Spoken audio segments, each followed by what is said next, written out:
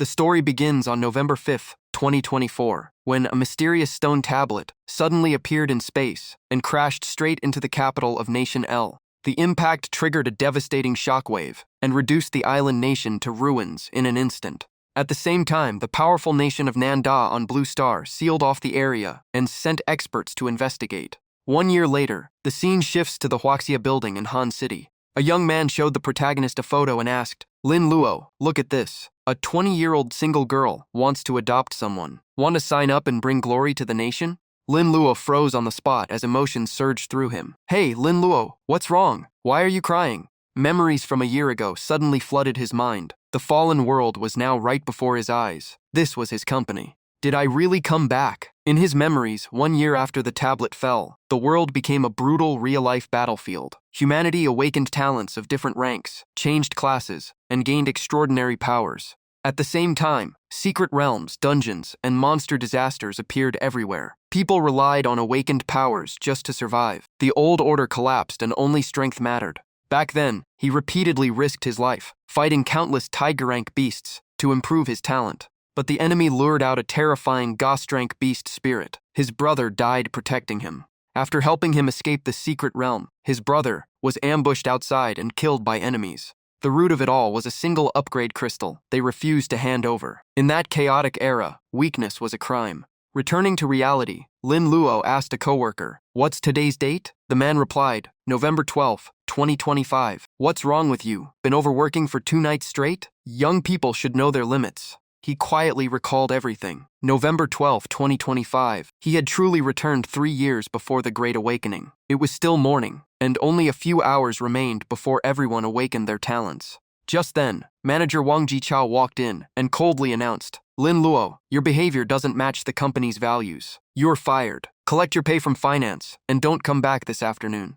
Irritation rose inside him. He had just reincarnated and already ran into this again. Just like before, Wang Jichao found an excuse to fire him right after he became a full employee. In his previous life, this man became a demon after awakening. He traded organs, limbs, and lives for resources, oppressed the innocent, and committed countless crimes. He never expected to meet him again so soon. The people around them quickly joined in and mocked Lin Luo. "A kid raised by a thief thinks he can pursue Wen Yuqi? Know your place. You dared challenge the manager and got what you deserved." He even left without packing his things. With memories of his past life intact, Lin Luo silently walked away. Last time, he lost control and hit Wang Jichao, which got him arrested. That same afternoon, the Age of Awakening began. He spent 10 days locked up and missed the most critical period. By the time he got out, others were already above level 10. His life only began to change after his sworn brother Zhu Shengdong and the orphanage that raised him were cleared after a 15-year case. The image of his brother shielding him with his own body appeared again. Thanks to an rank talent and countless achievements, he earned early release. "Are you all right?" From then on, his brother always kept him by his side as they grew stronger together. "Brother, don't worry. I'm fine." Later, after an accident that caused someone's death, he discovered a shocking secret about his talent. "Thank you." Without actively using his talent, killing someone allowed him to directly seize their talent rank. "You have absorbed the target's soul." Frank talent has evolved into a rank talent. But his brother always stopped him from walking the path of slaughter. As a result, evil continued to thrive. In the end, they failed to protect the people they cared about, and both lost their lives. Now that he had a second chance, all the helplessness and hatred of the past would be changed. "If kindness receives no fair reward, then I will enforce justice myself. I will become even more ruthless than evil and take control of my own fate." Carrying all the memories and experience from the fallen world 3 years ahead, this rebirth would mark the beginning of Lin Luo's rise. "I will use the guilty as fuel and climb step by step to the throne of the unrivaled." Entering the restroom, Lin Luo immediately opened the system interface that had appeared with the new era. "Citizen of Blue Star Lin Luo, welcome to the new age. From this moment on, dungeons and secret realms of various levels will appear across the world. After awakening your talent and entering them, you will obtain your combat class. Congratulations. You have awakened the Frank talent, Plunder. Frank talent with growth potential. Effect: when killing a target, there is a chance to steal 1 random stat, skill effect, or talent from the target. Cooldown: 5 days. Lin Luo quickly scanned the panel and realized everything matched his memories. Just as expected, nothing had changed. I know every famous dungeon around Han City after the class era begins, along with countless hidden opportunities inside secret realms. More importantly, I can raise my talent to SSS rank faster than anyone. Just then, a voice echoed from nearby. Hey Xiao Mei. The speaker was Wang Jichao. He was chatting with a young woman. I just awakened and shrank healing talent. Follow me and you'll never lack resources. You're a rank 2, which isn't bad. Most people in our company are only frank. Don't worry. Now that I have shrank talent, why would I keep that old woman at home? Once I'm bored with her, she can serve as healing material. Lin Luo silently watched everything, while Wang Jichao remained completely unaware of his presence. Taking advantage of the opening, Lin Luo quietly pulled out the rope he had prepared. In an instant, the rope tightened around Wang Jichao's neck, and he struggled violently. Manager Wong, what perfect timing meeting you again. Become the first sacrifice after my rebirth. At that moment, a special figure appeared beside him. It was a spirit avatar that only shrank talents could condense. Even with its powerful healing abilities, the avatar could not save its master from Lin Luo. Unfortunately, it was already too late. Using all his strength, Lin Luo tightened the rope until Wang Jichao finally died. The system notification immediately sounded. You have absorbed the target's soul power. Your talent is evolving. Frank talent evolved into a rank evolved into drank evolved into crank evolved into brank evolved into a rank evolved into shrank. In an incredibly short time, Lin Luo went from an ordinary person's to someone with shrank talent. He took a deep breath and called the system. Open talent information. Shrank Plunder. Type, growth. Effect, after killing a target you may choose to steal one of 4 categories. All attributes, talent, skills, or soul power. Cooldown, 1 day. Lin Luo was stunned. In his previous life, he and his brother spent 3 years reaching a rank. Yet only hours after rebirth, he already possessed an extremely rare shrank talent with odds of only 1 in a million. Next, Lin Luo summoned the avatar soul he had just obtained for inspection. Come out, my avatar. A few seconds later, a soul warrior appeared before him. Its presence was overwhelming, and its pressure was immense. Just from its appearance and unique armor, Lin Luo could already sense its terrifying potential. Avatar, Hao Huangdi, Shrank, Strength 200, Speed 200, Intelligence 1, Defense 55, Health 5000, Energy 50, Energy Recovery 1 point per hour, Growth 200, Range 1 meter, Skill, Forced Plunder. Every damaging attack can randomly steal part of the target's attributes or abilities. No cooldown. Even Lin Luo was shocked after reading these absurd stats. Avatars born from ordinary shrank talents had a maximum attribute cap of 200, while S-rank avatars could reach 400. Yet Hao Huangdi already had 3 stats at the absolute limit. Its only weaknesses were intelligence, defense, and range. Its intelligence was practically 0, meaning it had to rely entirely on its master's will during combat. Even so, at this stage, it was still one of the most terrifying shrank melee avatars imaginable. Forced Plunder could not affect other avatars, but Lin Luo's own talent perfectly covered that weakness. On top of that, its growth stat of 200 was something many SS rank avatars could not even achieve. After checking his attributes and talent, Lin Luo calmly gave an order. Hao Huangdi, clean up the scene. In his previous life, Wang Jichao spread countless evils after the chaotic era began. This time, Lin Luo removed that disaster before it could start. The man who would have become a demon now lay silently in the restroom, receiving the ending he deserved. Even if someone traces this incident, it will take at least a month. By then, it'll be strong enough to stand above everyone. After leaving the restroom, Lin Luo headed toward his next target. As people awakened their talents, the once quiet atmosphere became lively. As he walked, he opened the Finance Class 3 group chat. I awakened a crank talent. At this rate, becoming an alchemy king next month will be easy. Move aside with your crank. I awakened an rank Great Emperor aptitude and am heading to the challenge tower. Wong Teng, what's so special about that? I have the shrank talent wish book. Call me dad already. Wong Teng, did you hear that?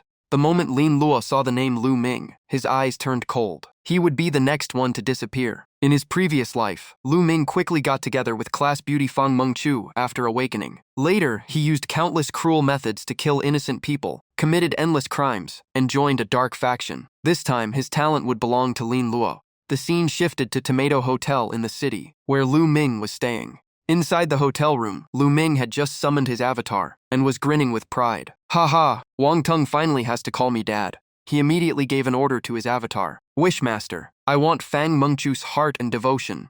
The avatar instantly replied, Master, your wish has been fulfilled. After its duration ended, the avatar slowly disappeared. Lu Ming looked at his phone with anticipation. No problem. I can summon it again later. but I can't let Fang Mengqiu slip away. Under the influence of the Avatar's power, Fang Mengqiu's judgment was affected. She contacted him on her own. Tell me, come to room 414 at Tomato Hotel on Pingjing Road. All right, darling. I'll change into your favorite outfit and take leave to see you right away. With such a wish-granting ability, Lu Ming became even more excited. Haha, Wishmaster is insanely powerful. With you by my side, ruling the world might actually be possible. After thinking for a moment, Lin Luo directly called him. Lu Ming, I discovered a secret about Shrank talents. It will benefit both of us. Where are you? Hearing this, Lu Ming immediately became curious. You awakened and Shrank talent too? That's right. I'm at Tomato Hotel on Pingjing Road. How soon can you get here, right now? Good. Room 414. After hanging up, Lu Ming revealed a calculating smile. First, I'll get the secret from Lin Luo. Then I'll meet the goddess of my dreams. Everything is lining up perfectly.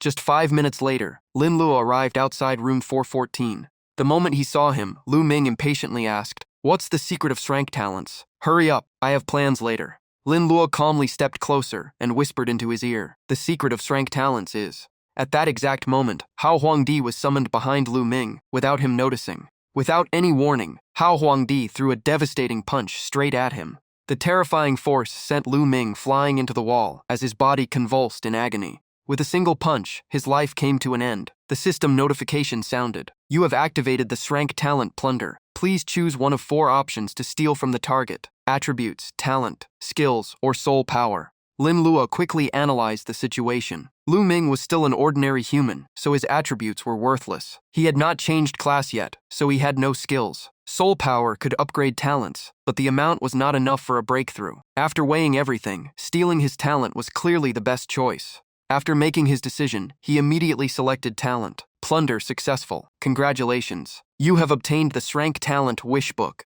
The system instantly displayed the details. Shrank Wish Book can switch between 3 wish states. First, Battle Wish. Increases accuracy and critical chance by 20% and grants extra experience from monsters. Second, Iron Wall Wish. Increases dodge chance by 20% but disables your own attacks while active. Third, Lucky Wish. Increases luck by 10 times. Switching states triggers a 5-minute cooldown. Seeing his newly acquired power, Lin Luo smiled with satisfaction. Wish Book was truly an outstanding talent. It boosted offense, supported defense, and even provided the extremely rare effect of enhanced luck. Come forth, my avatar. The system displayed the avatar's information. Wish Master, Strength 20, Speed 40, Intelligence 180, Defense 50, Health 4000, Energy 200, Energy Recovery 1 point every 2 hours, Growth 80, Range 15 meters. The moment he received the order, Wish Master immediately appeared. Honored Master, Wish Master awaits your command. Wish Book can grant 1 wish of its owner. The energy cost depends on the difficulty of the request in reality. No cooldown.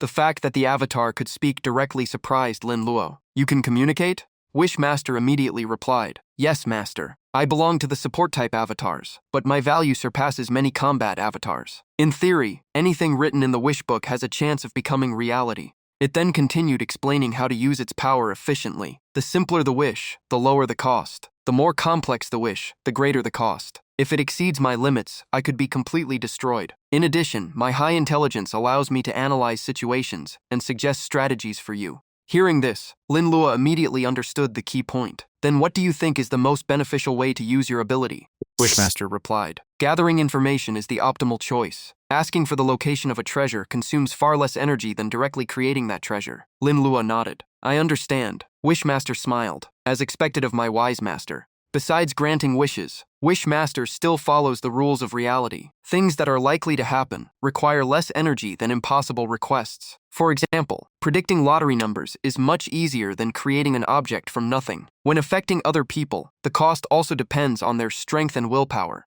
Hearing that, Lin Luo suddenly thought of his imprisoned brother. He immediately asked, If I want to help my brother Zhu Shengdong leave the investigation bureau, how much energy would it take? Wishmaster opened the book in its hands, as if calculating before answering. This wish would consume all my current energy and force me into a dormant state for a period of time. Moreover, because the difficulty is too high, I can only accelerate his release, rather than free him immediately. Lin Luo felt the result was completely reasonable. It seemed every wish still had to follow a certain level of logic. If this ability could truly do anything without limits, it would be far too heaven-defying. Compared to that, using it to gather information about other Shrank geniuses was probably much more effective. At that moment, Hao Huangdi returned after finishing the cleanup related to Lu Ming. Lin Luo's gaze suddenly stopped at the avatar's chest. There was a strange clock with only a single hour hand. He had never noticed this detail before. Countless questions appeared in his mind, and he immediately asked Wishmaster, "Do you understand avatars? Is an avatar's appearance related to its abilities?" Wishmaster replied, "Yes. An avatar's appearance often reflects its powers, and is also influenced by the soul of its owner." Unable to find any further clues about Hao Huangdi, Lin Luo temporarily put the matter aside. The avatar clearly had no time-related abilities, yet that clock kept reminding him of his rebirth. For now, there were no answers. He quickly steadied his thoughts. As long as his strength kept growing, every secret would eventually be revealed. While his talent was still on cooldown, it was best to search for dungeons and secret realms. As soon as he left Lu Ming's room, he saw Feng Mengchu staring at her phone with a confused expression. How strange. Why did I send such disgusting messages to this guy? And I even came all the way here. She immediately blocked his number. This is so annoying. To prevent Lu Ming's death from being discovered too soon, Lin Luo went to the front desk and paid for the room in advance. Then he casually added, "Extend room 414 for another 7 days. My friend doesn't like being disturbed, so don't send anyone to clean it." The receptionist cheerfully replied, "Of course, sir." The scene shifts to the Huaxia building in Han City. Inside a sealed room, Yu Taiji coldly questioned his avatar. "Time Master, where is the white clock that was on your body? And why did our arrival through time end up 1 week later than expected?" Time Master replied, "Master, while crossing the river of time, an unknown existence stole part of my power. That interference caused the error in our arrival point." After hearing this, Yu Taiji slammed his hand onto the table. His expression became extremely ugly. "Damn it, I paid such a huge price, and there was still an unexpected accident." Since the beginning of the Global Awakening era, Yu Taiji possessed an extremely rare SSS rank talent called Space-Time Shuttle. With that power, he rose all the way to the top, defeated countless powerful enemies, and eventually stepped into a temporal rift. Unfortunately, as one of Huaxia's strongest guardians, he still faced an enemy that inspired pure despair. It was a creature from the illogical race. Against such overwhelming power, all resistance was meaningless. To escape that disaster, I sacrificed everything to activate Space-Time Shuttle. Time Master's energy dropped from 4,000 points to only 40 before we barely managed to return. The original plan was to return 1 week before the Global Awakening, but we only arrived several hours after it had already begun. Worse still, a core portion of Time Master's power was lost. Thinking about these unexpected setbacks, Yu Taiji's expression darkened further. At that moment, Time Master suddenly sensed something unusual. "Master, I have detected the aura of the power that was lost. It seems to be attached to someone in Han City." Yu Taiji immediately frowned. "Are you certain? Why would your power appear on someone else?" Time Master replied, "It seems to have been forcibly taken. Master, should we retrieve it immediately?" Yu Taiji thought for a moment before speaking. "Anyone capable of stealing your power is certainly no ordinary person. You are currently weakened and not suited for direct confrontation. Are you sure this person is not a member of the illogical race?" Time Master immediately answered, "Please rest assured, Master. The target is human." Knowing the holder of that power was still human, Yu Taiji did not rush. The main mission remained the top priority. "Let's farm dungeons first and gather our old teammates. Once our strength has recovered, it won't be too late to settle the score." His eyes turned icy. "Anyone who dares take something from me, Yu Taiji, had better be ready. I want to see exactly who you are." Meanwhile, outside the dungeon entrance, the crowd continued to grow. A security guard repeatedly warned everyone, "Please be extremely careful before entering. A 5-person team is recommended. Stay alert at all times during exploration." Looking at the massive vortex leading into the dungeon, many people could not hide their excitement. "So this is a dungeon? It's incredible. I need to post this online. I heard you can obtain a class inside. Looks like the new era has truly begun." However, many others remained cautious. "If you're so excited, why don't you go first?" "You're not going either. Who knows what's inside? It's safer to wait until someone else explores it first." Among the crowd, Lin Luo calmly walked straight toward the dungeon gate. Immediately, everyone's attention shifted to him. "Someone's actually going in. Come back. Finally, somebody is brave enough to try first. That's some serious courage. Didn't they recommend a 5-person team? Why is he going in alone?" Ignoring all the discussions around him, Lin Luo continued forward without hesitation. He knew better than anyone how important this opportunity was. The lessons of his previous life made him unwilling to waste even a single moment. There was no fear in Lin Luo's eyes. With memories from the future and the powers he now possessed, he had enough confidence to change his fate. The moment he entered the dungeon, the system notification sounded. Body digitization process in progress. Notice: any injuries received inside dungeons or secret realms will be fully restored upon leaving. Players who die inside a dungeon will be revived outside. After 3 deaths, resurrection privileges will be permanently lost. Please select one of 6 basic classes: Mage, Archer, Warrior, Guardian, Assassin, or Priest. Experience from his previous life made Lin Luo think more carefully. Back then, he chose Warrior, but the class was not particularly strong before its second advancement at level 20. Now, with 2 rank talents and 2 rank avatars, the optimal choice was clearly different. To be certain, he summoned Wishmaster. Do you have any suggestions regarding class selection? After a detailed analysis, Wishmaster gave its answer. I recommend that Master choose Mage. Upon reaching level 20, with my guidance, you can advance into the hidden class Prophet Mage. Furthermore, Hao Huangdi is more than capable of covering a mage's closer range weaknesses. After hearing this, Lin Luo fell into thought. So rank talent could even influence future class advancements. Still, he felt that Wishmaster seemed somewhat biased toward its own strengths. He continued asking about the second advancement system. Wishmaster explained, if you choose Mage and use Plunder as the foundation for advancement, the resulting class may become highly distorted. I do not recommend it, as the outcome could simply be an unbalanced battle mage. However, Lin Luo's thoughts were different. His true core talent was still Plunder, while Hao Huangdi was his greatest trump card. Although Wishmaster's advice was reasonable, he wanted to build his future around this avatar. With both speed and strength already at their limits, Hao Huangdi was clearly more suited to the assassin path, which focused on agility.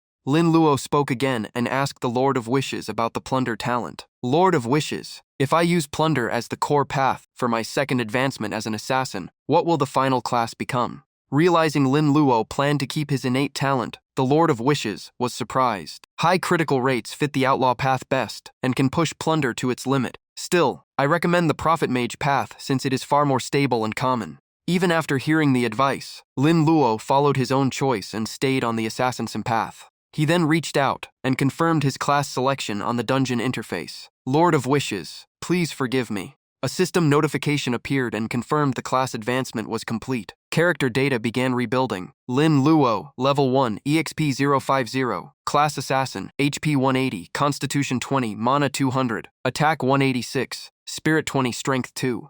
Equipment stats included Strength 9, Constitution 9, Agility 105, Attack Speed 1.2 times per second, Movement Speed 10.5 meters per second, Spirit 10, Intelligence 12, Physical Defense 9, and Magic Defense 6. All bonuses were merged into the character. New skills acquired. Shadow Hunt LV1. Instantly appear behind a target and land a critical strike dealing physical damage equal to 102.2 strength. 10-second cooldown. 10 mana cost. Phantom Slash LV1. Unleash all power in one blow. Deal physical damage equal to 202.2 strength and knock back the enemy. 20-second cooldown. 15 mana cost. Keen Senses LV1. Gain 5 agility. Reduce stamina consumption by 30 and increase reaction and awareness by 10. Power Strike LV1. Critical rate increased by 1. At the same time, a short dagger appeared in Lin Luo's hand. Equipment. Novice Dagger. Grants 6 attack. After reviewing his new skills, Lin Luo was extremely satisfied. The assassin class truly suited the Black Emperor. This time he chose to enter the dungeon alone instead of forming a team. Please select the number of explorers, maximum limit 5. He directly chose 1. With the Black Emperor's strength already rivaling level 20 to 30 experts, a beginner dungeon needed no support. Solo clears also usually earned better ratings and rewards. The Fairy Den dungeon then appeared with a recommended level of 1 to 4. Difficulty options were easy, normal, hard, and nightmare. The description read, although this is a training ground for rookie adventurers, beware of the small green goblins. Female adventurers especially should never enter alone. Without hesitation, he selected Nightmare difficulty. The system immediately issued a warning. Nightmare difficulty is recommended for levels 5 to 10. Players may only leave after clearing the dungeon or dying. Your current level is 1. Confirm entry? Lin Luo pressed confirm. Just like that, he started with Nightmare mode and stepped into the dungeon. The moment he entered, a large group of green goblins with glowing red eyes appeared before him. The system quickly displayed the monster data. Red-Eyed Goblin, Level 5, HP 300, Defense 30, Attack 40, EXP 15. Special Skill, Red-Eye Reproduction Frenzy. When HP falls below 20, or when facing a female adventurer, attack speed increases by 30. Without wasting time, Lin Luo summoned the Black Emperor and activated a new skill. Wish. 100 battles. Appear now, Black Emperor. Effect activated. critical rate increased by 20. He immediately ordered his stand to attack. Black Emperor wiped them all out. Thanks to overwhelming power and the new skill effect, a single punch from the Black Emperor killed 5 monsters. System notification. Your stand Black Emperor dealt 770 critical damage to a red-eyed goblin. You have slain a red-eyed goblin and gained 150 EXP. Level gap bonus activated, gaining an additional 500 EXP. Wish, 100 battles activated and granted another 200 EXP. In the next instant, the Black Emperor unleashed a storm of punches upon the goblin horde. Damage notifications kept appearing. Your stand Black Emperor dealt 390 critical damage to a red-eyed goblin. Your stand Black Emperor dealt 770 critical damage to a red-eyed goblin. With only a few basic attacks, the Black Emperor wiped out the entire group. You killed 15 red-eyed goblins and gained 2250 EXP. The 4-level gap bonus granted an extra 500 EXP, while Wish, 100 battles added another 200 EXP. Not long after entering, Lin Luo's level effortlessly soared to level 6. Congratulations, your character has reached level 6. Current EXP, 71600. Facing such weak goblins, Lin Luo felt there was no need to use the Black Emperor's skills. Sleight of Plunder could only be used 7 times, so wasting it here would be foolish. Saving it for later made more sense. System notification. Attribute points and skill points acquired. Free attribute points, 45. Free skill points, 25. Allocate them now? Lin Luo quietly considered the best way to distribute his stats. Assassin weapons could be coated with poison, and after the second-class advancement, agility could also convert into attack power. That made agility the most logical priority. As for skills, he decided to invest everything into keen senses, since it was directly tied to that stat. After careful consideration, Lin Luo chose a speed-focused build to maximize the Black Emperor's power. He added 16 points to agility, 4 points to strength, and raised keen senses to level 10. The allocation was complete. The moment he confirmed, the system updated his stats. Strength 9.4, Constitution 9, Agility 102.1, Keen Senses LV2, gain 15 additional agility, while stamina consumption during movement and combat is reduced to 40. Looking at the changes, Lin Luo was quite satisfied. Compared to Shadow Hunt and Phantom Slash, the stamina-saving effect of Keen Senses was far more practical. He did not want to waste points on Constitution, but he still needed Endurance, making this skill the best investment.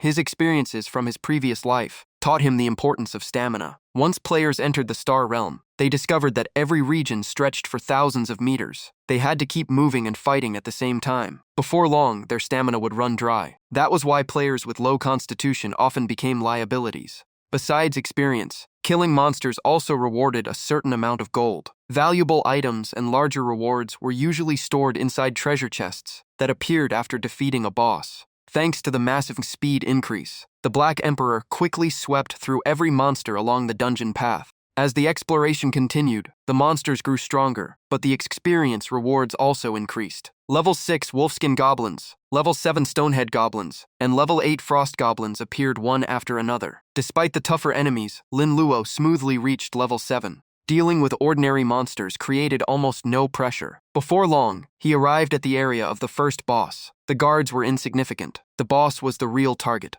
Ahead stood a gigantic creature radiating a fierce presence. This was the dungeon boss, though its exact strength remained unknown. Nearby, 3 goblins were surrounding and tormenting 2 female NPCs. Their desperate cries echoed through the area. "Help, please save us." To reach the boss, he first had to deal with these 3 goblins. They included a goblin shaman and a flame goblin. Their numbers were not small, but they were nothing compared to the Black Emperor. At that moment, one of the goblins roared and charged straight at Lin Luo. Just looking at those creatures made Lin Luo feel disgusted. Even though the 2 girls were only NPCs, the scene was still infuriating. He immediately ordered the Black Emperor to attack. "Wipe them out, Black Emperor." In an instant, the Black Emperor closed the distance and threw a full-power punch. The monster shot away like a bullet and slammed into a rock wall. "Ura, ura, ura." The remaining 2 immediately began casting spells to counterattack. Thanks to his overwhelming agility, Lin Luo quickly saw through their movements and easily dodged every attack.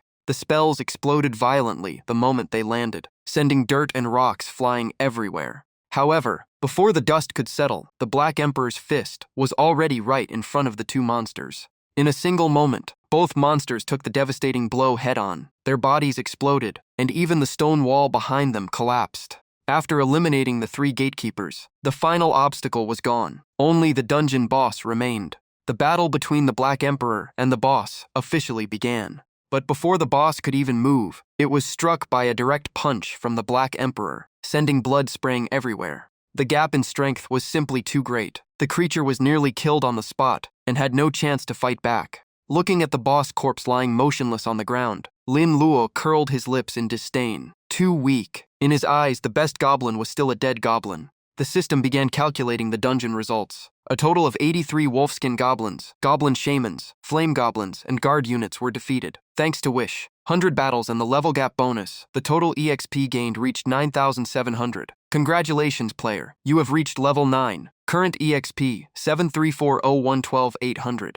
A whirlwind appeared and gathered all the loot into the center to combine the rewards. A system notification sounded. Congratulations on clearing the dungeon. The treasure chest is now being created. Lin Luo immediately activated his luck effect. Activating Wish. Luck. Your luck stat has increased tenfold. The system then announced the dungeon evaluation. Nightmare Goblin Den cleared. No casualties. Clear time, 5 minutes. Solo completion granted 3 bonus stars. Clearing the dungeon while 4 levels below the recommendation granted 5 bonus stars. Final score, 1,500 points. Rank, SSS. Congratulations. You have obtained the Goblin Den Premium Gold Treasure Chest. Lin Luo was not surprised by the reward at all. Everything matched what he already knew. Casualties and clear time determined the base score, while team size and level difference affected bonus points. Reward quality increased according to dungeon performance. Lower losses and faster clear times produced higher base scores. Fewer team members and lower levels compared to the recommendation granted additional bonuses. Based on the final score, the system assigned a rank. SSS required 500 points or more. SS required 200 to 499 points. S required 100 to 199 points. And A required 90 to 99 points.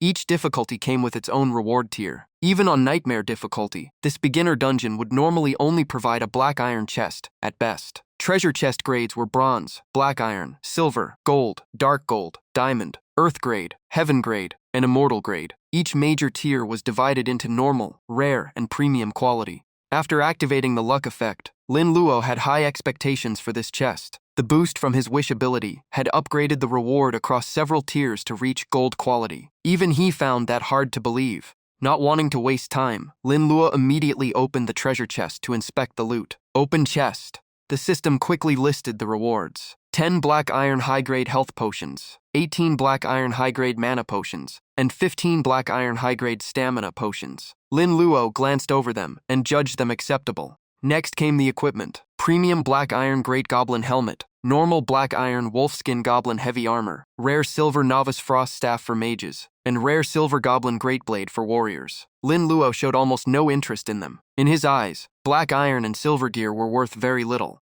Then came skills and currency. Premium silver fireball headshot technique for mages, 1,158 copper coins, 1,015 gold coins, and 17 silver coins. To him, a silver grade skill was still not attractive enough. Finally, something worthwhile appeared. Normal gold guardian armor for all classes, and premium gold guardian dagger for assassins. Only then did Lin Luo feel truly satisfied. A tenfold luck boost was no joke. Obtaining 2 suitable gold items like this was incredibly rare. Check guardian dagger stats. The system immediately displayed the information. Guardian dagger, premium gold quality, required level 6, assassin class only, attack 60, critical rate 5, critical damage 10, sharpness effect, ignore 10 points of target defense, bleeding effect, after penetrating defense deal 5 damage per second for 10 seconds. Looking at the weapon, Lin Luo was in an excellent mood. At this stage, it was practically a divine weapon. Not only did it far surpass his previous bronze weapon in attack power, but it also carried several bonus stats and a highly useful bleeding effect.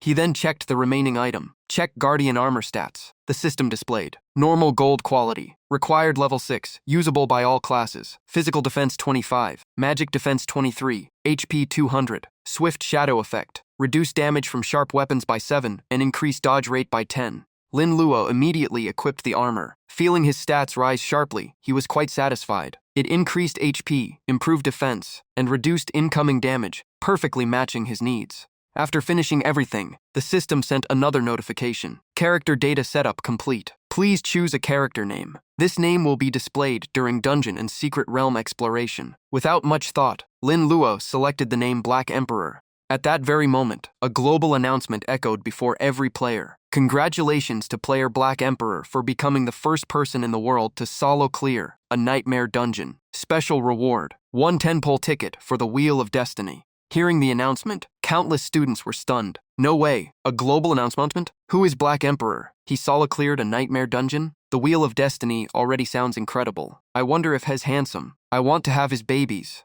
Unlike everyone else's shock, Yu Taijie felt that something was wrong. According to his future memories, this announcement should have appeared in the evening. The person who achieved it back then was Grey Wolf. Carrying his doubts, Yu Taijie turned toward the Lord of Time. Lord of Time, are you certain that reversing time will not alter history? The Lord of Time calmly replied, the time shuttle only sends a soul back to the past. It does not directly affect the flow of history. Yu Taijie stroked his chin and thought deeply. His gaze turned serious. Then only 2 possibilities remain. Either the Black Emperor of this era has become far stronger than in the future and cleared the dungeon earlier, or the future Black Emperor also returned to the past and brought his power with him. After hearing that deduction, the Lord of Time became even more confused. But my ability does not increase anyone's strength, so how could he possibly solo clear the dungeon? That is something I still cannot explain. Hearing this, Yu Taijie's expression immediately darkened. He had already decided to find Lin Luo as soon as possible. No matter what, we must discover his whereabouts. If he continues growing at this pace and surpasses us, the consequences could be severe.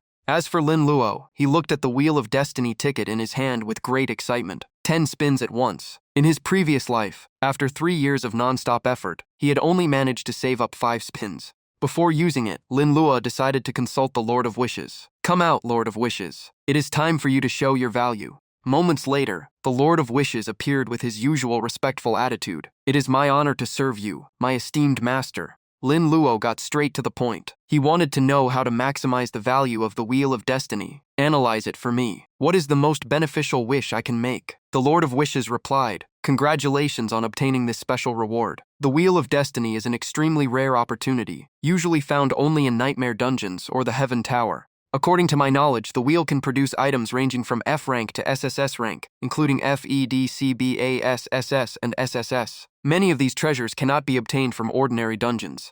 The Lord of Wishes continued. Notable rewards include the Lifespan Pill, which extends lifespan, the Reality Crystal, which allows part of a dungeon's power to be brought into reality, the Ascension Crystal, which upgrades talents, the Energy Heart, which accelerates stand energy recovery, the Mana Crystal, which boosts stand attributes, and many other rare treasures. Their drop rates vary greatly: SSS 0.01, SSO 09, SO.9, A3, B5, C11, D15, E25, and F40. Hearing those numbers, Lin Luo understood that the chance of obtaining top-tier items was extremely low. The Lord of Wishes added, even with 10-fold luck and 10 consecutive spins, you are still not guaranteed to obtain an S-rank item or higher. After thinking for a moment, Lin Luo changed his question. What if I use your power directly to interfere? The Lord of Wishes quickly answered. To guarantee a specific SSS item, I would need to enter slumber for 6 months. For a random SSS item, I would need 6 days of slumber. Guaranteeing at least one SS item would consume 190 energy points, while guaranteeing at least one S item would consume 10 energy points. Lin Luo immediately weighed the pros and cons. This period was too important. He could not casually waste the Lord of Wishes' energy. Letting him sleep for too long would also interfere with future plans to plunder talents. After considering everything, an S-rank item was the most reasonable choice.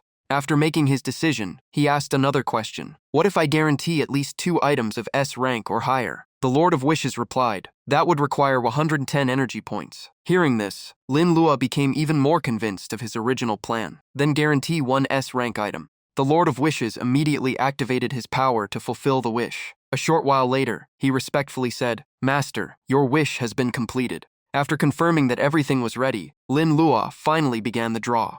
A massive Wheel of Destiny appeared before him and quickly started spinning. A few seconds later, Lin Luo shouted for it to stop.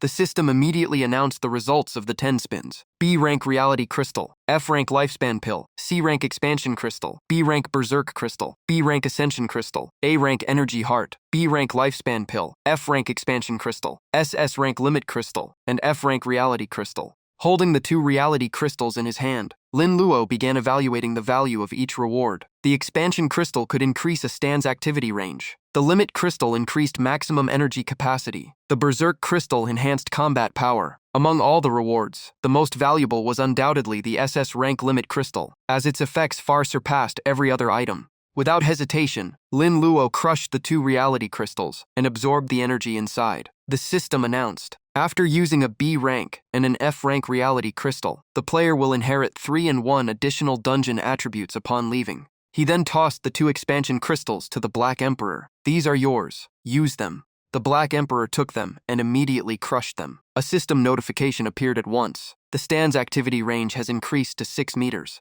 Next, Lin Luo began considering which items should be kept for use outside the dungeon. The Ascension crystals could be used immediately. The Berserk crystals and Lifespan pills also had their own value. As for the Energy Heart and the Limit crystal, both were worth careful consideration. Holding the 2 Ascension crystals in his hands, he turned them over and muttered softly, which stand should receive these upgrades? The moment he saw the valuable crystals, the Lord of Wishes revealed obvious desire. Honored Master, I suggest giving them to me. If you do, you will no longer need to worry so much about my energy supply in the future. Hearing that, Lin Luo did not hesitate and tossed both crystals over. Fine, they are yours. Receiving the reward, the Lord of Wishes was overjoyed. Great Master, this is truly a wise decision. The Lord of Wishes immediately absorbed both Ascension crystals. Afterward, his energy reserve increased from 190300 to a higher level, while his recovery speed improved significantly. From now on, he could recover 1 energy point every hour, twice as fast as before. However, what disappointed Lin Luo was the lack of reality crystals. He could only bring 4 attribute points back into reality. Furthermore, without a space crystal, all currently equipped gear had to remain inside the dungeon. Although he felt regret over the items he could not take with him, Lin Luo quickly adjusted his mindset. The road ahead was long. As long as he kept accumulating resources step by step, he would eventually reach his goals. After leaving the dungeon, a crowded scene immediately appeared before him. Players were constantly entering and leaving, while complaints echoed everywhere. This dungeon is way too hard. Exactly. I even lost one of my revives. If I had known, I never would have entered. Seeing how weak most of humanity still was, Lin Luo became even more determined to grow stronger. This was the stage when the gap between players was still relatively small, making it the perfect chance to leave everyone else behind. His next destination was the Heaven Tower. It contained countless challenge floors and many valuable global achievements. The area in front of the Heaven Tower was extremely lively. Large groups of players gathered together, recruiting teammates and sharing information. I already reached floor 3. Anyone want to team up? We still need an archer. Nearby, 2 players were chatting. I heard the highest global record right now is only floor 8. Hearing that, Lin Luo immediately recalled the Heaven Tower rewards. Every 10 floors cleared granted 1 Wheel of Destiny ticket. This was an opportunity he could not miss. At that moment, a boldly dressed girl approached him and tried to invite him into her team. Handsome, want to join a party? Lin Luo walked past, as if he had not heard her. After everything he experienced in his previous life, he had completely abandoned the idea of carrying others through missions. To him, a team only slowed down dungeon progress. Before long, Lin Luo entered the Heaven Tower. Inside, groups of monsters guarded each floor. Level 1 Hound Leopards only granted 4 EXP each. Clearly, this place was designed to be beginner-friendly. Come out, Black Emperor. Time to work. The moment he was summoned, the Black Emperor charged into the monster pack and unleashed a barrage of powerful punches, wiping out every enemy in sight. In the blink of an eye, the first floor was conquered. System notification. You have cleared floor 1 of the Heaven Tower. Clear time, 20 seconds. First clear reward, 10 Destiny ticket fragments. Another notification appeared. Congratulations. You have set a new global record for floor 1 of the Heaven Tower. The character name Black Emperor has been recorded on the worldwide leaderboard. Without stopping, Lin Luo moved on to the next floor. He had no intention of wasting time on the lower levels. Monsters, come at me together. I am very busy. Notifications continued to appear as he shattered one record after another. Player Black Emperor cleared floor 2 in 30 seconds, setting a new record. Player Black Emperor cleared floor 3 in 40 seconds, setting a new record. Even as he climbed higher, the announcements showed no sign of stopping. Player Black Emperor cleared floor 8 of the Heaven Tower in 88 seconds, setting a new global record. Outside, countless candidates stared at the system board in shock. This guy is insanely fast. Hez breaking records on every floor. And the craziest part is that Hez doing it all solo. Just who is Black Emperor? Lin Luo stepped onto floor 10. A red warning appeared at once. From this floor onward, players could only leave after clearing it or dying. Faced with the warning, Lin Luo did not hesitate. In his previous life, Shui Chuchu was the first to conquer floor 10. But now he had arrived first. Not just floor 10, even floor 20 would belong to him. A massive boss appeared in the center of floor 10. The system displayed its stats. Kobold Lord Iaphan, level 10, 90 attack, 10 defense, 5,000 HP, and 200 EXP. Its skills included Frenzy Slash, which boosted attack speed during continuous strikes, False Summon, which called 10 Kobold Guards, and Berserk, which activated below 2,000 HP and greatly increased its power. The moment the battle began, Kobold Lord Iaphan leaped forward and unleashed Frenzy Slash at Lin Luo, but the Black Emperor appeared just in time and blocked the attack. Sensing the boss threat, the Black Emperor pushed Lin Luo back and charged in alone. The combination of Frenzy Slash and the heavy blade created overwhelming pressure. Anyone hit by it would be in serious trouble. In response, the Black Emperor rushed forward at incredible speed and unleashed a barrage of punches. A familiar battle cry echoed across the field. Aura, aura, aura, aura. This time, however, the enemy was not a weak monster. Kobold Lord Iaphan erupted with power and forced the Black Emperor backward. Seeing that, Lin Luo was stunned. Since entering the game, this was the first time he had seen the Black Emperor pushed back in a direct clash. Right after that, Kobold Lord Iaphan activated Berserk. Its aura surged as its strength reached an even more terrifying level. In the next instant, the Kobold Lord charged forward with twin blades aimed directly at the Black Emperor. Thanks to his enhanced agility, the Black Emperor easily dodged and slipped behind the enemy. Then a powerful punch shot straight toward the Kobold Lord's face, leaving it no time to react. With a single finishing blow from the Black Emperor, the Kobold Lord collapsed and could no longer stand. At that moment, a global announcement appeared. Congratulations to player Black Emperor for becoming the first person in the world to solo conquer floor 10 of the Tower of Heaven. Reward: 1 10-pull ticket. Just as Lin Luo cleared floor 10, another global announcement echoed worldwide. Congratulations to player Black Emperor for becoming the first player to conquer floor 10 of the Tower of Heaven. Reward: 1 10-pull Fate Wheel ticket. Outside, the crowd immediately erupted. No way. Black Emperor appeared in the announcement again. Reaching floor 10 this fast was terrifying. In the capital, researchers were urgently discussing the situation. The recent global dungeon announcement seemed to have activated something on the stone monument. Once the first player on Blue Star reached level 20 and completed the second-class advancement, a trial calamity would descend upon the real world. What exactly was a trial calamity? Could dungeon monsters and secret realm creatures enter reality? The female scientist turned around, her voice filled with concern. The disaster is getting closer. A chaotic era may soon begin. We must prepare for the worst. Is there any way to find the Black Emperor? Back on Lin Luo's side, he opened the fate wheel and tested his luck. He only hoped that Blessing Prayer would help him obtain some valuable rewards. After the spins ended, the system displayed the rewards. Congratulations! You obtained the following 10 items. Frank Longevity Pill, Drank Life Crystal, Frank Longevity Pill, Crank Berserk Crystal, a Rank Longevity Pill, Crank Mana Crystal, Brank Strength Mana Crystal, Crank Life Crystal, Shrank Space Crystal, and Drank Truth Crystal. Among all the rewards, the Shrank Space Crystal pleased Lin Luo the most. With this Shrank item, he could finally bring items from the game into the real world.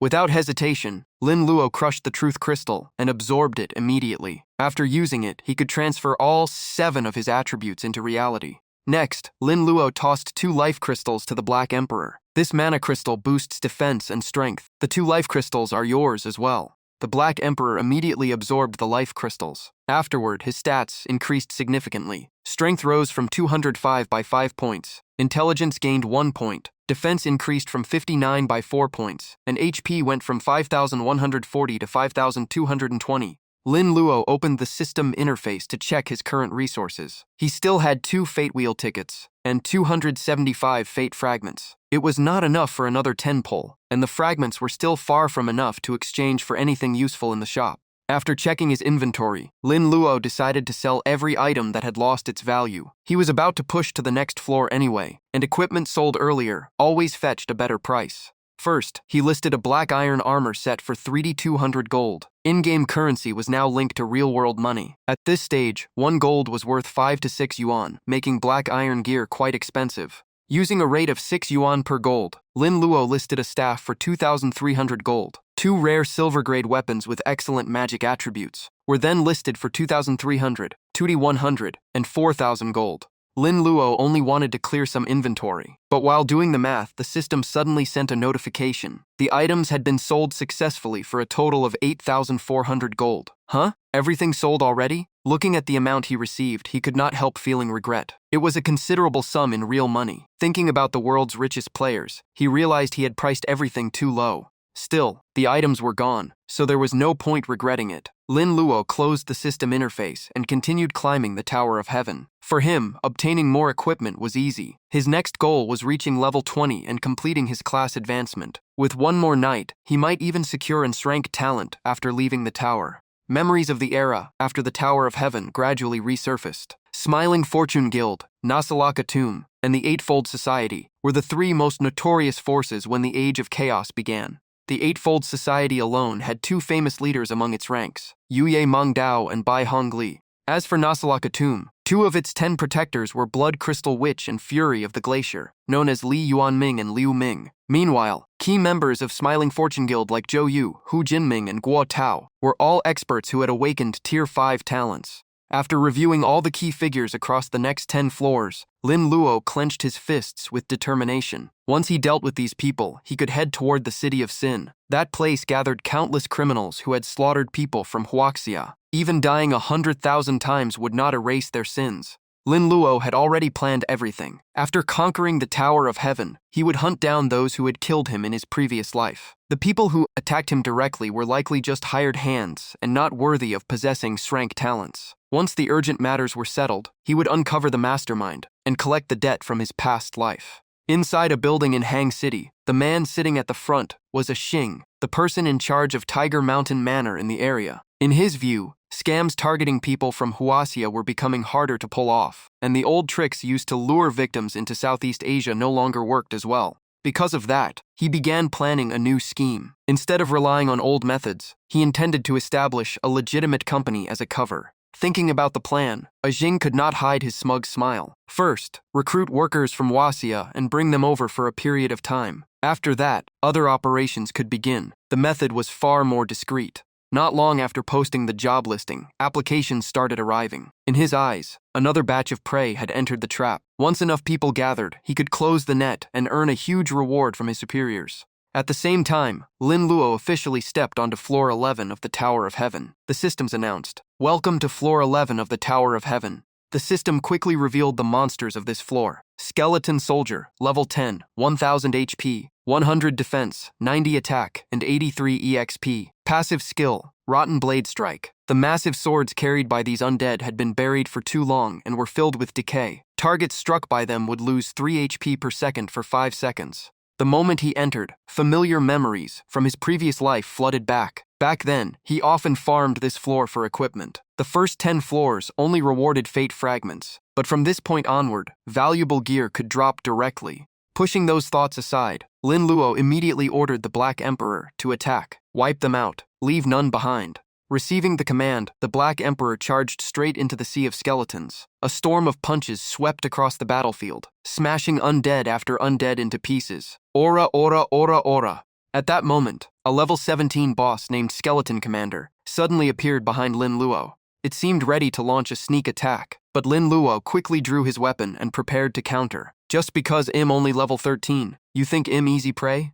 The moment the boss got close, Lin Luo activated Shadow Assassination and drove a critical strike straight into its back. Moments later, the system announced, "Player has cleared floor 11 of the Tower of Heaven. Clear time, 1 minute 35 seconds. First clear reward, 85 fate fragments." Clearing floor 11 so easily boosted Lin Luo's confidence. With 3 years of combat experience from his previous life, very few enemies at this level could truly threaten him. His next goal was floor 20. About 8 minutes later, Lin Luo arrived at floor 20 of the Tower of Heaven. Standing before him was Skeleton Lord Tidemir, level 20, 250 attack, 220 defense, 15,000 HP, and 2,500 EXP. The boss possessed several skills. Nether Summon called forth a legion of broken greatsword skeletons. Power Cleave unleashed a strike that dealt 400 physical damage and knocked back targets within 3 meters. Iron Bone Armor granted immunity to 5 physical damage. As soon as the system finished its introduction, the Skeleton Lord raised its greatsword and roared, "Awaken, my servants. Return from hell and fight for me."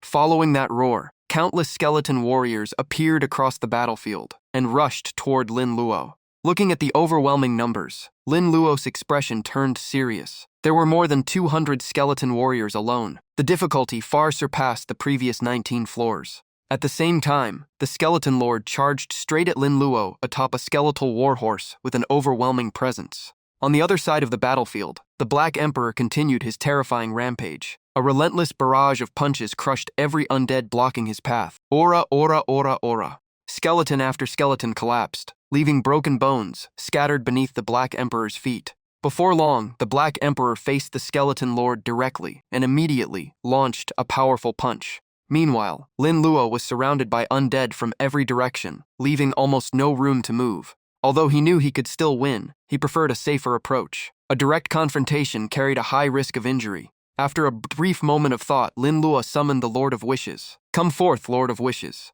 With the situation growing urgent, he immediately voiced his wish. "I wish that until Skeleton Lord Tidamir is defeated, every attack from the Black Emperor will trigger a critical hit." The Lord of Wishes quickly activated its power. "Great Master, your wish has been granted." In truth, Lin Luo was only testing his luck. Even he was not sure such a wish would succeed, yet it actually worked. What surprised him even more was that, in the very next second, the Black Emperor truly received the blessing of the Lord of Wishes. Seeing the sudden surge of power around the Black Emperor, the Skeleton Lord froze in shock. It could not comprehend what had just happened.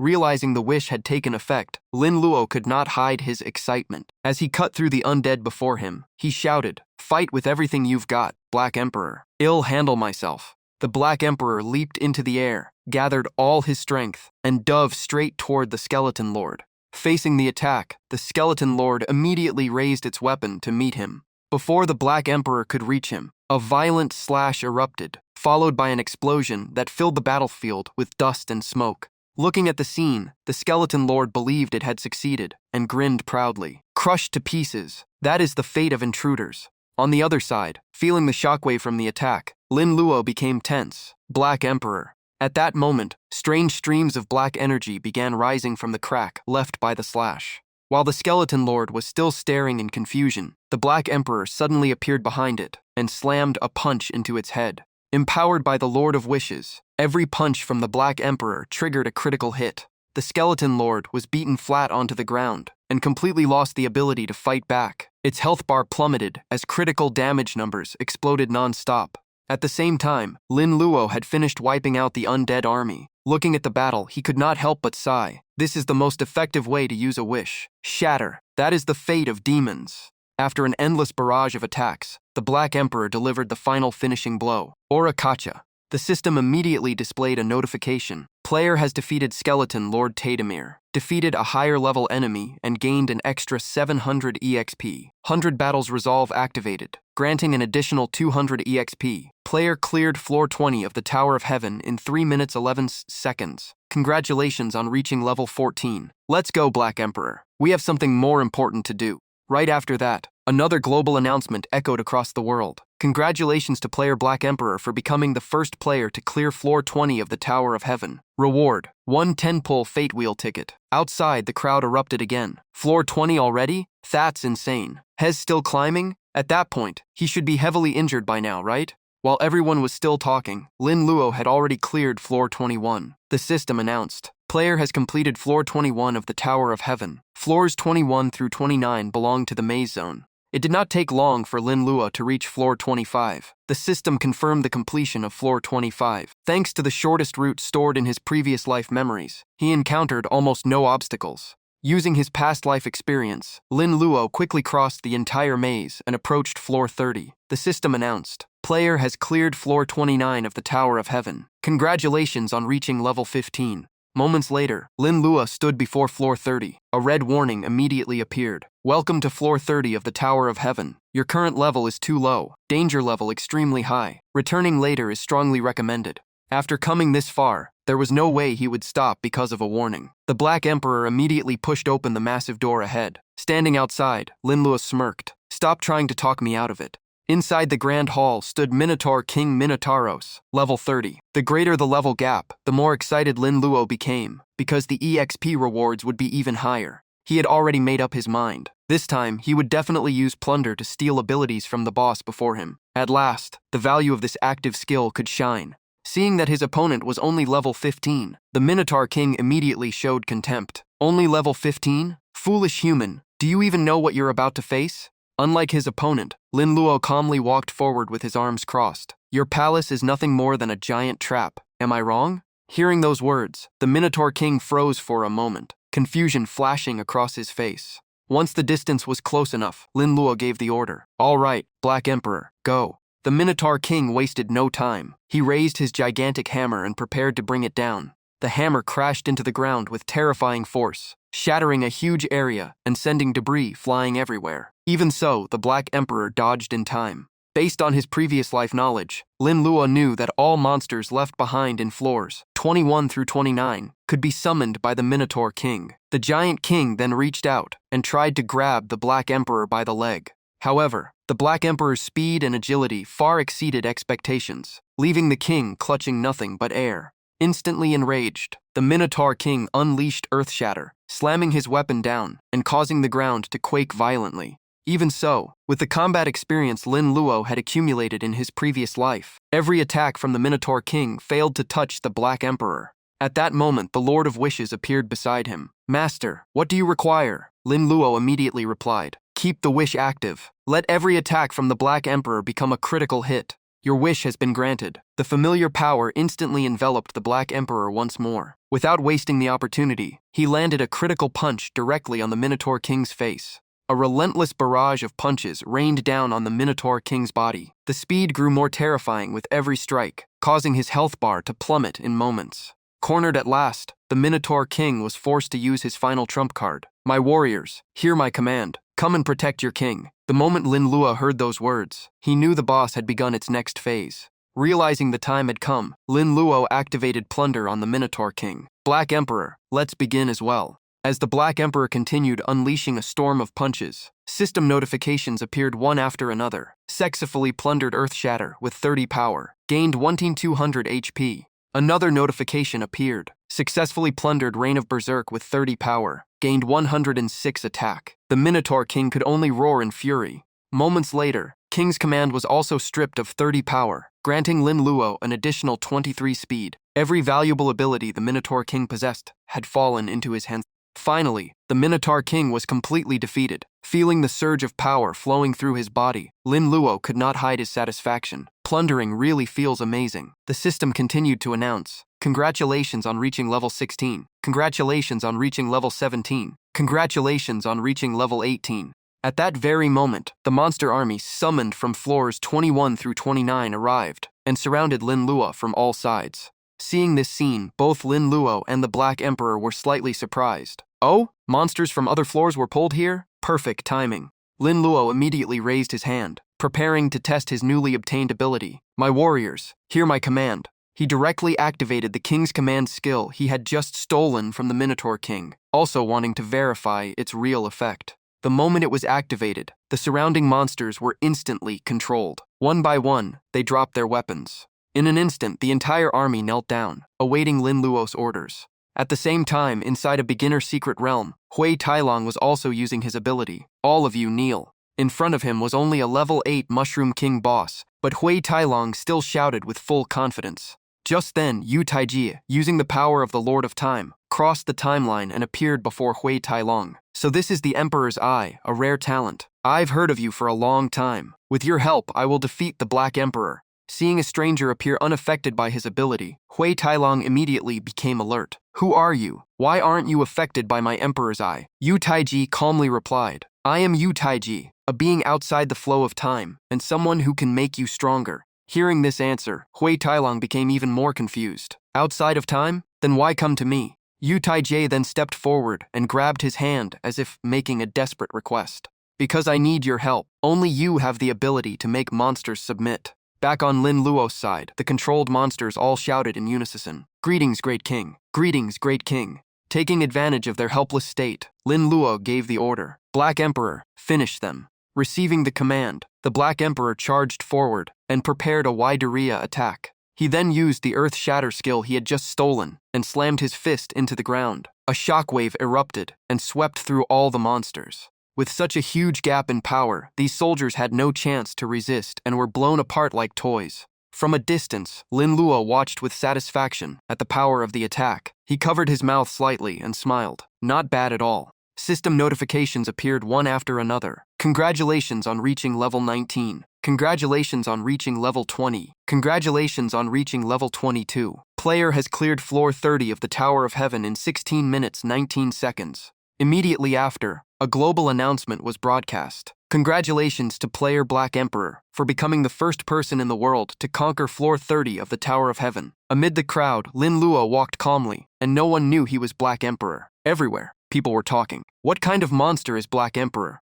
After completing this goal, Lin Luo silently calculated his next step. It was time for the second-class advancement. The scene shifted to a convenience store in the city. After continuous battles, Lin Luo decided to stop for a bowl of noodles first. The assassin class advancement would definitely be harder than the warrior one, and his previous life experience would not fully apply anymore. He should eat first. While eating, he suddenly noticed a group of people bullying a girl in the distance. Useless priest, always getting in the way. With just a glance, Lin Luo recognized familiar faces. They were his former co-workers. Unpleasant memories from his previous life immediately resurfaced. Do you know? Lin Luo's brother is a thief and even went to prison. I sit next to Lin Luo. What if he steals my things? I heard he's an abandoned child too. Remembering those lies and bullying, Lin Luo's gaze slowly turned cold. These people always formed cliques and used their superiors to suppress him. In front of everyone, the girl kept bowing and apologizing. Her voice was full of desperation. I'm sorry, Captain. I really didn't mean it. I'm sorry. But the man showed no mercy and kicked her hard. What's the point of apologizing? Xiao Jie died because of you. Hearing that, Chen Yuan froze slightly. Only now did he realize why one person was missing from the group. After venting his anger on the girl, the man turned to order food. Waiter, 3 bowls of noodles and more dishes. However, the man in black still did not let it go and said coldly, "Bring her here. Keep treating me." The crew-cut man kicked her again and shouted, "Get up. Stop pretending to be dead." Lying on the ground covered in injuries, the girl choked out. "Back when the supervisor was here, you never treated me like this." The buzz-cut thug grabbed Yi Yi by the hair and yanked her up, brushing the dust off her face with a cold grin, mocking her about Wang Jixiao and asking where her supervisor was now. Lin Luo calmly kept eating as if nothing was happening, thinking to himself that Wang Jixiao had been dead for a long time. Yet these people still acted like he was around. The buzz-cut man dragged the girl across the ground, saying she used to be the supervisor's dog, but now she was their dog. Lin Luo silently continued eating noodles, remembering how things used to be between them, but time and power shifts had changed everything. The team discussed with their captain, saying Xiao Jie was dead and they were short-handed, so they needed a recruit and still had to push through the second floor of the Tower of Heaven. Suddenly, the captain's eyes landed on Lin Luo, and his expression changed in surprise. He walked over and casually greeted him, saying it had been a long time, Lin Luo. The girl on the ground also froze in shock after seeing him, recognizing Lin Luo. The captain smiled fake and said they were old colleagues, asking where he had gone after getting fired and saying he missed him. He placed a plate of food in front of Lin Luo, telling him to eat and not live so miserably. Then he leaned in and whispered, asking what talent Lin Luo had awakened and inviting him to make money together, even mentioning Wen Yuzi. Lin Luo's memories of his past life surfaced, recalling how Jiang Wei once contacted him after he was imprisoned, and he foolishly revealed his Frank Devour ability in full detail. Behind his back, those people mocked him as a thief raised by a thief, with a useless Frank ability, laughing at how fate had played out on him. Thinking of the past, Lin Luo's face turned cold as he rejected the invitation to team up. Jiang Wei asked if he planned to go solo. Jiang Wei laughed mockingly, saying someone like him still wanted to become a big shot like the Black Emperor. Just as Lin Luo was about to leave, the girl suddenly ran over and shouted for him to wait. She hugged his leg tightly, crying and begging him to save her, saying she would do anything. She even grabbed his hand and pressed it against her chest, forcing a weak smile and begging him to take her with him. Lin Luo remained calm and pulled his hand away, saying she had the wrong person and he could not help her. Seeing this, Jiang Wei immediately got angry and stepped forward aggressively, calling her a bitch. He grabbed her hair and yanked it hard, shouting at her for begging anyone she saw, mocking Lin Luo's ability as well, while her painful screams echoed. His 2 subordinates laughed loudly, mocking Lin Luo's talent as nothing special, and even worse than theirs, saying he was just a freeloader relying on the Wen family's pity, and still dreaming about Wen Yuzi, which was shameless. Jiang Wei leaned close to the girl's ear and said cruelly that if he had known the Wen family was so generous, he would have taken advantage of them earlier, laughing arrogantly. Hearing them repeatedly mention Wen Yuzi, Lin Luo's eyes turned icy as he warned them not to say that name. Jiang Wei looked at him and deliberately asked which name he meant. He stepped closer, mocking whether he meant freeloading or Wen Yuzi, laughing that a low-level guard like him had no right to think about someone of a higher world. Lin Luo slowly clenched his fist, his anger fully ignited. Jiang Wei excitedly called out to his group, saying Lin Luo still did not understand the situation, and telling them to show him who ruled with fists. The two subordinates cracked their knuckles and moved in, excited to test their Dunjung-granted power in reality, mocking that it could even kill people. The bald man rushed forward and threw a punch at Lin Luo, shouting at him to kneel and call him dad if he wanted to live, claiming he still had Do Tra backing him. But before the punch could land, Lin Luo easily dodged and countered with a straight punch to the opponent's face. Lin Luo showed no mercy to the two men in front of him after their arrogant insults and contempt. After teaching them a harsh lesson, Lin Luo felt noticeably better, thinking that in 2 lifetimes he understood the world of strength better than anyone. The girl nearby widened her eyes in shock, impressed by his power. The injured subordinate coughed blood and collapsed to the ground. Jiang Wei immediately cursed in rage, calling him useless for failing to handle Lin Luo. Still speaking harshly, Jiang Wei quietly pulled out a knife, preparing to deal with Lin Luo himself. Without hesitation, he rushed forward with killing intent, shouting that Lin Luo was asking for death. In Lin Luo's eyes, Jiang Wei's skills were no different from a frog at the bottom of a well. He dodged slightly and smashed a heavy punch into Jiang Wei's chin, sending blood flying. Without stopping, Lin Luo followed up with a powerful kick to Jiang Wei's chest, blasting him away like a ball. Jiang Wei was sent flying hard. The two subordinates panicked and screamed, calling out to their captain in shock. In just a few simple moves, dust filled the air. Lin Luo looked at them with no interest, calling them useless and not worth dirtying his hands. Witnessing his strength, the two subordinates turned pale and trembled in fear, guessing Lin Luo was at least A rank, or even S rank, and realizing they were finished. Completely broken in spirit, the two men knelt down and begged to join Lin Luo's team, saying they could do anything. Lin Luo coldly refused again, saying he had already made it clear he would not form a team. The two still begged desperately, claiming they had been blinded before.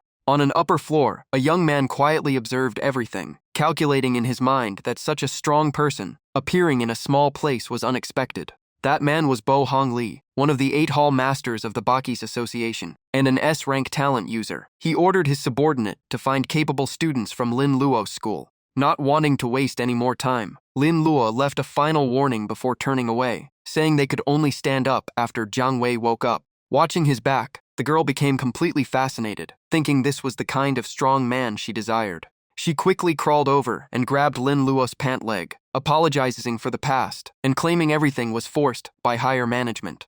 Lin Luo frowned, covering his nose from her strong perfume, and coldly told her to let go. She refused and tried to seduce him again, grabbing his hand and pressing it against her cheek, begging him to take her along. Lin Luo's attitude did not change at all. He pulled his hand back and shouted firmly for her to show self-respect. Lin Luo walked away without looking back. Seeing no chance, Xiao Mei gritted her teeth and cursed him in anger, calling him ungrateful after rising in status. The 2 young men nearby mocked her, saying Lin Luo only had Wen Yuzi in his heart, and she should stop dreaming. Repeatedly compared to Wen Yuzi, Xiao Mei became furious and shouted that she was not inferior in any way. The 2 men laughed loudly, saying she was not even qualified to compare, completely on a different level. Xiao Mei angrily pointed at them and shouted for them to say that again. The 2 men froze, then stood up to retaliate, saying Lin Luo was gone and no one would protect her now. But as soon as they moved, their bodies weakened and they could barely stand, realizing Lin Luo had left them severely injured. Seeing their helpless state, Xiao Mei smiled with satisfaction, enjoying the chance to finally vent her frustration. She seized the opportunity and slapped the glasses-wearing man hard across the face, saying she would repay everything they did to her. Her anger exploded further as she kept slapping him repeatedly, while he could do nothing but endure the humiliation. From the upper floor, Bo Hongli kept silently observing everything. Seeing the scene below, he suddenly felt intrigued. This woman had something interesting about her. His subordinate also leaned in to take a look. The girl indeed had striking looks. Bo Hongli immediately made a decision, recruit her into the guild. Haven't the brothers been complaining about lacking female members? The subordinate quickly replied, "Understood, my lord." Then Bo Hongli added another order. "Also investigate that boy from earlier. If he has any exploitable weakness, report it." The subordinate respectfully accepted the command. After venting her anger on the two men, Xiao Mei lifted her head with confidence. In her heart, she swore she would one day make Lin Luo bow at her feet. At that moment, a subordinate walked up to her and started a conversation. "Excuse me, have you heard of the Baki Association?" Xiao Mei turned in shock. "Baki Association? Isn't that a very famous guild?" The man immediately offered recruitment. "We are looking for talented players in the wild. Are you interested in joining?" Xiao Mei instantly lit up with joy and agreed without hesitation. Even without real strength yet, just being recruited made Xiao Mei arrogant. In her eyes, Lin Luo was no longer worth mentioning. This was the status of a major guild, the gap between nobles and the poor. The subordinate kept a friendly tone. "You are Qin Xiao Mei, right? From now on, we are on the same team." Xiao Mei smiled and replied, "Just call me Xiao Mei." After some small talk, he shifted the topic to Lin Luo, the man who just left. "What is your relationship with him?" Xiao Mei immediately acted pitiful, tears welling up, claiming Lin Luo had been a co-worker who even deceived her feelings. "So he has a weakness? Maybe our guild can help you get justice." Still holding resentment, Xiao Mei casually revealed it. "His biggest weakness is a woman named Wen Yuzi." Meanwhile, Lin Luo had already moved on, heading toward his next mission location. At the same time, a member of the Baki Association was secretly following him. Lin Luo is heading toward East City Square. The voice on the other end ordered to keep watching and not lose him. The subordinate also shared new information. "The captain has recruited the girl downstairs. We might benefit later." The other side laughed, as expected of the captain. Soon, Lin Luo noticed he was being followed. He narrowed his eyes slightly. "Who is this guy trailing me?" The subordinate continued reporting excitedly. "The girl said Lin Luo's weakness is a woman named Wen Yuzi. If the captain wants to recruit him, this is the key." The other side responded they understood and would first track Lin Luo and investigate the woman. After ending the call, he continued silently following behind. After a few steps, Lin Luo suddenly turned around, causing the follower to freeze in shock. Though calm on the outside, Lin Luo carefully observed the man. He wanted to know who had the nerve to follow him. As they passed by each other, Lin Luo realized the face was completely unfamiliar. He searched his memory, but found nothing. On the other hand, the follower was panicking, only wanting to leave quickly to avoid exposure. But unexpectedly, Lin Luo instantly summoned the Black Emperor and threw a punch straight at his face. Hit directly, the man lost several teeth, blood sprayed from his mouth, and he fell backward. Lin Luo showed no mercy to anyone who dared tail him. He coldly asked, "Who sent you?" With his face swollen, the man tried to deny it, saying it was just coincidence. Lin Luo sneered, "You followed me from the noodle shop all the way here, and you call that coincidence?" Lin Luo grabbed him and quickly confirmed his identity. He was indeed from the Baki Association. What surprised Lin Luo was that in his past life, the Baki Association should not have appeared this early. After confirming his identity, Lin Luo continued interrogating him. "I'll give you one last chance. Why are you following me?" But the man still refused to speak. Seeing his stubborn attitude, Lin Luo understood normal interrogation would waste time. Death soldiers of the Baki Association were famously tight-lipped, and this man was clearly one of them. Lin Luo immediately summoned the prayer master. "Come out and get to work." The prayer master appeared and respectfully asked what his orders were. Lin Luo calmly replied that he wanted to pray for the target to reveal his purpose. Upon receiving the command, the prayer master activated the prayer book. "Your wish has been fulfilled, master." Sun Lang's eyes turned hollow and blank as he mechanically confessed. He identified himself as a death soldier under Bo Hongli of the Baki Association. They had already recruited a player named Qin Xiao Mei at the noodle shop. Lin Luo frowned slightly at the name. Sun Lang continued speaking. The female player had revealed information about a strong individual named Lin Luo. He was ordered to monitor him and investigate a woman named Wen Yuzi. Lin Luo fell into thought, realizing Xiao Mei had actually joined the Baki Association. Sun Lang kept exposing everything. Wen Yuzi was considered Lin Luo's weakness. The captain intended to use her to control him and force him into their ranks. Lin Luo's expression turned ice cold, killing intent rising. Xiao Mei had dragged him into this situation. Memories from his past life surfaced. In the 3rd year after the Great Cataclysm, Bo Hongli was the one who killed Qi Wen. Back then, Lin Luo risked countless deadly zones to level up his talent in order to avenge her. In the end, he still died at the hands of monsters. Lin Luo's gaze sharpened. He decided Bo Hongli had to be eliminated before the Baki Association found Qi Wen. After revealing everything, Sun Lang was finished off by the Black Emperor with a single punch. Lin Luo calmly ordered, "All right, Black Emperor, dispose of the body. Ola." The Black Emperor lifted Sun Lang's corpse and threw it into a nearby abyss. Worried about Wen Yuzi's safety, Lin Luo asked the Prayer Master how long it could block the Baki Association from acting against her. The Prayer Master replied it could only hold for 24 hours at most. That time was enough for Lin Luo's plan. As long as he completed his class advancement, his chances of defeating Bo Hongli would increase greatly. 24 hours was sufficient. He then ordered the Prayer Master to take him to the advancement location. The Prayer Master lowered his head and confirmed the wish, saying they would head to the second job transfer secret realm immediately. In just seconds, Lin Luo arrived outside the Assassin Alliance's secret realm. The surrounding area was unusually quiet. He slowly stepped inside, feeling a hint of anticipation for the trials ahead. Not long after, Lin Luo officially entered the second job transfer space.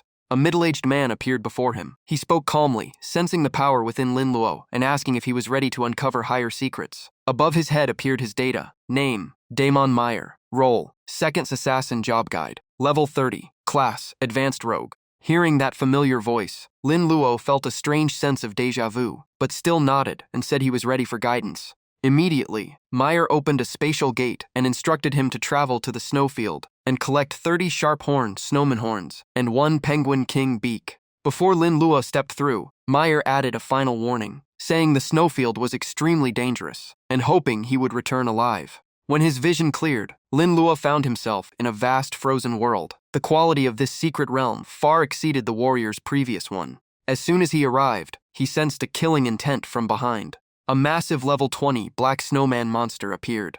Without warning, it raised its huge fist and smashed down. Lin Luo smirked, noting how typical it was for dungeon monsters to ambush immediately. The Black Emperor was summoned instantly, blocking in front of him and taking the blow. While the Black Emperor held the monster back, Lin Luo spotted his target in the distance. "Over there, sharp-horned snowmen?" Not wanting to waste time, he ordered, "Black Emperor, finish it."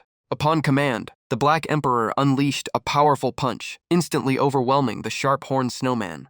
Ola, ola, ola, ola. Under the relentless assault, the monster had no chance to fight back and collapsed into the snow. A system notification appeared, confirming he obtained a snowman horn. The monster's body quickly melted away, leaving the quest item behind. "Ola, this is it." Just as Lin Luo touched the horn, the ground suddenly began to shake violently. "Oh?" In an instant, countless sharp-horned snowmen appeared from all directions, all rushing straight toward him. Even more shocking, the monsters began to mutate. Their original forms transformed into white snowmen. Both Lin Luo and the Black Emperor were slightly surprised. Ola, they evolved into white snowmen? Realizing the situation was getting serious, Lin Luo immediately ordered the system to summon his main weapon. The real battle had just begun. With the weapon in hand, he looked at the Black Emperor. "Ready, Ola?" The Black Emperor charged forward and punched a white snowman. Lin Luo quickly assessed the situation. Their speed wasn't too fast. He just needed to eliminate them one by one. Black or white didn't matter, as long as he collected the snowman horns. Lin Luo lowered his stance and swung his sword in a cold flash, cleanly slicing the enemy apart. The system immediately confirmed another snowman horn obtained. At that moment, another white snowman roared. It raised its massive arm, preparing to strike Lin Luo. As the giant arm came crashing down, Lin Luo swiftly ducked, slipped past the attack, and cut off its arm with a sharp slash.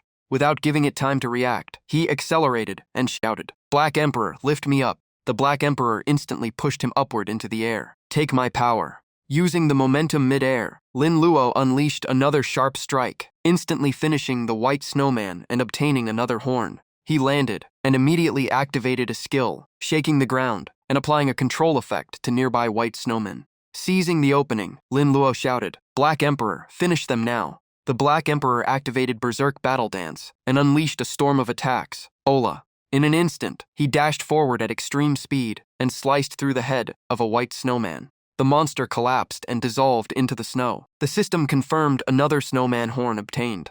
A follow-up punch pierced through another enemy's chest, taking it down and yielding another horn.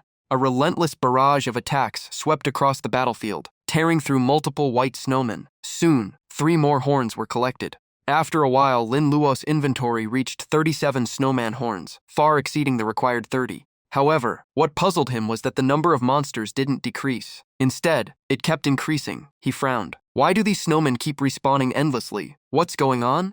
Deep within the dungeon, the level 20 Penguin King sneered as it controlled everything. Ha ha ha, foolish humans. Let's see how I drain your stamina. It raised its staff and shouted, "Revive, souls of the black snowman warriors." Suddenly, a strange droplet appeared in front of Lin Luo, making him slightly startled. Curious, he reached out and touched it. The droplet instantly dissolved in his palm. What is this? In the next moment, countless similar droplets exploded like brilliant fireworks across the battlefield. In the sky, the Penguin King was forming a massive time vortex, clearly activating a special ability. Energy gathered at the center of the vortex as it declared, "Awaken, my Snow Warrior Legion." The vortex transformed into countless sharp horns that shot toward Lin Luo. Wherever the horns landed, strange black pits appeared on the ground. Seconds later, something began rising beneath the snow. Massive, sharp horned snowmen crawled out of the ground one after another. Lin Luo immediately realized they were being resurrected by that power. In the distance, from a snowy peak, more horns kept firing endlessly, continuously summoning monsters. Observing the horns on the monsters' bodies, Lin Luo immediately understood the key. So that's how it is. No wonder they never stop coming. Having found the core of the dungeon, he immediately accelerated and shouted, "Black Emperor, follow me." The Black Emperor instantly followed close behind. Ola. After running a short distance, the Black Emperor suddenly grabbed Lin Luo and prepared to throw him toward the Penguin King's position. Sensing danger approaching, the Penguin King quickly activated a summon skill. "Snowmen, protect your king." Locking onto the target, Lin Luo ordered, "Black Emperor, throw me to the summit." Gathering all its strength, the Black Emperor hurled Lin Luo forward. His body shot through the air like an arrow. Ola. As distance to the Penguin King closes, Lam Lak begins charging his illusion Shadow Slash skill. He reaches the target and unleashes a decisive strike, slicing the Penguin King clean in half. The system confirms mission complete, and Lam Lak receives the final required item, the sharp beak of the Penguin King. With the dungeon ruler dead, all subordinate monsters turn into dust. Cutting the head truly destroys everything. Lam Lak returns to the job instructor and submits the completed quest items. The man nods in approval. "Your ability is recognized." The instructor then places 3 job cards in front of Lam Lak. Rogue, Windwalker, and Shadow Envoy are the standard assassin paths. But there is something beyond that, a hidden job far stronger. Do you want to try it?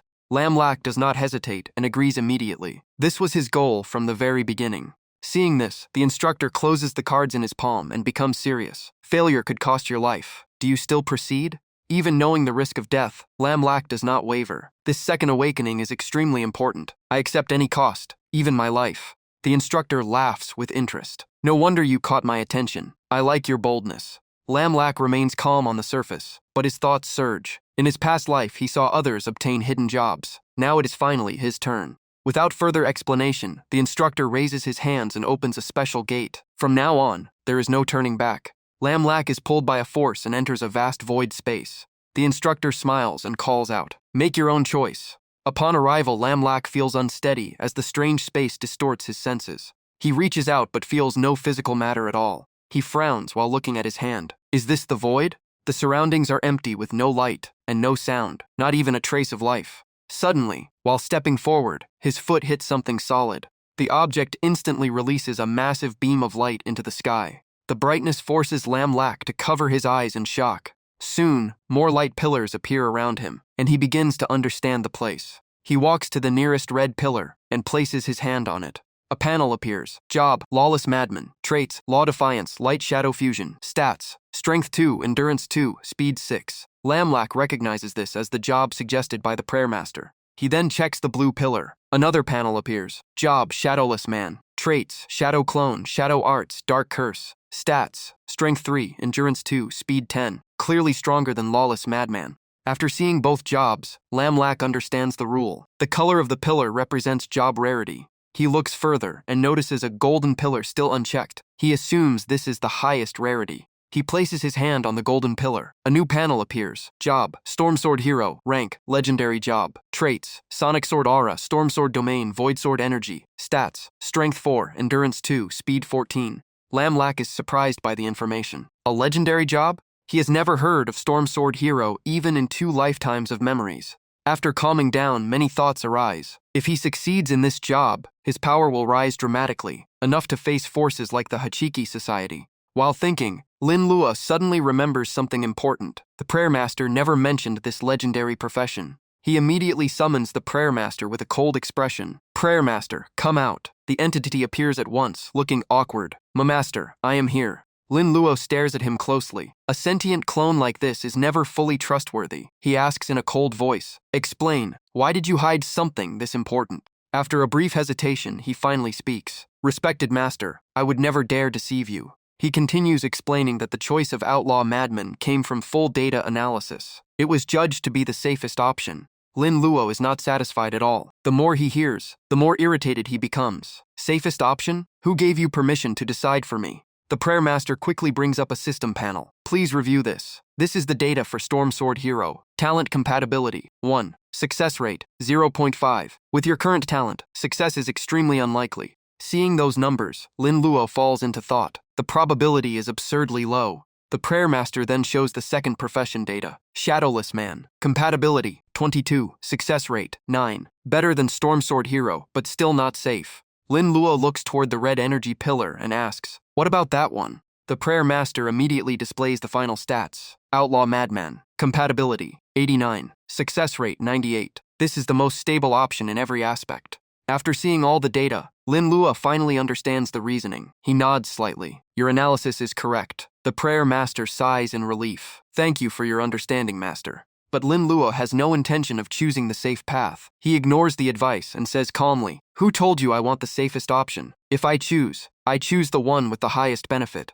The prayer master freezes, completely unable to process his words. Lin Luo walks over and places a hand on his shoulder. Remember this. From now on, just tell me the pros and cons. Do not decide for me. Understand? The prayer master still looks confused, but nods. Understood, master. Lin Luo then turns and walks toward the green pillar to proceed, while the prayer master anxiously calls out, Master. Standing before the yellow pillar, Lin Luo asks another question. I have one doubt. The prayer master replies immediately. Lin Luo continues, if compatibility is only 1%, does that mean I still gain 100% of the profession's power after success? The prayer master confirms instantly, yes. Once the transfer succeeds, you obtain full power. The prayer master then speaks with concern. However, if you fail, the best outcome is 20 days of mental weakness, and the worst is. Lin Luo finishes the sentence calmly. Death, right? Yes. With only 24 hours left to save Wen Yu, Lin Luo knows he has no retreat. Even 20 days of weakness is no different from elimination. The prayer master looks at him and continues hesitantly.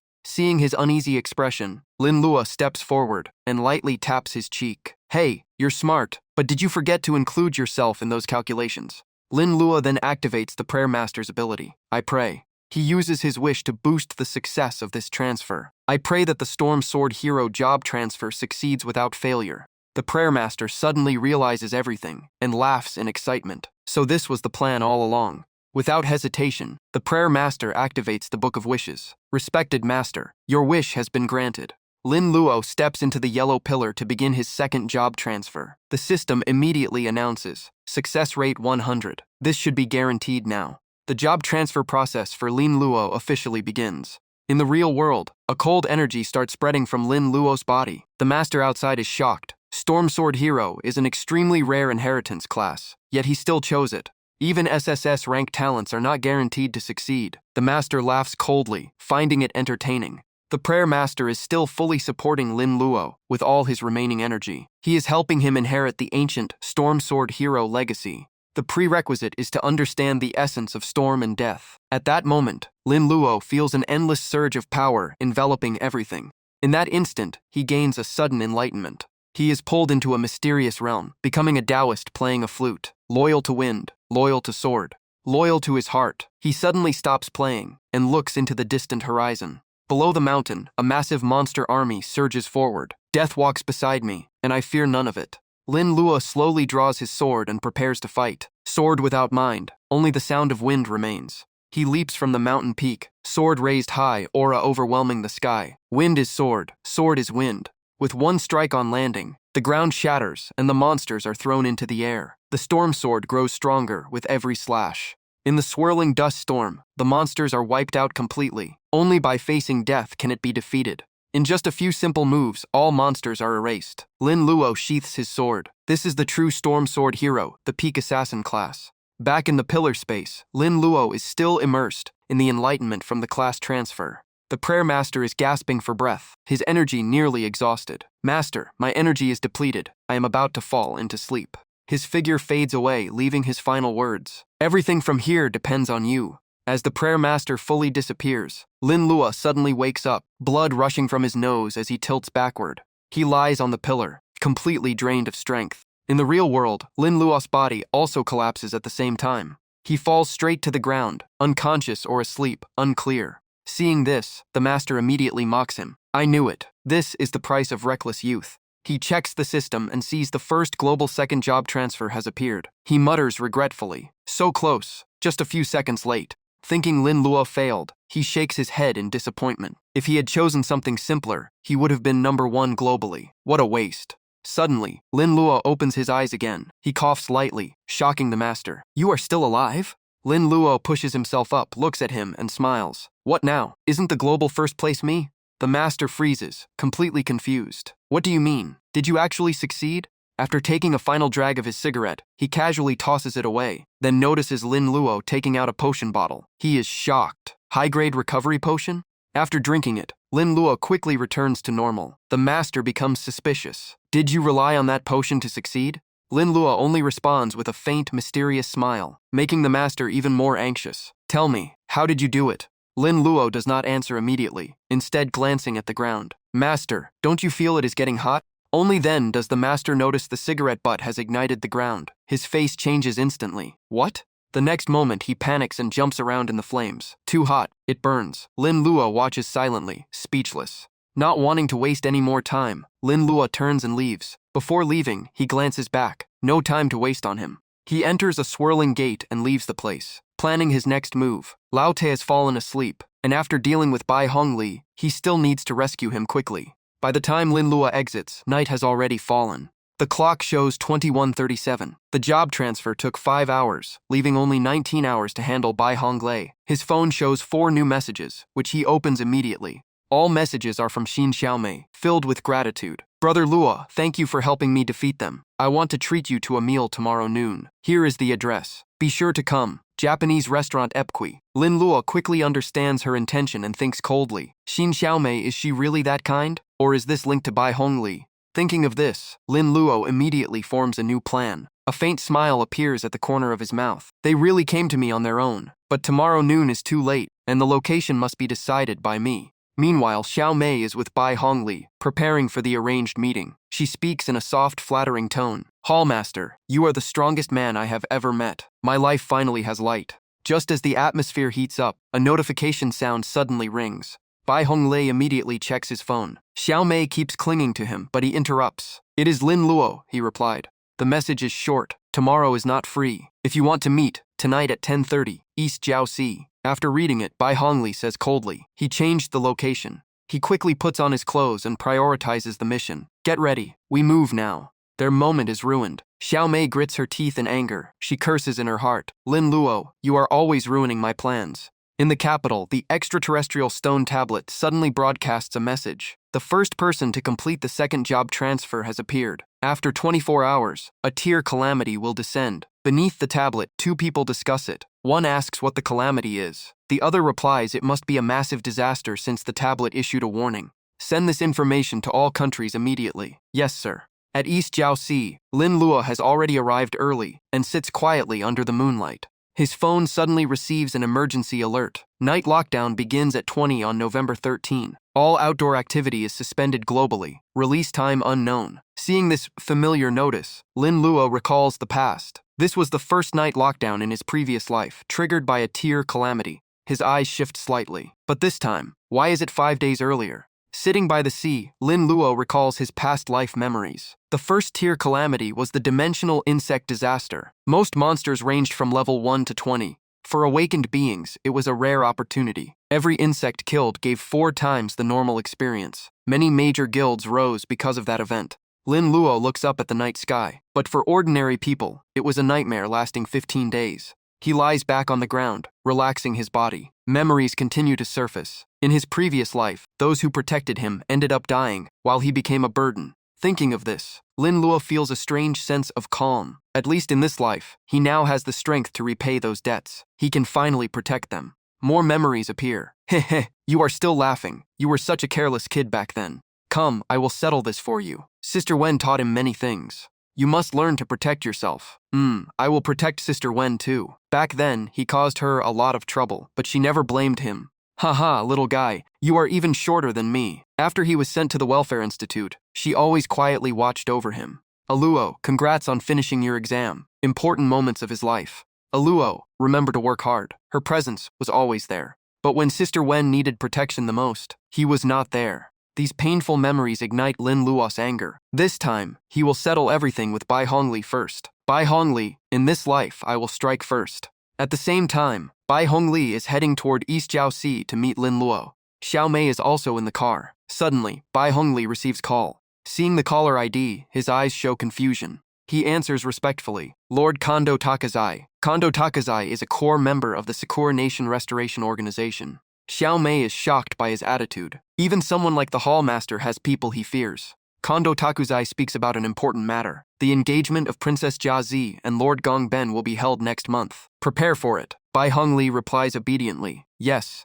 On the other end of the call, a voice continues. Lord Gong Ben has awakened an SSS rank talent, the greatest hope of their restoration plan. Even S-rank users like you must collect Spirit Ascension crystals and upgrade your talent as fast as possible. Hearing this, cold sweat begins to pour down Bai Hongli's back. After the call ends, he grips his phone tightly, filled with resentment. Gong Ben Muso, you dare take what belongs to me. Just thinking about it makes his expression turn dark. Princess Jia Zi will be mine, and the 8 Kiki Society will also belong to me in the future. Sitting in the car, Bai Hongli calmly calculates. Within 1 month, he must reach SSS rank talent. That means he needs a massive amount of Spirit Ascension crystals. He even considers turning Lin Luo into his personal tool. Anyone with ability like him will become a mineral digger for me in the future. The more he thinks, the more satisfied he becomes. Leaning back, he orders Xiao Mei. Starting tomorrow, I will assign people to monitor Wen Yu. As long as we control her, Lin Luo will have no choice but to work for me. Xiao Mei immediately nods.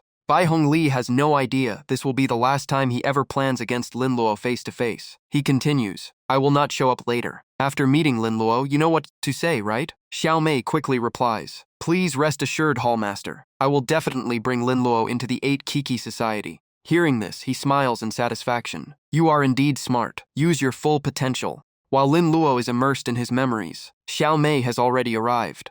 Standing in front of him, she fixes her hair, full of confidence in her charm. Even the Hall Master is under my control. How could I not handle Lin Luo? Thinking this, she walks forward with a bright smile. Ayo, brother Luo. The sudden voice makes Lin Luo open his eyes. Xiao Mei spreads her arms trying to hug him. I am here. But reality is far from her imagination. She trips over a rock and falls hard to the ground, wincing in pain. Standing up, she complains angrily. Brother Luo, it is your fault I fell. Lin Luo ignores her completely, stepping forward coldly. Where is Bai Hongli? Hearing that name, Xiao Mei's expression changes instantly. She is shocked inside. How does he know the Hall Master? Still, she pretends innocence. Brother Luo, what are you talking about? Lin Luo steps closer, eyes sharp. Bai Hongli, the Hall Master of your 8 Kiki Society. Xiao Mei continues acting clueless. I did join the 8 Kiki Society, but I have never met the Hall Master. I only heard of him. Getting nothing useful, Lin Luo turns and walks away. He has no interest in continuing the conversation. Xiao Mei quickly calls after him. Brother Luo, please listen to me. She runs after him, continuing to persuade him. I really have never met Bai Hongli. I only came here to invite you to join the organization. The 8 Kiki Society is a powerful backing. As long as you join, you will have resources, manpower, and money. Lin Luo shows no interest. He takes her phone and directly calls Bai Hongli. As soon as he answers, Bai Hongli thinks it is Xiao Mei. Didn't I tell you to monitor Lin Luo? Why are you only picking up now? Hearing the voice, Lin Luo confirms his suspicion. He replies coldly, because she is already dead. Bai Hongli's expression changes instantly. What? You are Lin Luo? Lin Luo does not waste words. He challenges directly. Come out, Bai Hongli. I know you are nearby. After speaking, he casually throws the phone into the sea. I already know everything. Xiao Mei can only watch helplessly as the phone sinks, whispering. So you already knew. Not long after, Bai Hongli appears. Seeing Lin Luo, he laughs and claps. As expected of the man I value, you are indeed extraordinary. Even now, he still tries to recruit him. Join the 8 Kiki Society. I will help you achieve greatness. Greatness? Lin Luo looks at him coldly. Someone who has lived 2 lives would never be tempted by such words. Do you mean your restoration plan? Or Kondo Takuzai? Hearing that name, Bai Hongli freezes. He never expected his secret to be exposed. How do you know that? Lin Luo draws his weapon, killing intent erupting. All of you deserve to die. The Black Emperor is summoned. The moment it appears, it charges forward, gathering power in its arm, ready to strike. Ola. One strike came down, but Bai Honglai's substitute arrived just in time to block it. In front of his master, Hui Yeji raised a solid barrier, stopping all He Huangdi's chained attacks. Under the pressure of the relentless assault, Bai Hongli instantly stepped back and shouted, "Damn it! Hui Yeji, fall back, stop holding the line." Hui Yeji immediately obeyed, yes. But He Huangdi did not stop, continuing to close in with storm-like punches. Ola ola ola ola. Shockingly, Hui Yeji blocked every single hit. He Huangdi followed up with another full-power punch. Ola ola ola ola. Hui Yeji opened a black umbrella to defend. Watching from behind, Lin Luo was slightly surprised. Hui Yeji's speed actually kept up with He Huangdi, and its defense was extremely strong. The continuous attacks caused almost no real damage. Lin Luo signaled He Huangdi to stop, then looked at Bai Hongli. Your substitute is impressive, but if the master dies, strength means nothing. Bai Hongli laughed in mockery. You cannot even break through my defense line, and you think you can kill me? Lin Luo quickly calculated his next move. No more holding back. End this fast. Hui Yeji was not injured yet, but its energy was draining. If he switched forms, victory was still possible. Time would not allow a prolonged fight. Everything had to end quickly. Bai Hongli ordered Hui Yeji, switch to martial form, kill his substitute. A thought flashed in Lin Luo's mind. He smiled at Zhu Chunyuan. He Huangdi's next strike, your master cannot dodge it. Zhu Chunyuan immediately understood and nodded. Understood. As Hui Yeji charged forward with its blade aimed at He Huangdi, it showed no intention of dodging, forcing Bai Hongli into a dilemma. In the next moment, He Huangdi exploded in speed, rushing straight toward Bai Hongli. He instantly realized Lin Luo's real plan. Damn it. His target is me. Even if Hui Yeji hits the substitute, this punch will land on him as well. At this point, Bai Hongli had to gamble. Fine, let's see who is faster, he shouted. Hui Yeji, kill his main body directly. The moment he finished speaking, a heavy punch smashed into his face, spraying blood everywhere. The terrifying force of He Huangdi sent Bai Hongli flying, rolling dozens of meters across the ground. On the other side, Lin Luo was also facing Hui Yeji's attack, without any substitute protection. After the impact, Bai Hongli forced himself up and laughed confidently. A fist can never compare to a blade. Hui Yeji immediately unleashed a decisive slash, but the blade cut through empty air, scattering dust everywhere. Realizing the attack missed, both Bai Hongli and Hui Yeji were stunned. This was beyond expectation. How could a normal human have such speed and reflexes? Before he could recover, Lin Luo's voice came from behind. He casually put his hands in his pockets. I admit, you're strong. Fast reactions, excellent substitute, but too bad. Before Bai Hongli could react, He Huangdi appeared right in front of him. A killing punch was instantly unleashed. Against this power, Bai Honglai's normal body had no way to resist. The strong survive, the weak only die. Seeing Bai Honglai's corpse lying still, Lin Luo finally felt calm. The hatred for Sister Wen had finally been settled by his own hands. Lin Luo activated his S-rank Devour talent. S-rank Devour talent activated. Please choose one of 4 options: current attributes, talent effects, skill effects, or soul enhancement for devouring. Lin Luo carefully considered his choice. His current talents were not outstanding, so he needed new S-rank abilities.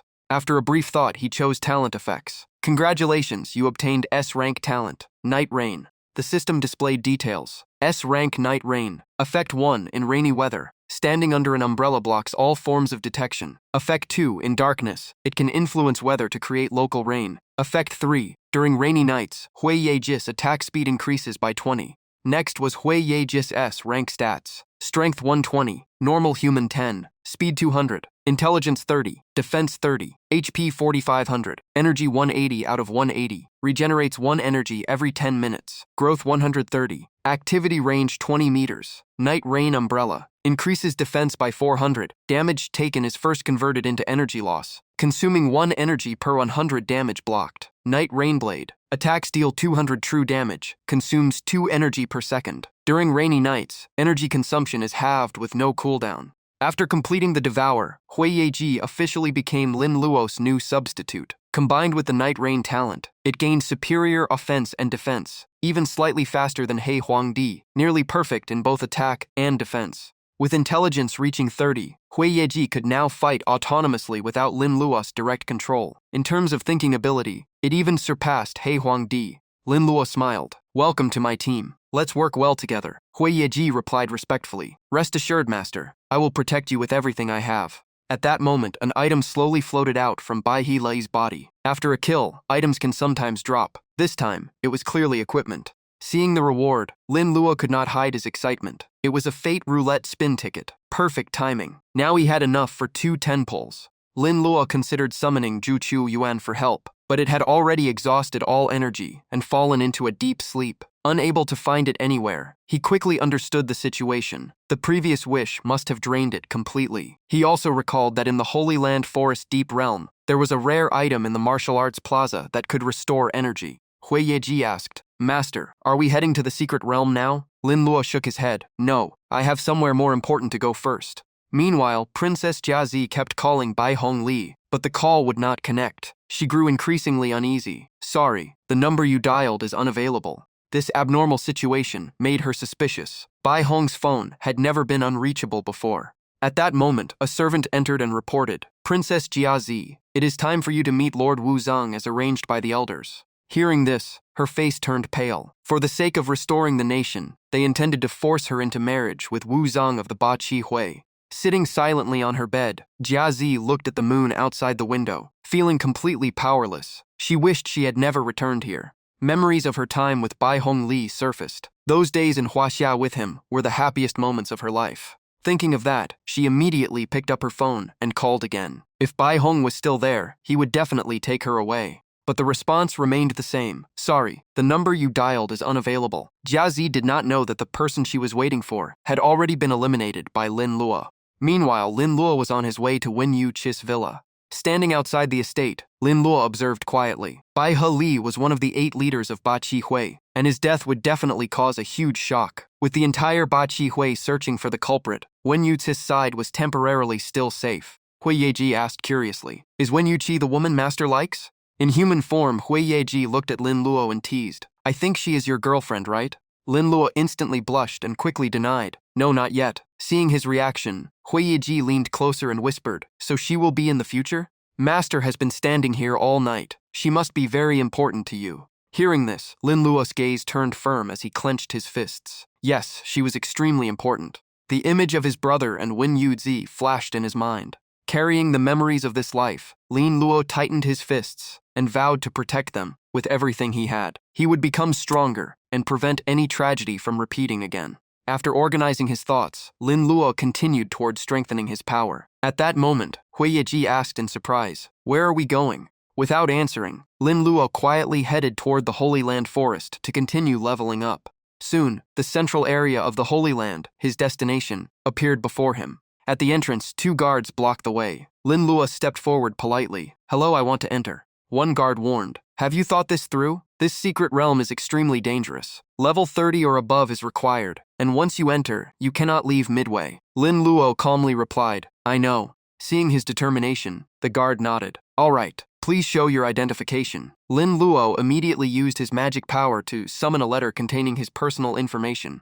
After checking it, the guard saw Lin Lu's identity as He Huangdi. Both of them were shocked. He Huangdi. That name sounds familiar. Could he be the one behind those global announcements? After the verification was complete, Lin Luo asked, Can I go in now? Hearing this, the guard quickly approved. Yes, you may enter. Before he stepped through the gate, the chubby guard kindly warned him, Listen, kid, don't risk your life just because you brought a girl. In dungeons, each person only has 3 revives. Cherish them. Lin Luo replied calmly, Thanks, I know my limits. Seeing Hui Yeji walking beside Lin Luo, the guard assumed she was his teammate. Not realizing she was just a substitute, he sighed. Heroes always fall for beauty. The moment they entered the secret realm, the system notification appeared. Hui Yeji has killed a level 30 monster. You gained 1,260,000 EXP. Immediately after, a blade strike finished off a grotesque creature. Another monster was pierced through the body and collapsed. Sword shadows continued flashing, wiping out groups of enemies across the area.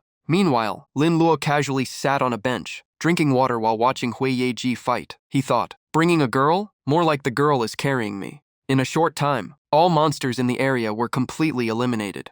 Hui Yiji returned and reported, "Master, all enemies in this zone have been cleared."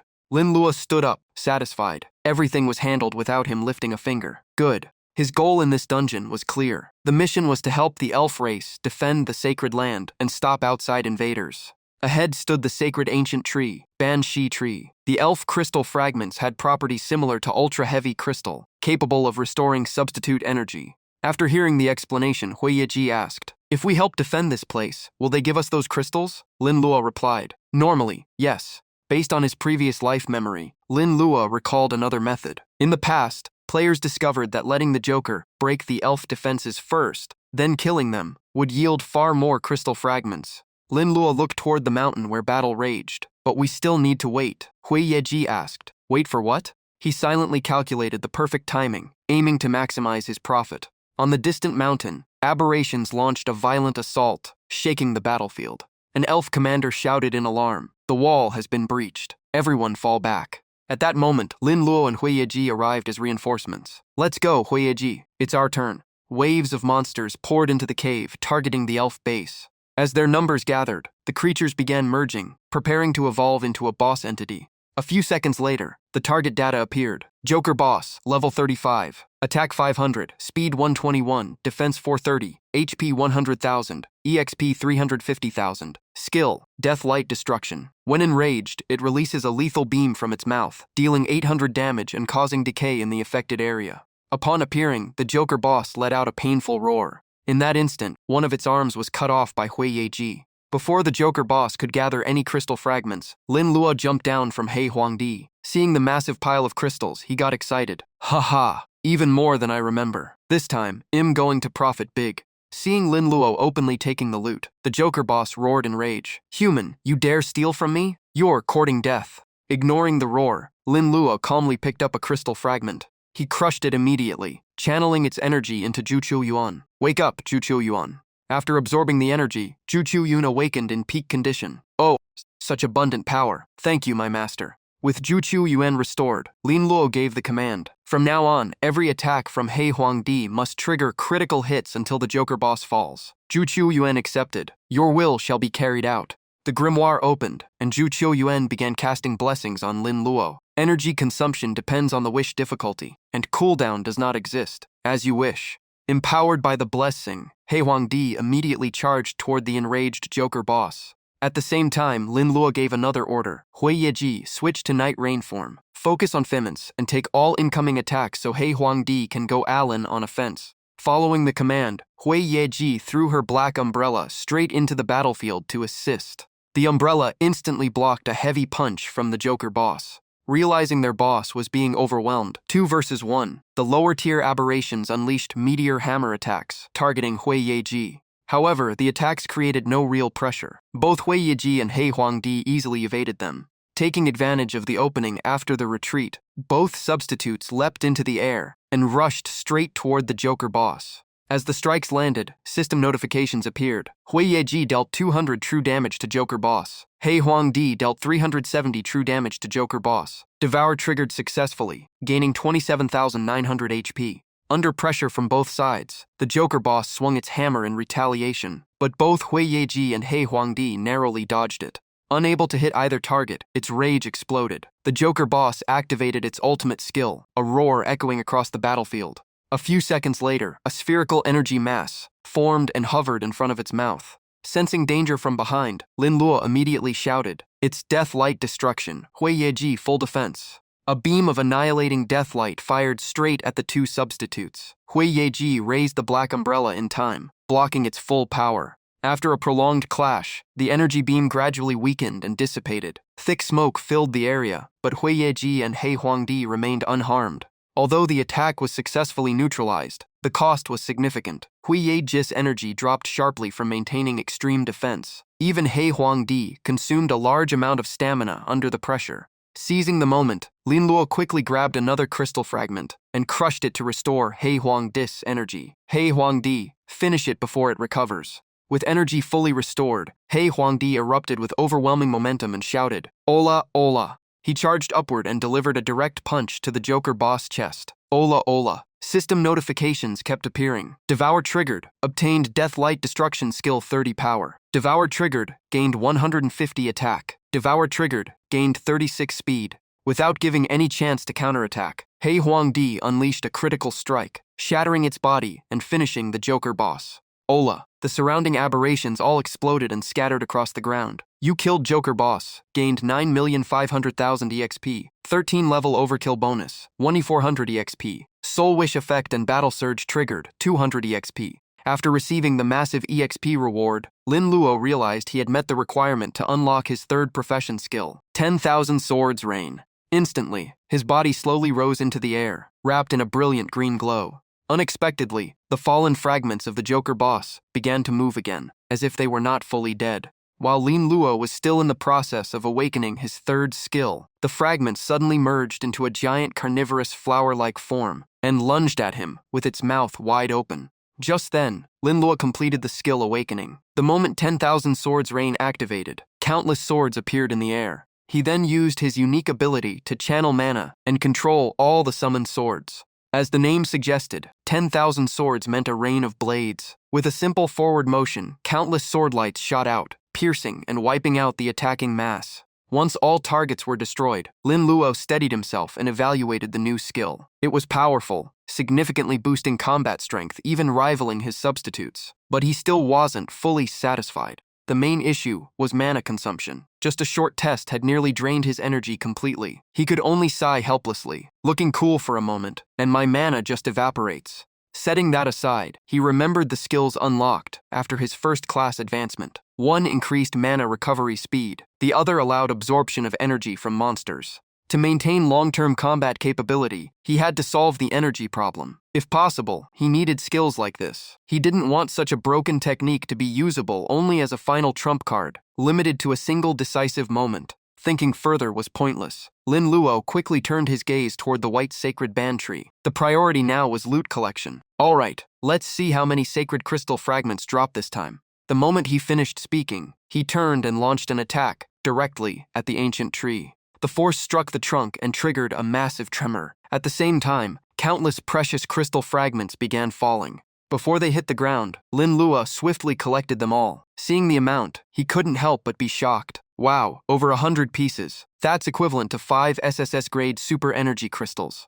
After all the crystals were taken, the sacred band tree began to regenerate. New sprouts emerged and quickly grew into another tree. From Lin Luo's estimation, this was the benefit of clearing higher-level content. If his strength kept increasing too fast, future yields would definitely not be this abundant. Finishing the dungeon, Lin Luo was in high spirits, ready for his next reward. All right, time to test my luck with 10 fate draws. He immediately called out, "Come out, prayer controller." At his call, the prayer controller appeared respectfully. "Greetings, my honored master." Lin Luo placed an arm around it and said, "You've got to help me this time. Last time I pulled 2 Scrade longevity pills." The prayer controller immediately understood and replied, "Master has already consumed a large amount of energy to save others. I suggest adding restrictions to the wish conditions." Taking the reasonable advice, Lin Luo opened the Fate Wheel interface and threw in a draw ticket. 10 consecutive pulls, guaranteed items of S rank or higher, and no longevity pills among them. Soon after, the wheel stopped. 10 items of various colors appeared before Lin Luo. Seeing a rare golden crystal, he became instantly excited. Amazing! A legendary gold item. It was an SS grade time weight crystal, capable of permanently reducing skill cooldowns by half. Without hesitation, Lin Luo crushed the crystal and absorbed all its energy. A massive surge of power flooded his body, leaving him extremely satisfied. If this effect was real, he could now steal 2 rank or higher talents every day. In addition, there was another reward, an Scrade Mana Intelligence Crystal, granting 10 intelligence. Seeing Lin Luo still considering, the prayer controller proactively suggested, "Honored Master, I believe this item should be given to the entity that needs it most." In terms of stats, the prayer controller itself had 180 intelligence, more than enough. Hui Yeji had around 30, still acceptable. Only Hei Huangdi was severely lacking, with intelligence nearly at rock bottom. The prayer controller gently reminded him that the most suitable choice should already be clear. Still, Lin Luo wanted to understand more and asked, "What exactly does intelligence attribute affect?" The prayer controller quickly explained, "Master, intelligence does not fully mean intelligence or wisdom. It mainly reflects processing and analytical ability. The higher the stat, the stronger the learning speed, experience accumulation, and comprehension. These factors directly affect both combat and communication. For He Huangdi, even remembering simple data table is difficult. Hui Yeji, on the other hand, is at a stable level. As dungeons and enemies grew stronger, Lin Luo couldn't ignore the issue. He Huangdi had always relied on pure strength, but as enemy levels increased, that advantage was no longer overwhelming. After some consideration, Lin Luo reached a conclusion. Given the situation, the most suitable recipient of the crystal was none other than He Huangdi. After a brief pause, he finally handed over the mana intelligence crystal. Take it, He Huangdi. Receiving such a valuable item, He Huangdi saw a new hope. He immediately crushed the crystal and absorbed its power completely. After finishing the absorption, He Huangdi looked visibly grateful. Moved by Lin Luo's generosity, he said, "Master, thank you for your favor. I will clear all obstacles in your path." After handing out the reward, Lin Luo stood with hands on hips like a father teaching his son. "You've grown up. From now on, I won't need to micromanage you in battle." He Huangdi obediently replied, "Yes, master." Lin Luo sighed softly and rubbed his forehead. His experience was still growing, but far slower than directly stealing power. He then took out 2 top-grade crystal stones and handed them to the praying host. "These will raise your energy limit. Next, locate the next rank target for me." The praying host absorbed both crystals immediately, his power rising noticeably. He replied respectfully, "Yes, master, thank you." The scene quickly shifted to the next target location. There, a young man was violently kicked into a trash bin, blood spilling from the corner of his mouth. A blue-haired man in black named Chu Zhu stood in front, openly bullying someone he once knew. Yang gritted his teeth in pain and said, "We used to be friends. Don't go too far. I won't bother you anymore, okay?" Surrounded and beaten by Chu Zhu's group, Yang finally snapped. Flames erupted in his hands as he shouted in anger, "You have gone too far." All his pent-up frustration exploded. Yang charged at Chu Zhu and threw a punch, shouting, "Did you ever think you were going too far when you hit me before?" But his newly awakened rank power was not enough. A white tentacle instantly wrapped around his arm. Yang froze. "What is this?" Chu Zhu revealed his ability, a massive sea creature with countless white tentacles. He smirked proudly. Yang, don't overestimate yourself. You think only you have rare talent? If I didn't hate how ugly this form looks, I would have dealt with you sooner." In an instant, Yang's limbs were fully restrained by the tentacles. When he learned Chu Zhu had Shrank talent, he was stunned. "Impossible. Only 1 in thousands gets Shrank. How could someone like you have it?" Yang could not accept the truth. Bitterness filled him, as if fate was mocking him. At that moment, Lin Luo had already arrived near the scene, watching everything unfold from a distance. Seeing Chu Zhu openly bully others only made Lin Luo more interested. "Perfect. This will be my next target to steal." Chu Zhu walked up slowly and patted Yang's face with disdain. "Why did you stop fighting, Xiaoyang?" 2 of his followers quickly chimed in. "That's right, try resisting Brother Chu again. You think a rank is impressive? Brother Chu is Shrank." Their praise made Chu Zhu even more arrogant. He tightened the tentacles around Yang's neck, nearly choking him. The struggling only amused him more. "Today, I'll feed you to my monster." Just as the tension peaked, a female voice suddenly rang out, making Chu Zhu turn his head. "It's already this late. What are you students doing?" A teacher appeared. She approached and said sternly, "You cannot bully other students just because you have strong talent."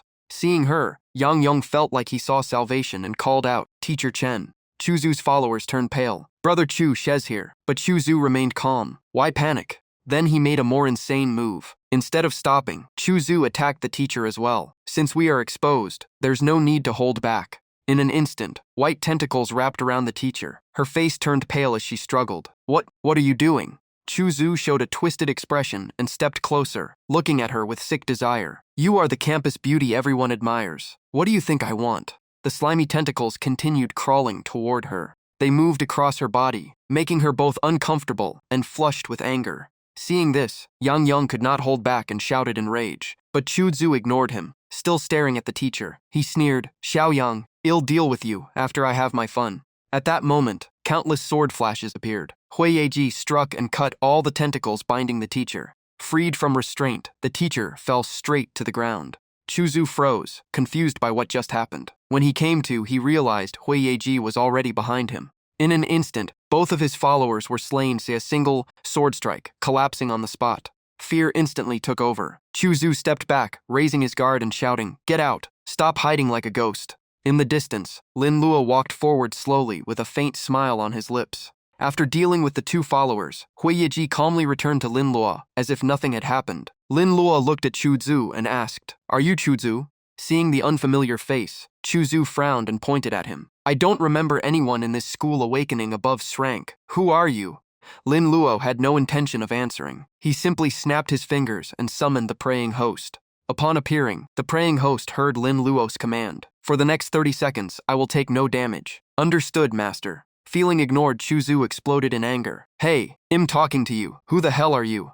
Lin Luo remained indifferent. He gave him a final moment before everything ended. "It doesn't matter who I am. 3 seconds to say your last words." Insulted, Chu Zu completely lost control. He sent a wave of tentacles rushing forward. "You think you're the only one with a spirit? I have one too. 3 seconds for you as well. If you don't leave, don't blame me." Seeing there was no saving him, Lin Luo calmly ordered, "Hao Huangdi, finish him." The moment Hao Huangdi appeared, Chu Zu's expression changed. He screamed, "How many spirits do you even have?" But it was already too late. Hao Huangdi lunged forward, throwing a straight punch at him. "Ola ola." Sensing danger, Chu Zu quickly wrapped a tentacle around Hao Huangdi's arm. In the next second, more tentacles coiled around Hao Huangdi's limbs. Trapped, he let out a confused sound. "Ola?" Seeing him restrained, Chu Zu regained his confidence. He laughed loudly. "So what if you have multiple spirits? Lu Mo, devour him." Lin Luo chuckled at the display. He looked at Chu Zu like a pitiful fool and calmly said, "Hui Yeji." In an instant, Hui Yeji switched into Moon Knight Blade form. A single downward slash cut through all the tentacles binding Hao Huangdi.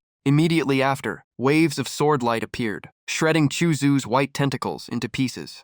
Severed tentacle fragments fell to the ground, piling up at his feet. Just moments ago, Chu Zu was arrogant and dominant. Now he collapsed to the ground, pale-faced, even wetting himself. He panicked and shouted, "Wait, I am also a victim. Yang attacked my people first. I was just defending myself and justice." Hearing this twisted excuse, Yang trembled in rage. He immediately shouted back, "Chu Zu, how can you even say that?" With no spirit left to protect him, Chu Zu stood helpless before Lin Luo. Lin Luo walked closer and said coldly, "People like you, who gain power and only use it to harm others, are better off dead than wasting Society's resources." At the edge of life and death, Chu Zu suddenly switched to a pitiful act. He cried out to the teacher, "Please save me. I still have college exams." His sudden change shocked even the teacher. Before he could continue his act, Hui Yeji delivered a finishing strike. To Lin Luo, sparing someone like this would only bring more harm. The attack was too fast for him to even feel pain before his eyes went wide.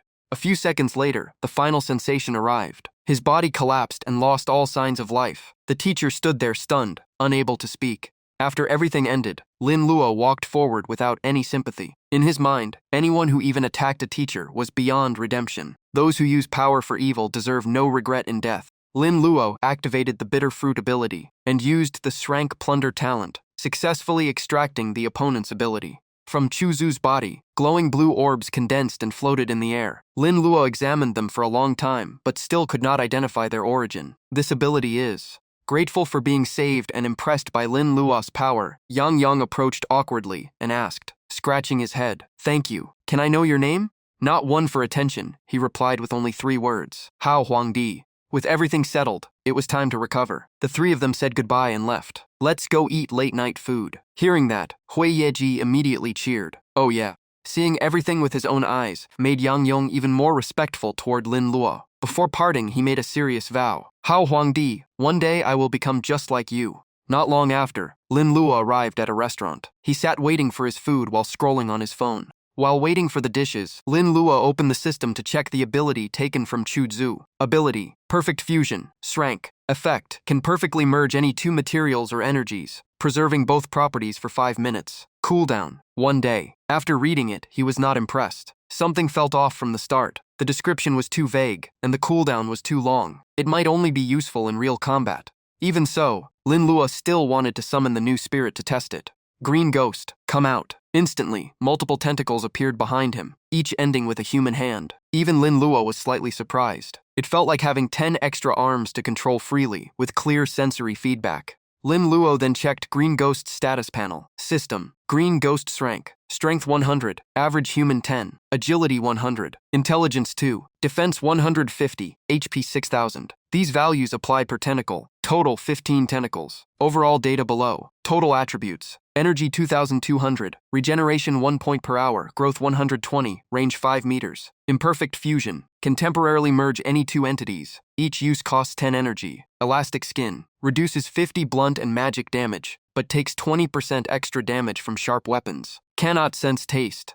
After reviewing Green Ghost's abilities and stats, Lin Luo immediately understood. No wonder Hao Huang Dis attacks were almost useless, while Hui Yeji could take it down in one strike. However, its versatile offense and special magic resistance still made it a useful spirit. In any case, having another spirit meant more strength. Lin Luo felt in a good mood. He decided to treat them all. It's done. Everyone come out. I am treating you to fried chicken.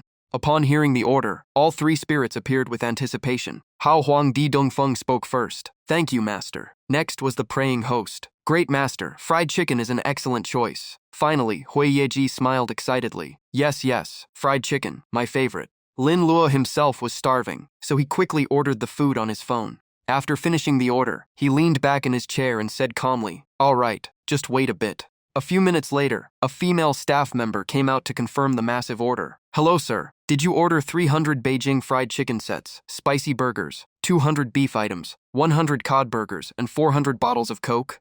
Hui Yeji immediately replied, "Correct." Shocked by the huge order, the staff member broke into a cold sweat, but our store does not have that much stock. Hearing this, Lin Luo looked slightly disappointed. Then bring everything you have. Looking out the window, Lin Luo quietly calculated. Based on his memory, less than half a year remained before global food shortages began. Space crystals could preserve food, so stockpiling now was the right choice. While he was thinking, something strange happened outside. Hui Yeji pointed and said, "Master, look, the fog outside seems to be getting thicker very fast."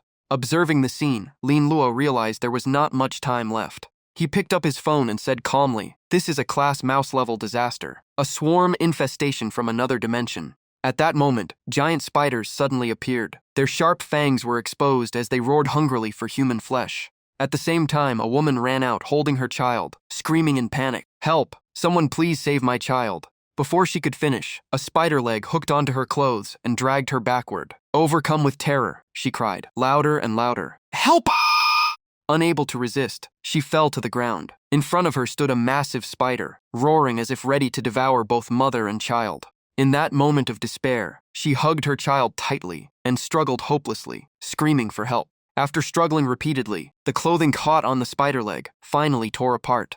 At the most critical moment, Lin Luo suddenly appeared and saved the mother and child in time. His arrival shocked them both, yet also gave them a glimpse of hope for survival. Lin Luo then walked straight toward the monstrous spider, whether it would learn the consequences of facing him, or he would be crushed instead. Stay tuned for the next episode. Facing the giant spider head-on, Lin Luo remained cautious and summoned the praying host to boost his power. Go, praying host. Praying host, within a 10-meter radius. White energy spreads. Hearing the command, the praying host responded immediately. Yes, my respected master. An invisible force instantly expanded outward, tearing through the thick fog and clearing the field of vision. The mere pressure of that power caused the weakened spider to cough blood. At the same time, Lin Luo activated Void Shadow Slash from behind. In the next instant, countless phantom blades pierced through the monster and cut it in half. System alert. Congratulations, player. You have killed level 7 long-leg spider and received 640 experience points, plus 400 disaster bonus experience. Lin Luo was not surprised by the reward. As expected, no items dropped, but the experience gain was quadrupled. Just then, 2 giant mosquitoes dropped from the sky and rushed toward Lin Luo. Seeing the insect swarm rapidly increasing, Lin Luo summoned 2 more spirits to farm experience. Hao Huangdi, Hui Yeji, come out and level up. As soon as she appeared, Hui Yeji switched into Moon Knight Blade form and instantly shattered a mosquito into pieces. System alert. Hui Yeji killed level 3 giant claw bug, earning 64 experience points and 800 bonus experience. Hao Huangdi was no less impressive. One punch exploded the mosquito into a blood mist. System alert. Hao Huangdi killed level 3 giant claw bug, earning 64 experience points and 800 bonus experience. At that moment, countless flies, mosquitoes, and insects swarmed in from all directions, locking onto Lin Luo as their target. A mocking voice suddenly rang out from afar. "Well, Lao Yu, is this some alien mantis hybrid? Looks pretty scary." At the same time, Yu Taiji and Hui Tailong appeared inside a building, observing the situation outside. Seeing the insect swarm, Yu Taiji said, For ordinary people, this is a disaster, but for awakened ones like us, it is a huge opportunity. Outside, the giant insects continued wildly hunting for human targets. The mysterious man finally revealed himself. He looked like an old Taoist from Mount Wudong, accompanied by a young man. Because the experience is quadrupled, the disciple beside him asked. Yu Taiji replied, yes. According to the original timeline, the first player to reach second evolution would appear on day 6 after global awakening. But yesterday, Hao Huangdi achieved second evolution early, so the first disaster wave also arrived ahead of schedule. He then explained his purpose. He wanted to form the strongest team to hunt monsters and complete class advancement. No problem, I came to build the strongest team. If we use the insect's light-seeking nature, we can quickly reach level 20 and complete second evolution. Just as he finished speaking, Lao Yu said nothing more. He smashed through the window with a palm strike and rushed out to hunt monsters. The others followed immediately, jumping out of the building. Lao Yu laughed. Let's see who collects more loot. After continuously killing monsters, Lin Luo noticed the insects were no longer charging recklessly. He became suspicious. After the massacre, the swarm seemed to have suppressed its light-seeking instinct and started avoiding this area, but he knew it was only temporary. Thinking so, Lin Luo paused hunting and ordered his 2 spirits to guard outside while he went to retrieve the food delivery. Hao Huangdi, Hui Yeji, stay here and protect this place. Inside, everything had already been prepared. Lin Luo asked, is my order ready? A staff member replied nervously, yes, all of it is here. Lin Luo then used his ability to collect all the food. Before leaving, he seriously warned them to stay alive and wait for rescue. After 10 days, there may be no one left to save them. Do not go outside. Stay here and wait. There is still food and water inside. Ration it carefully, and you may survive this phase. Hearing this, the woman he had saved quickly hugged her child and pleaded, Sir, please take us with you. But Lin Luo only shook his head. He knew bringing them along would only increase the danger. Following me will be even more dangerous. Outside are all these man-eating creatures. After I leave, turn off all the lights and cover every window. Without light, they will not find this place. Before leaving, Lin Luo still gave them a word of reassurance. Trust Huaxia. Someone will definitely come to save you. Even so, his heart felt heavy. His previous life experience made him unable to be completely certain. The more he thought about it, the more uneasy he became. Everything had already deviated from his past memories. What is going on? What is this strange feeling? Did I miss something? As soon as he stepped out of the store, the situation outside was even worse. Thick black fog covered everything, swallowing visibility. Thinking of Wen Yuqi, his anxiety deepened. This is bad. History has changed because I was reborn, and the disasters arrived earlier. I don't know if they can handle it. They might already be in danger. At that moment, a giant mantis rushed toward a girl, trying to tear her apart. Overcome with fear, she could only scream in despair. Help me, ah! The cry had just sounded when a powerful pressure descended from above. A figure landed with the demeanor of a grandmaster. Heavenly Sovereign descends. As the old man moved, a glowing phantom like a deity appeared behind him. At his fingertips, streaks of lightning began dancing as he chanted. In the next moment, energy condensed and exploded outward. A massive energy ring crushed the mantis and sent it flying. The ground trembled violently under the pressure. With a single strike, the monster was eliminated. The old man stepped forward and comforted the girl. It's all right, this old Taoist is here. Little girl, I just saved your life today. How do you plan to repay me? At the same time, Hui Tailong unleashed another ultimate technique. A piercing force shot straight through the monster's body in an instant. Emperor I, life and death in my hands. Hui Tailong's strength was also terrifying. After striking, he walked over and said to the old man, Master Lu, let me help you. Furious at having his experience stolen, Master Lu frowned. Hui Tailong, this is not a very honorable move. Hui Tailong remained calm. I was just helping you. While they argued, the girl had already slipped away, and no one even saw her face clearly. A young man behind them suddenly spoke with interest. This monster is dead. I assume you won't mind if I take the leftovers? He stepped forward and touched the corpse. In an instant, the monster's soul was pulled out and floated in the air. In the name of your king, rise again and continue fighting. Seeing this, Master Lu was shocked. He stroked his long beard and looked at Yu Taiji with approval. So this is the Shrank variant ability, Dark King? Lao Yu, the people you gathered are truly not ordinary. At that moment, Lin Luo rushed forward. Worried about Wen Yuqi's safety, he pushed himself to maximum speed. Any monster that blocked his path was instantly cut in half by Hui Yeji. Lin Luo streaked past Yu Taiji and Master Lu. Both of them were left staring blankly, confused. Huh? At this moment, Lin Luo looked like a sprinter at full speed. 4 pairs of eyes followed his back. Master Lu turned and asked, Hui Tailong, Is that guy also leveling up by hunting monsters? Hui Tailong thought for a moment and replied, most people cannot predict their future path. Maybe he has a skill that lets him break through directly. That is also possible. Yu Taijie remained silent with a serious expression, but in his mind, a thought formed. Could that be Hao Huangdi? Lin Luo's speed was so fast it felt like he had merged with the wind, even surpassing it. His anxiety would not let him slow down for even a second. While running, he calculated, in my previous life, Sister Wen should have already survived this disaster safely. In moments, Lin Luo arrived at Wen Yuqi's house. He knocked urgently, his heart burning with anxiety. Open the door. As long as they are safe, that's all that matters. A voice quickly came from inside the house. Is Wu Zi back already? The door opened, but it was not Wen Wuzi. It was Aunt Li, her aunt. Seeing Lin Luo, she asked in surprise, Xiao Luo?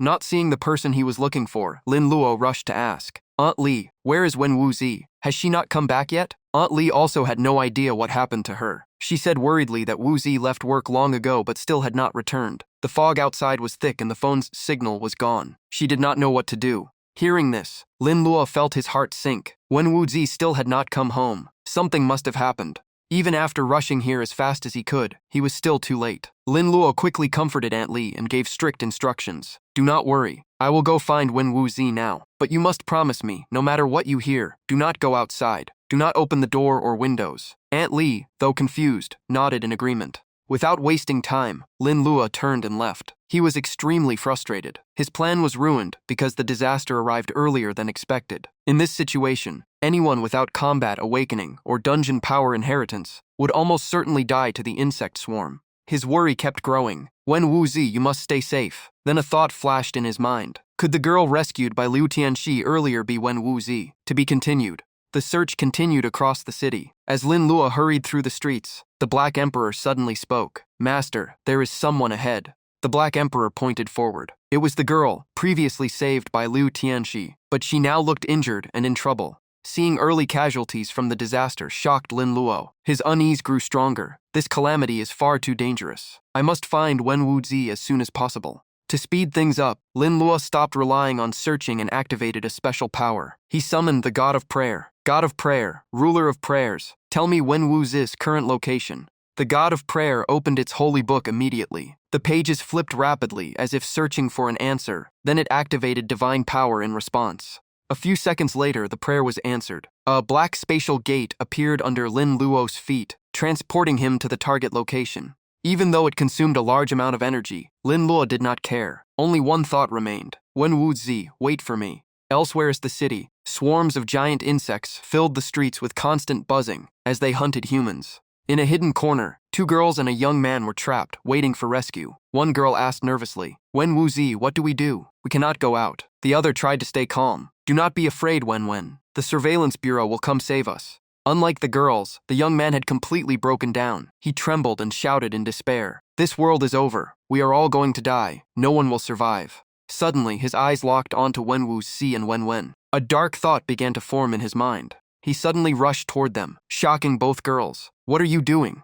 In his mind, with monstrous disease everywhere, humanity was doomed anyway. His suppressed desires began to surface. He wanted to do whatever he had never done before. If we are all going to die, why not enjoy it first? Seeing his disgusting behavior, the two girls were both angry and scared. One tried to reason with him while the other shouted at him, Stop it, you are shameless. Even if you were the last man on earth, I would never like you. Ignoring their resistance, he grabbed Wen Wuzi's arm. His restraint completely disappeared. Shut up, I do not care anymore. Before things could escalate further, Wen rushed forward to stop him and shouted angrily, You pervert, let her go. In a losing state of control, he slapped Wen hard, knocking her to the ground. Get lost. With no one left to stop him, a twisted smile spread across his face. He stepped forward and spoke disgustingly. Little girl, I am actually a good guy. Before you die, let me help you experience it once. After that, he pounced and pinned Wen Wuzi down. Fear and despair made her burst into tears. Let go of me. Somebody help me.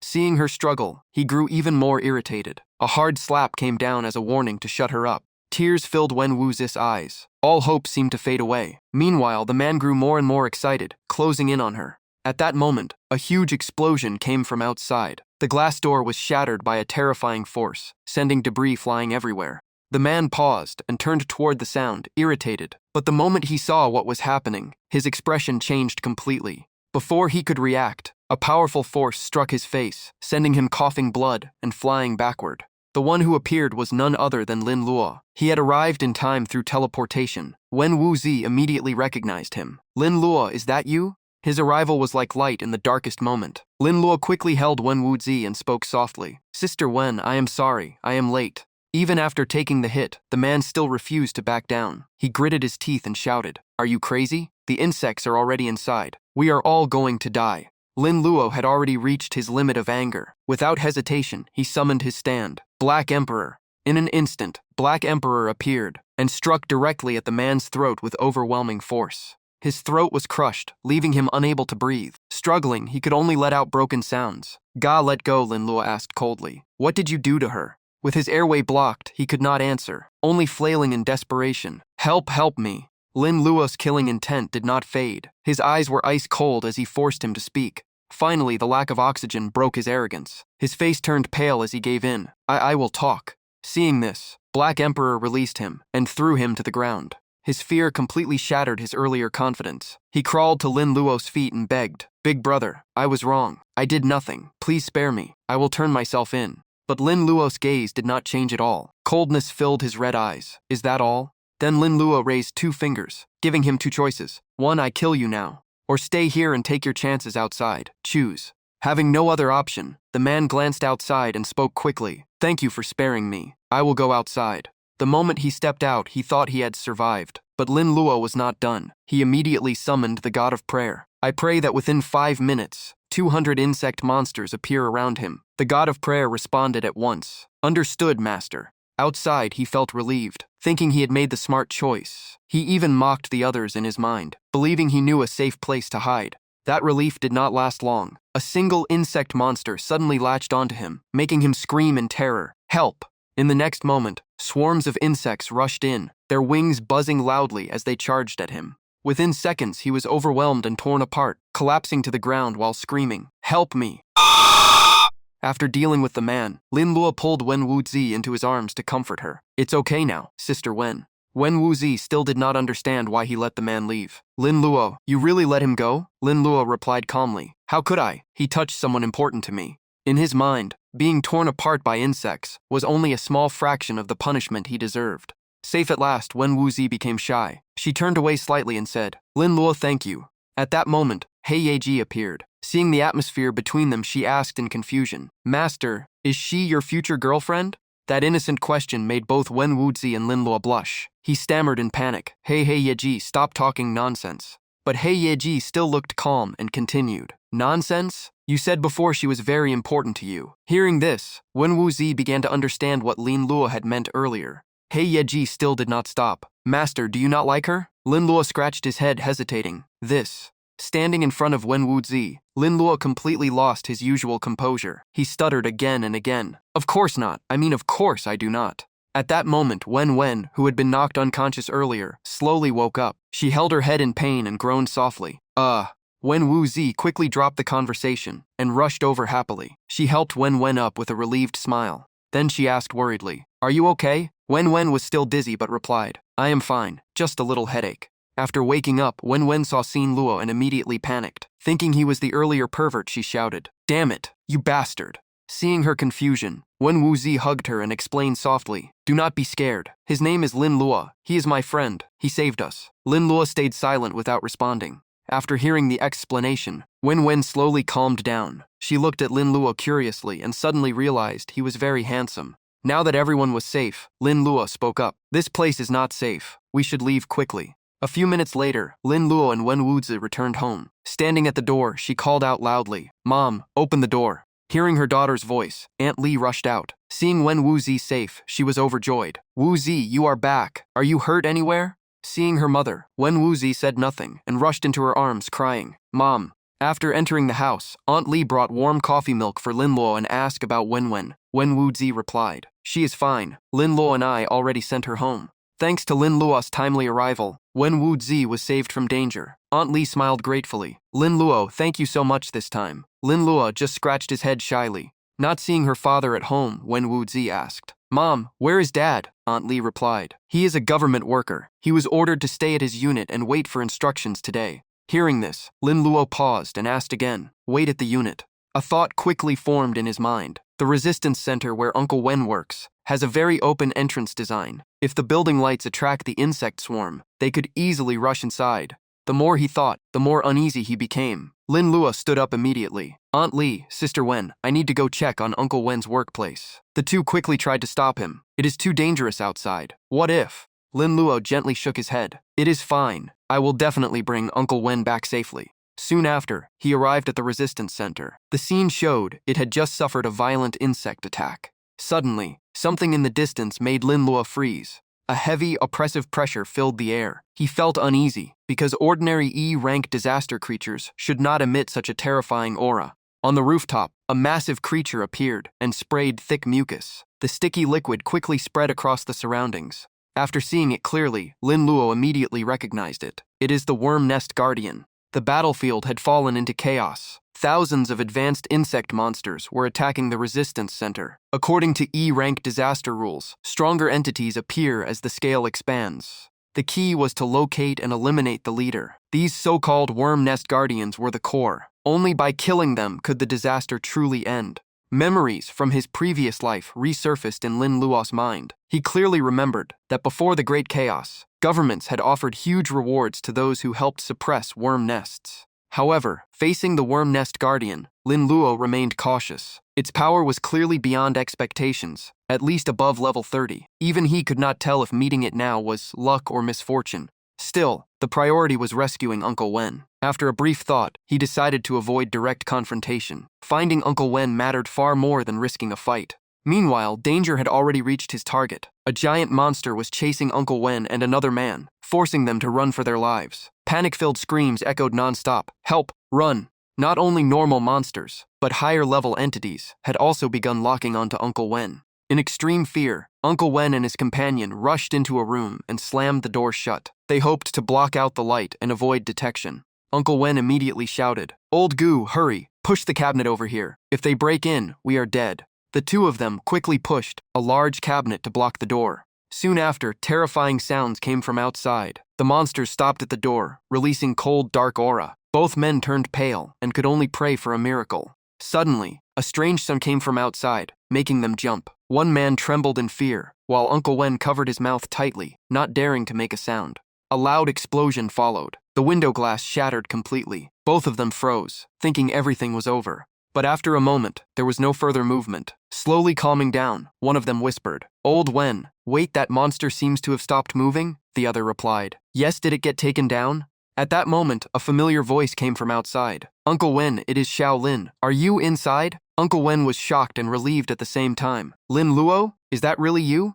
After some hesitation, they gathered courage and slowly opened the door, carefully checking outside. What they saw was unbelievable. The massive monster was already lying motionless at Lin Luo's feet. He stood calmly and greeted them. "Uncle Wen, long time no see." At the same time, in the Crystal Energy Dungeon, Yu Taijie's foreman team had just arrived, but all resources inside had already been cleared. Seeing the empty scene, they were furious. A system notification appeared. Player Black Emperor has cleared the dungeon. Completion time, 1 hour 52 minutes. Reset time remaining, 18 hours. All their preparation had gone to waste. Yu Taijie could not hide his anger. Such an important dungeon should have been theirs, but Black Emperor took it first. The purple-haired man crossed his arms and thought. He cleared a level 30 to 35 dungeon alone? How did he do it? Fighting continuously for that long should have drained his stand energy. Yu Taijie believed the issue was not difficulty. In his view, the dungeon was not very resource-heavy, only requiring monster clearing and NPC support at key moments. What annoyed him most was being late. After thinking, Liu Tianxi spoke to Yu Taijie. "Old Yu, it seems Black Emperor is like you. Someone returned from the future." Yu Taijie nodded slightly. "I think so too, but I still do not understand how he stole my opportunity, or why he appears at the same time as me." Hu Tailan remained silent, thinking that the biggest limitation of high-level awakeners was the massive energy required to maintain their power. Not wanting to waste time, Yu Taijie turned and left. He already had his next target. There are still other dungeons. I do not believe he can take them all. This incident made Yu Taijie even more determined. He vowed that sooner or later he would confront Black Emperor and settle things. Meanwhile, Lin Luo had already brought Uncle Wen home safely. Seeing everything that happened, Aunt Lan was still shocked and asked, Xiaolin, what exactly is going on? How do you have such incredible power? That huge monster was dealt with so easily, just like a superhero in a movie. Lin Luo did not hide anything. He calmly explained that he had been training inside dungeons over the past few days. Then he added, Uncle Wen, I have awakened an S-rank talent. Uncle Wen was stunned and speechless. He could hardly believe the young man he had known for so long possessed such power. He sighed. S-rank talent is that strong? I only awakened a D-rank talent that improves stamina recovery, at most letting me climb a few floors without getting tired. Aunt Lan also added, mine is a C-rank intelligence talent, mainly improving memory and even helping prevent memory decline. While everyone was talking about talents, when Wu Zi smiled and walked behind Lin Luo, she said happily, Lin Luo is much stronger than us. My talent is a rank called Voice of Nature. It not only improves singing but also restores stamina and provides support effects. After everyone shared their abilities, curiosity turned toward Lin Luo again. Aunt Lan asked with a smile, Xiaolin, what is your talent exactly? Lin Luo hesitated. His ability to steal powers was sensitive, and his brother's past also made him unwilling to talk. Sensing this, Wen Wuzi quickly stepped in. Mom, why are you asking such private things? Seeing his awkward expression, Aunt Li understood and stopped asking. She laughed. I got too curious. Xiao Luo has grown up. I should not pry. After a moment of thought, Lin Luo made up another answer. He said calmly, It is fine, Aunt Li. My talent is called Heaven of Justice. It is a very strong offensive ability. When Wu Zi looked at him with even more admiration, she said excitedly, Xiao Luo, you are amazing. Take me to dungeons when you are free. I am too scared to go alone. Lin Luo immediately agreed. Sure. After everything he had shown today, Uncle Wen's view of Lin Luo had changed greatly. He looked at him and said sincerely, The younger generation is truly impressive. The world is entering a major change. There will definitely be a place for you. You must seize this opportunity. Lin Luo responded seriously, I will not disappoint you, Uncle Wen.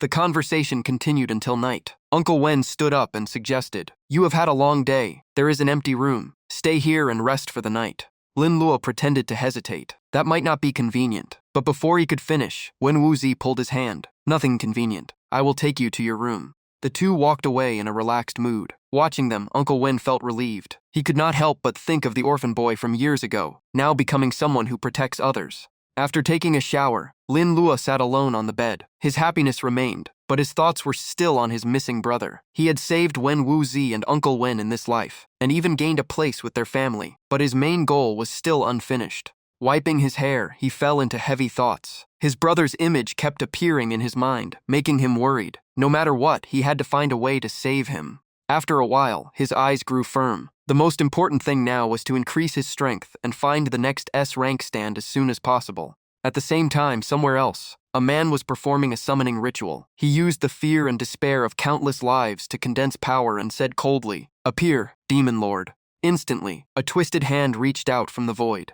In the blink of an eye, a terrifying figure materialized. The moment it appeared, it spoke with greed. Such delicious essence. Seeing this, the man laughed wildly with excitement. This is an S-rank stand? Ha ha ha, I finally got it. The demon lord slowly spoke as if issuing a command. Cursed servant of demons, bring me the fear and despair of all beings. In return, I will grant you unmatched power. At that moment, a little girl holding a teddy bear walked out from the house and called softly, Dad. Hearing his daughter's voice, the man turned around. His eyes wavered for a moment, but he still chose to continue down the path he had decided. Softly, be good. Dad is going to buy you something tasty. Wait for me at home. Unaware of the truth, the girl happily replied, Yes, I will wait for Dad. After speaking, the man left the house. Behind him, the demon lord revealed a twisted smile. The terrifying presence of the creature filled the girl with fear. Once her father was gone, she curled up in a corner and whispered, Dad. Meanwhile, Lin Luo and Zhu Chu Yuan stood on a rooftop observing the situation. Lin Luo quickly reviewed his past life memories. Among the 15 Ace-class vessel holders, Lu Ming and Chu Du had already been eliminated by him. The remaining key targets were Hu Jinming and Guo Dao.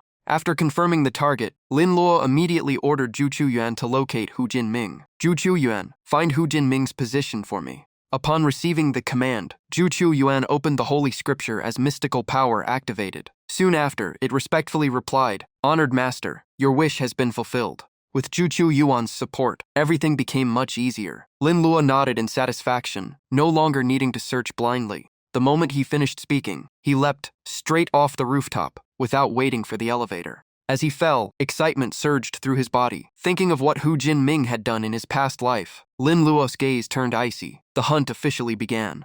Elsewhere, Hu Jin-ming was hunting monsters frantically with the Demon Lord. Countless experience notifications kept appearing, as each kill granted massive boosted EXP from stacking effects and level gap bonuses. In a short time, Hu Jin-ming kept leveling up rapidly. System alerts rang out as he jumped from level 3 to level 4 and quickly reached level 5. Not lifting a finger yet gaining huge EXP, Hu Jin-ming laughed wildly. Haha, so this is the power of N's class half vessel. Just standing here is enough to level up. The more he thought about it, the more arrogant he became. In his eyes, no one would ever have the right to look down on him again. Even the woman who once left him would regret her choice. However, after wiping out a large group of low-level monsters, the Demon Lord still seemed dissatisfied. It spoke coldly. My servant, my current strength is still too weak. These monster souls are worthless. Find me better prey. Hu Jin-ming frowned and asked, where am I supposed to find that?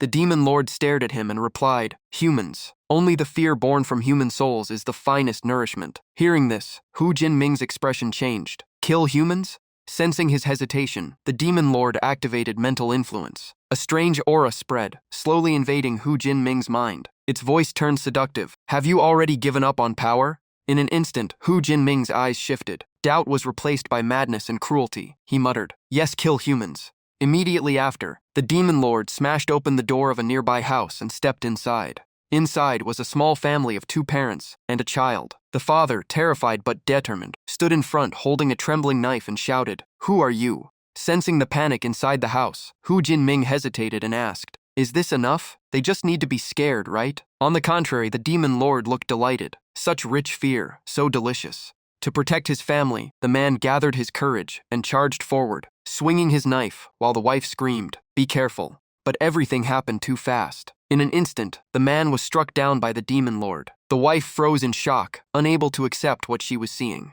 After killing him, the Demon Lord laughed in contempt. To it, human fear was far more valuable than the monsters earlier. Hearing this, Hu Jin-ming felt a chill run down his spine. For the first time, he realized the true cruelty of the entity he had summoned, and panic rose within him. Without stopping, the Demon Lord walked forward and absorbed the remaining life force from the victim. In moments, the man's body withered and lost all vitality. Yet even after draining him, it was still not enough for the Demon Lord. Its hunger remained unsatisfied as its gaze shifted toward the woman and the child, intent on killing them next. Not enough. I still need more fear-born energy. At that moment, the demon overlord fell into a berserk state, roaring with a hunger for human fear. Just then, the effect of demon whisper vanished. Hu Jin-ming regained his consciousness and rushed forward to stop it. Stop! Why are you killing humans? I summoned you to deal with monsters outside and help me level up. Hearing that, the demon overlord waved his hand and sent Hu Jin-ming crashing to the ground. I am the embodiment of fear and death. If you dare block me, do not blame me for being ruthless. The demon overlord began tempting him, promising ultimate power if Hu Jin-ming offered humans as sacrifices. Servant, I was born from despair and terror. All living beings are my desire. I am a natural disaster. Once I am satisfied, you will gain unmatched power. After saying that, he kicked Hu Jin-ming down again, warning him not to provoke his anger. Throw away your fake mercy. Being suppressed by his own summoned entity, Hu Jin-ming roared in pain. The woman beside him stood frozen, eyes filled with terror. At that moment, a voice echoed through the dark mist. Come. He handed the woman's life and death decision to Hu Jin-ming, but it was only a test of obedience. This woman's life is yours to decide. Hu Jin-ming was more terrified than the one about to die. He stammered, completely unable to act. No. Seeing no response, the demon overlord directly activated Demon Whisper. Hu Jin-ming panicked completely and fled like a madman. But against an ordinary human like him, it was useless. In an instant, the demon overlord's power invaded his body. Soon his eyes glowed with a sinister blue light. When he turned back, a twisted smile appeared on his face. His mind had been completely controlled. He then picked up the knife from the earlier victim and slowly walked toward the woman. Hu Jin-ming now looked like a butcher. The blade was raised high, signaling impending slaughter. The weak woman tightly held her child, completely unable to resist. She begged desperately, "Please spare my child." The moment she finished speaking, a series of brutal stabs and screams erupted. Blood splattered everywhere. At the same time, Lin Luo had arrived at the scene. Unfortunately, he was still one step too late to save her. Before him, Hu Jin-ming had already killed the woman. Scratch marks covered his face from her resistance. Noticing Lin Luo, he stopped and turned. "It is you." Seeing this cruel scene, Lin Luo's fury erupted instantly. Without hesitation, he ordered He Huangdi, kill all these scum. Upon receiving the order, He Huangdi immediately charged forward.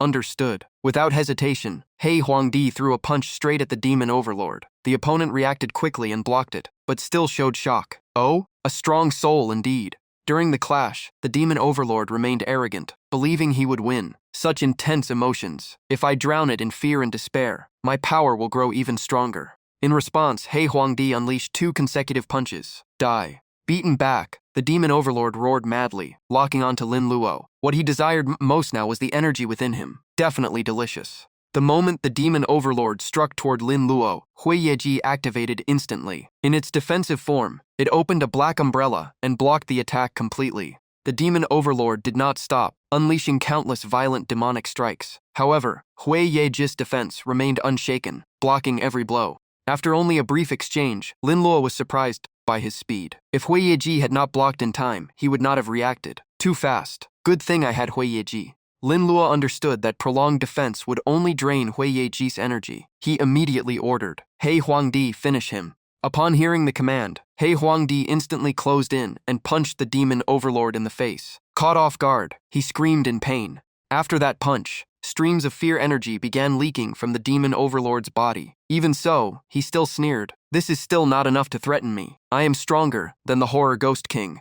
As soon as he finished speaking, the demonic energy around him converged. His fist was wrapped in dark power as he smashed down violently. Die. While He Huangdi was locked in direct combat with the demon overlord, Lin Luo seized the opening and immediately ordered Hui Yeji to switch into battle mode. Understood. Hui Yeji instantly transformed her weapon form and rushed in to coordinate with He Huangdi for a joint attack. While fighting He Huangdi, the demon overlord suddenly noticed Hui Yeji approaching from the other side. He did not care at all and sneered. Huh? Something as small as an ant? The demon overlord then unleashed a roar skill. A massive shockwave exploded from his body and sent He Huangdi flying. Get lost. Hui Yeji was also affected and was pushed back by the terrifying force. Sensing the disadvantage, Lin Luo immediately moved to catch Hui Yeji before she fell. Her fragile body struggled under the pressure, her face showing pain. On the other side, He Huangdi was in danger after being knocked to the ground. The demon overlord closed in instantly, raising both hands for a finishing blow. Die, brat. Unable to let He Huangdi fall, Lin Luo immediately summoned Blue Ghost, a vessel he had taken from Chuzu. Countless tentacles shot toward the demon overlord. Blue Ghost. With extreme speed, the tentacles wrapped around the demon overlord's arms. He was shocked by this strange entity. What the hell is this thing? In just seconds, dozens of tentacles fully restrained him, locking his entire body. No matter how he struggled and roared, he could not break free. Seizing the opportunity, Hui Yeji immediately rushed in and pierced his body with a sword. Caught off guard, the demon overlord shouted in disbelief. Impossible! How can demonic energy bind me? The strike made the demon overlord scream in pain under the night sky. Lin Luo calmly walked forward with his hands in his pockets. You think you are good at fighting? Flames began spreading across the demon overlord's body, burning him away piece by piece. Before disappearing completely, he left a final threat. I will not die. I am fear itself within all living beings. As long as fear exists, I will return and destroy this world. Not long after, the demon overlord's body completely vanished. To Lin Luo, those words were nothing more than delusion. The next time you return, you will only kneel before me. After the battle, Lin Luo silently drew a conclusion. Against quasi-demon king-level beings, coordination between vessels was crucial. Defense, control, and offense must link seamlessly to achieve far greater results than any single unit alone. It was precisely the support of He Huangdi and Blue Ghost that allowed Hui Yeji to land the finishing blow, and the demon overlord's defeat had already been decided the moment he was restrained. Suddenly, a panicked scream echoed from Hu Jinming. At that moment, the effect of Demon Whisper completely vanished. Hu Jinming regained full awareness and collapsed before the corpse of the woman he had killed. He could not believe what he was seeing. Impossible, what have I done? As his consciousness fully returned, Hu Jinming broke down in tears. He could not accept that his own hands were stained with innocent blood. I killed someone. I killed someone. Hu Jinming was not truly evil by nature, but his obsession with power had created a twisted vessel beyond his control. And now, after everything that had happened, Lin Luo became the one who would deliver final judgment before ending his life. A killing intent radiated from Lin Luo, his eyes turning deep crimson. He coldly gave the final ultimatum, telling him to prepare his last words. Anything you want to say? Overwhelmed by fear, Hu Jinming completely collapsed and knelt before Lin Luo. In panic, he kept trying to justify himself, insisting he was also a victim. I didn't mean it. I was controlled. I didn't want to kill anyone. No matter how he defended himself, the sins of his past life could not be erased. Lin Luo summoned Jiao Xizhi and decided not to show mercy. An eye for an eye, no need to say more. Moreover, as long as you live, your vessel may go out of control again. With all escape routes closed, Hu Jinming broke down completely, repeatedly bowing his head in regret. You are right. An eye for an eye. Before facing his end, Hu Jinming still worried about his young daughter at home. He desperately made one final request to Lin Luo. I have only one wish. My daughter, please tell her I went far away, and when she grows up, I will come back for her. As soon as the plea ended, Lin Luo drove his blade straight through the man's body, ending everything. Before his life completely faded, Lin Luo leaned close and whispered that he would fulfill his final wish. Don't worry, I will take care of your daughter. Those words triggered the last emotion in his heart. Tears kept falling as he spoke his final words. Thank you. At that moment, the system notification appeared. Your class talent, Plunder, has been activated. Please choose one of 4 options: attributes, talent, skill, or soul power from the target to steal. After the battle with the demon overlord, Lin Luo began weighing whether to take a vessel or a talent. To take him down, he had to deploy all 3 vessels at once, proving his strength was at least SS level. Moreover, the demon's behavior suggested his vessel might even overpower its master. If he chose soul power, his class Plunder talent could potentially evolve into SS rank. Considering the demon overlord's risk of backlash, Lin Luo temporarily abandoned the idea of taking that vessel, and instead targeted Hu Jinming's talent. The class Plunder ability was activated.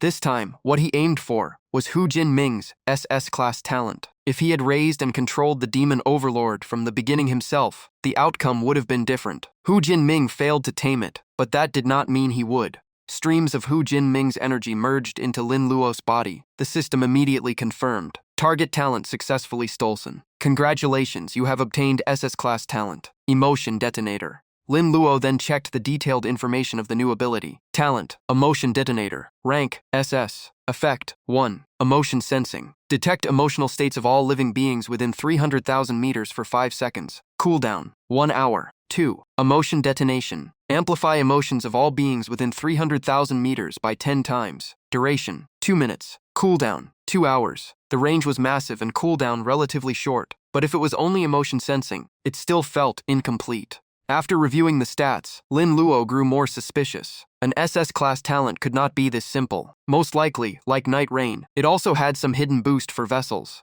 With that thought, Lin Luo immediately summoned his new vessel. Come out, my vessel. Instantly, the sky was engulfed in dense lightning. A strange and unpredictable energy rapidly formed.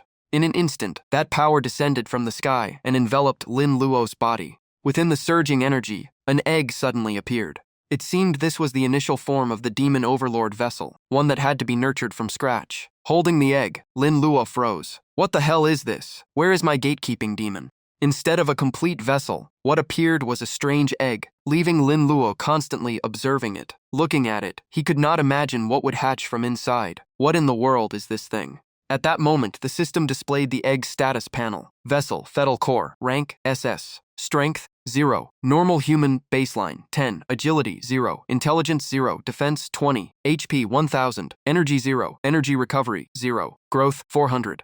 Range, 0 meters. Gestation. The vessel absorbs a chosen emotion from radius, converting it into nutrients for evolution. Cost, none. Cooldown, none. Aside from extremely high growth, most stats were nearly 0. Seeing these unusual stats and abilities, Lin Luo grew suspicious. The gestation ability allowed it to absorb a chosen emotion from its surroundings. This suggested the vessel might not have a fixed form or power, but instead evolve based on the user's direction. To activate its passive ability, the user had to trigger it with pure will. Lin Luo closed his eyes and tested it. Let's see emotion sensing.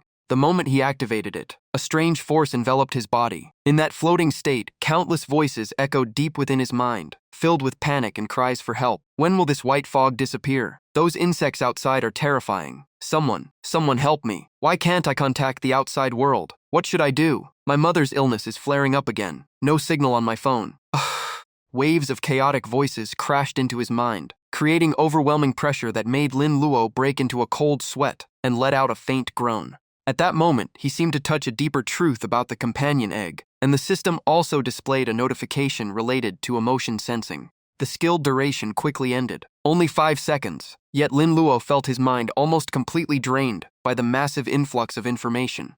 Not for the extreme short duration, he might not have been able to withstand it. Only those with exceptionally strong spiritual power could process such data without breaking down. From the emotions he gathered, Lin Luo gradually understood the cause. Hu Jinming had exploited the chaos of the world to nurture the demon overlord. Entire Han City was sealed by white fog. Otherworldly races ran rampant, and fear covered every corner. Most of that fear was used as nourishment for the embryonic vessel, which is why the demon vessel grew into something beyond control. In truth, it could not be said that the demon overlord was completely uncontrollable, only that Hu Jinming had not found the proper method. Lin Luo decided to wait for the cooldown and continue his research. Despite its terrifying power, the demon overlord was still a double-edged blade. Before making a final decision, he intended to use emotion sensing a few more times to find a better approach. Putting that aside for now, Lin Luo summoned Zhu Quyuan to locate Hu Jinming's daughter, fulfilling the promise made before his death. Zhu Quyuan, tell me the location of Hu Jinming's daughter, Hu Xinyue. At that moment, Hu Xinyue was still curled up in a corner of the room, anxiously waiting for news of her father. Dad, where are you? Why haven't you come back yet? Just as she was whispering to herself, a sudden knock on the door echoed outside, instantly lighting up hope in her eyes. Lin Luo's voice came from outside. Xinyue, is that you? I'm a friend of your father. Please open the door. The little girl quickly walked over and asked, Are you really my dad's friend? The door opened, revealing Lin Luo standing there with a calm and striking presence. Carrying a large amount of food, he gently explained that her father had gone very far away. Xinyue looked up in confusion. Brother Lin Luo, when will my dad come back? Hearing her innocent question, Lin Luo felt a trace of hesitation. He could not bring himself to tell the truth and only replied softly, To protect Hong City, your father cannot return for now. He asked me to take care of you. Hearing this, Xinyue immediately believed him, her face showing pride. I knew it. My dad is very strong and amazing. Seeing her innocence, Lin Luo suddenly asked, Xinyue, aren't you afraid I might be lying? The girl shook her head immediately. My talent is emotion sensing. I can feel that brother Lin Luo only has kindness in his heart. That answer surprised Lin Luo. He had hidden the truth, yet she still sensed nothing unusual. Xinyue continued in a trusting tone. So I believe brother Lin Luo is truly a good friend of my dad. After a while, it was time for Lin Luo to leave. Xinyue stood at the door happily waving goodbye. On the way out, Lin Luo could not help feeling a pang of sadness. Hu Jinming was also a pitiful man. Once the white fog cleared, he would find a better home for the girl. Watching the world fall deeper into chaos, humans gradually lost reason and made more wrong choices. Lin Luo could only sigh. The entire world was facing a great catastrophe. People like Hu Jinming, unable to hold on to themselves, would not be rare. At this point, the line between right and wrong had become increasingly blurred. Those worldly standards no longer mattered much. The only thing that mattered was controlling one's own fate. I, Lin Luo, will become the one who lights the future of Huaxia. Anyone who stands in my way will turn into bones beneath my feet. Meanwhile, Yu Taiji's group had arrived at the Spirit Sealed Temple secret realm, quietly waiting for the monster to appear so they could eliminate it. One member asked, Lao Yu, is this really where the Guardian Worm Vortex appears? Based on his past life memories, Yu Taijie confirmed it. Yes, if I remember correctly, they appear here. As long as we eliminate the Guardian Worm Vortex, the danger level in Hang City will drop significantly, and we will also complete our second-class advancement soon. Seeing the lucrative rewards and benefits, Liu Tianxi began to consider taking command of the team. He spoke up. Before we find the Guardian Worm Vortex, I think our 5-person team should have a leader. What do you all think? Hearing this, Yu Taijie immediately saw through his intentions. He said calmly, So Elder Liu wants to be the leader. Liu Tianxi quickly put on a humble expression to hide his ambition. Our team is likely the strongest group of awakened ones in Hong City. Do you really think you can defeat the other 3 alone? Lao Yu, can you do it? On the surface, Liu Tianxi acted humble, but inside he was still unwilling to accept it. He reluctantly admitted he did not have that level of power. Yu Taiji understood Liu Tianxi's ambition clearly, but the current goal was to cooperate against Lin Luo. He reminded him that even though they were top talents in Hong City, Hao Huangdi now had a huge advantage and might not be weaker. Right now they still needed Yu Taiji's past life memories to grow faster, so internal conflict was pointless. Even though Hao Huangdi kept making waves in secret realms, Liu Tianxi did not see him as a real threat. He sneered and said Yu was overestimating him. In his past life, he had never even heard of this name. Both of them had SSS rank talent, so how could that guy possibly surpass them? To gain an edge for the team leader position, Liu Tianxi even considered using Lin Luo as a stepping stone. He patted Yu Taiji and said that if Yu was worried about Hao Huangdi, he could help kill him and restore his lost power, proving he was more suitable as leader. But Yu Taiji stayed firm. He did not want anyone interfering in his feud with Lin Luo. He said Hao Huangdi took his power, and he would reclaim it himself sooner or later. No one else was needed. Hearing this, Liu Tianxi started calculating again. He wondered if killing Hao Huangdi could help him take Yu Taiji power. Either way, he did not want Yu to fully recover. Once Yu returned to peak strength, power struggles would become harder. After the second-class change, Hao Huangdi must die first. Yu Taiji then signaled a team member to use a scouting skill. He ordered him to activate Eagle Eye and check the surrounding area. The man immediately nodded. The Eagle Eye skill activated, rapidly expanding vision across the area to gather intel. After a few minutes of scanning, he reported that within a 1,000-meter radius, the strongest life form detected was a level 7 giant golden mantis. No sign of the expected guardian worm nest made the group anxious. They questioned Yu Taiji. Impossible. What happened? The previous secret realm was already cleared by Hao Huangdi. Were they going to come here for nothing again? Yu Taiji frowned and said, "Damn it, the disaster-level rat event must have appeared earlier than expected, changing many outcomes. The dimensional worm nest location was no longer the same as in his past life. Meanwhile, thanks to the Prayer Clan leader ability that pinpointed the location early, Lin Luo was rushing straight toward the Guardian Worm Nest.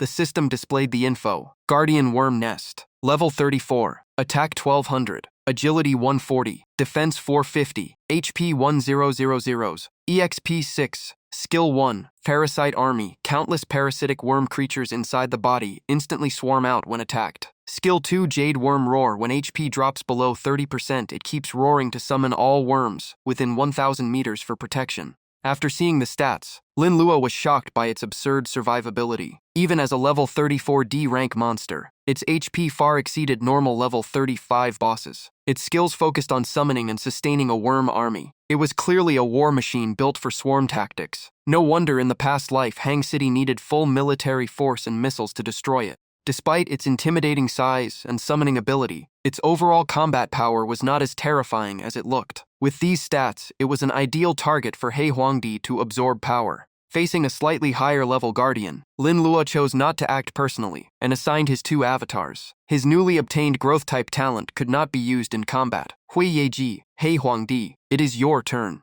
The moment they met the Guardian Worm Nest, Hui Yeji and Hei Huangdi both charged forward without hesitation. Yes, master. Hei Huangdi immediately used his power-stealing ability and threw a punch at the Guardian Worm Nest. At the same time, the system alert appeared. Warning, the outer layer is protected by dimensional space energy, and the stealing effect of the avatar cannot take effect. The failed attempt to steal the opponent talent left Lin Luo stunned. What the hell is this guy pulling now? The Guardian Worm Nest then opened its mouth wide and unleashed the twin-sound Jade Worm Roar. The sound echoed across the sky like a signal calling the insect swarm to battle. Lin Luo paused for a moment, still unsure where the strange noise was coming from. What the hell is that sound? In an instant, countless insects like flies surged in from all directions, rushing straight toward Lin Luo. Facing the dense insect tide blocking his vision, Lin Luo stayed calm. They were weak individually, but their numbers were overwhelming. Even low-level monsters could become dangerous in a swarm. But still, that threat could not outweigh the massive experience reward right in front of him. The sheer scale of the swarm meant huge gains after clearing it. Realizing this, Lin Luo ordered his 2 avatars to wipe them out and farm experience. Faster. When the wind rises, even crabs become expensive. Hui Yeji, Hei Huangdi. Hui Yeji immediately charged forward and used Blast Sword, slicing down dozens of insects in one strike. Got it. Hei Huangdi followed without delay, throwing rapid heavy punches that smashed wave after wave of incoming monsters. Lin Luo also joined in, using Gale Sword Aura to clear a large area. System notice. Your avatar killed Giant Locust level 3, gained 64 EXP and 800 bonus EXP. Hei Huangdi killed Giant Claw Beetle level 6, gained 160 EXP and 800 bonus EXP. Another kill registered. Level 9 Giant Claw Beetle and Poisonhorn Spider, gained 640 EXP and 800 bonus points. At the height of the chaos, a helicopter suddenly appeared in the sky. Even in such a dangerous situation, someone was here to report live. Hello everyone, I am reporter Mushi. Mushi and her cameraman ignored the danger and entered the Guardian Worm Nest zone. The entire city is now covered in thick white fog. Communication systems are down, but I will continue reporting from the front line. Soon they spotted the Guardian Worm Nest and reacted in shock. Look over there. Ladies and gentlemen, a massive monster has appeared in the fog. Zoom in closer. As the camera zoomed in, they were shocked to see He Huangdi standing on top of the Guardian Worm Nest. Wait, is someone actually fighting on top of that monster? The scene left everyone in disbelief. Even in the era of global class awakening, human power levels were still limited. How could anyone stand against a mountain-sized creature like that? Move closer. I must capture this hero. The entire city, the entire country, and even the world must see this courage. The camera zoomed further, revealing Lin Luo, Hui Yeji, and He Huangdi standing on the massive body of the Guardian Worm Nest inside the white fog. Back on the battlefield, Lin Luo knew this fight could not drag on. The energy of his two avatars was limited. To end it quickly, he needed to solve the core problem. The insect swarm was too large and the consumption kept rising. Lin Luo crushed an energy crystal to restore his avatars, then ordered them to protect him while focusing on the boss. He Huangdi, Hui Yeji, once you recover energy, keep fighting. Do not let these insects get close to me. Both avatars responded at the same time. Understood. Lin Luo realized constantly using Gale Sword Aura was draining too much energy. Even with mana crystals from the ancient tree god, the cost was unsustainable. This strategy would not last. At that moment, the system suddenly notified him. Congratulations, you reached level 24. After non-stop fighting, he finally leveled up, lifting his mood instantly. Perfect. At level 24, Lin Luo opened the system interface to claim his 8th attribute. The new stat displayed was agility. The skill selection screen appeared with two choices: Myriad Swords Ascension Level 1 and Clear Sword Level 5. Without hesitation, he chose Myriad Swords Ascension Level 1. System notification appeared. Myriad Swords Ascension reached level 46. From level 50 onward, it will generate 7 Gale Sword Auras per second instead of 3. Sword energy can also be freely released and fully recovered after deployment. After the upgrade, Myriad Swords Ascension greatly reduced mana consumption, while new Gale Sword Auras kept forming every second. A level 24 player now receives 67 dungeon attribute power. I also gained 67 dungeon power. His overall strength rose sharply. With this powerful new ability, Lin Luo's confidence surged. It is time to go all out against these monsters. Without hesitation, he shouted to his two avatars, He Huangdi, Hui Yeji, follow me in charge. The three of them rushed into the battlefield together, launching a brutal sweep. Everywhere they passed, entire waves of insects were wiped out. Once the timing was right, Lin Luo gave the command, hunt down the Guardian Worm King. The Guardian Worm Nest reacted immediately, sending 2 massive insects forward to block them. Lin Luo responded instantly, ordering his avatars to counterattack, kill them. In the next moment, he unleashed Gale Sword Aura, forming a massive vortex that surged straight toward the Guardian Worm Nest. Using the vortex as cover, Lin Luo issued another order, He Huangdi, Hui Yeji, full assault on the Guardian Worm Nest. Both immediately accelerated forward. Understood. Lin Luo then summoned Prayer Chua to strengthen his defense. Lord of Prayers, fulfill my wish. No insect is allowed within 1 meter of me. Prayer Chua responded immediately, yes, my respected master. Lin Luo then summoned Green Ghost and used an enhancement crystal. A crystal enhancement increased avatar power by 30%. Come out, Green Ghost. Upon appearing, Green Ghost swung massive tentacles toward the insect guards, crushing dozens of them in an instant. At the same time, Hui Yeji and He Huangdi closed in on the target, continuously unleashing attacks on the Guardian Worm Nest. As he landed on the body of the worm nest, Lin Luo immediately sensed something wrong. The ground beneath him shook violently, making it hard to stand. What is happening? A massive vortex suddenly appeared behind the Guardian Worm Nest, releasing a gen roar, as if a new skill had been activated.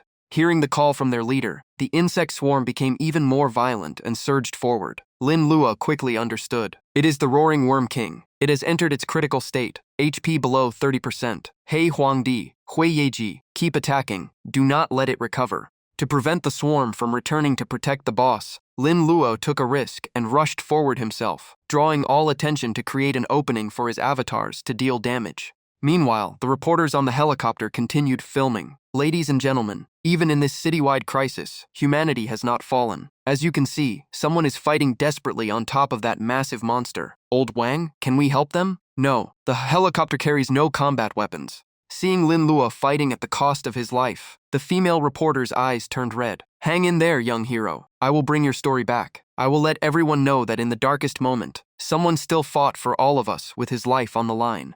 A man like that deserves to be remembered by the entire city and all of Huaxia. Meanwhile, Lin Lua continued to clear the battlefield, waves of monsters falling rapidly. After intense combat, his stamina was nearly exhausted. His breathing became heavy and his body showed clear signs of fatigue. Not good, I am running out of strength. To avoid disadvantage, Lin Lua immediately addressed Prerchua. Restore my full condition immediately. As his body returned to peak state, Lin Lua expressed gratitude. Old Chi, thanks for your hard work. Prerchua remained respectful. It is my duty to serve you, master. Lin Luo then leapt straight toward the guardian worm nest. Come, Void King Worm. Let's see who survives to the end. Rolling across the monster's body to close the distance, he quickly summoned his avatar, Green Ghost. The guardian worm nest let out an enraged roar. Green Ghost immediately reappeared and slammed its massive tentacles into the head of the guardian worm nest, delivering a heavy blow. Without giving the enemy any chance to recover, Lin Luo activated Myriad Sword's Ascension again, unleashing countless sword shadows raining down at once. Myriad Sword's Ascension combined with Gale Sword Aura formed a violent surge of power that slammed directly into the guardian worm nest. Die. A critical strike pierced through its neck and shoulder area, causing extreme pain. The guardian worm nest let out a final roar as it approached death's door. As the blade sank deeper into its neck, Lin Luo poured in all his remaining strength, pressing down as if trying to tear the massive body apart. A desperate scream echoed everywhere. The shockwave was so intense that the female reporter and cameraman on the helicopter had to cover their ears in panic. At the same time, Lin Luo roared as well, pushing his will and strength to the absolute limit. Gathering all his remaining power, he unleashed the finishing strike, directly severing the guardian worm nest's head. The massive head detached and crashed to the ground, marking the end of the terrifying creature. To ensure no accidents, Lin Luo jumped down and delivered another finishing blow to the fallen head, completely eliminating any chance of survival. A global system announcement rang out. System notice. Player He Huangdi has become the #1 player in the world. First to kill the guardian worm nest receives a fate spin ticket for 10 consecutive draws and 10 fate crystals. System notice. He Huangdi is now the world's top player after defeating the guardian worm nest. Hearing this, the female reporter immediately realized the identity of the fighter below. So he is He Huangdi? Having witnessed the entire battle, she could not hold back her emotions. Tears quietly fell. She never expected the legendary figure behind global miracles to be from Huaxia. After the fight ended, Lin Luo finally noticed the helicopter above and realized the entire battle had been recorded. A faint smile appeared on his face. This will definitely boost my reputation. Meanwhile, the female reporter looked at him with admiration. Despite his young age, his strength was unbelievable. She began to hope she could interview him one day. At the same time, the system issued the rewards. Congratulations, you have killed the Guardian Worm Protector Void King Worm. Reward: Fate Spin Ticket X10 consecutive draws. Fate Crystal obtained. EXP 43,200,000. Bonus EXP for killing monsters above level 8. Disaster EXP bonus 400. Wish and battle bonuses 200 EXP. Total accumulated value 7,200. Congratulations, you reached level 27. After receiving all rewards, Lin Luo began analyzing them. Fate crystals increase enhancement success rate by 50%, making them extremely valuable. 10 of them guarantee multiple successful upgrades. However, they should only be used on top-tier equipment to maximize value. For now, he decided to store them. While Lin Luo was reviewing his rewards, the white fog covering the area began to slowly dissipate.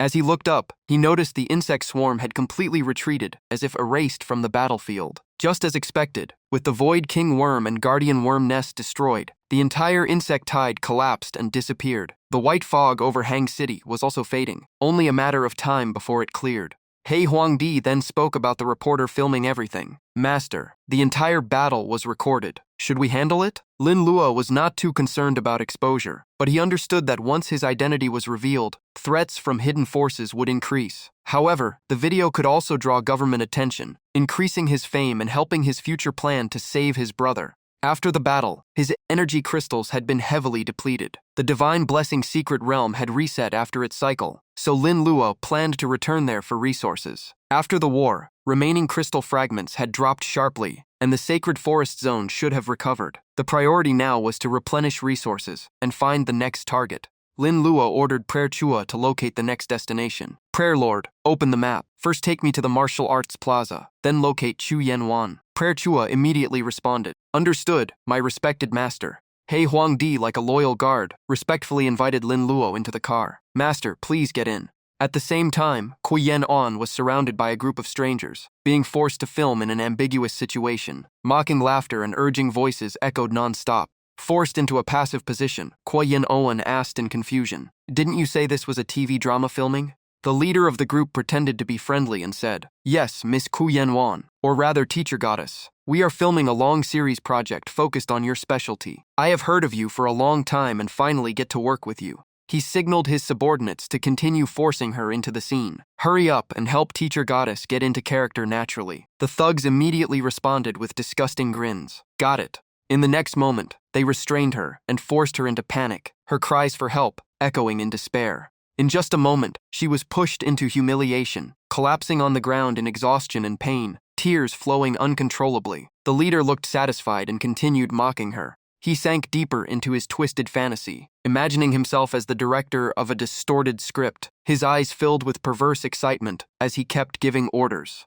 Back to Lin Luo, after finishing his business in the Divine Blessing's secret realm, he immediately traveled by car toward Kui Yen Wan location. Upon arrival, he found the door tightly locked with iron chains outside. Lin Luo felt slightly confused, unsure why a woman like Kui Yen Wan would appear in an abandoned factory area. Without hesitation, he reached out and touched the chain lightly. In an instant, the metal shattered and broke apart easily. Lin Luo then ordered He Huangdi to scout ahead. "He Huangdi, go in and check first." He Huangdi immediately responded. "Understood." He Huangdi pushed the door open. The interior was completely dark, but as the door opened, light poured in and illuminated the entire room. Inside, the group that had assaulted Kui Yen Onyan earlier were now lying motionless, their bodies drained as if all life force had been extracted. The strange scene made Lin Luo frown. Why did they die in such a bizarre way? Sensing danger, Lin Luo immediately activated Prayer Chua for protection. "Prayer Lord, ensure I take no damage for the next 30 seconds. Prayer Chua responded instantly. "Understood, my respected master."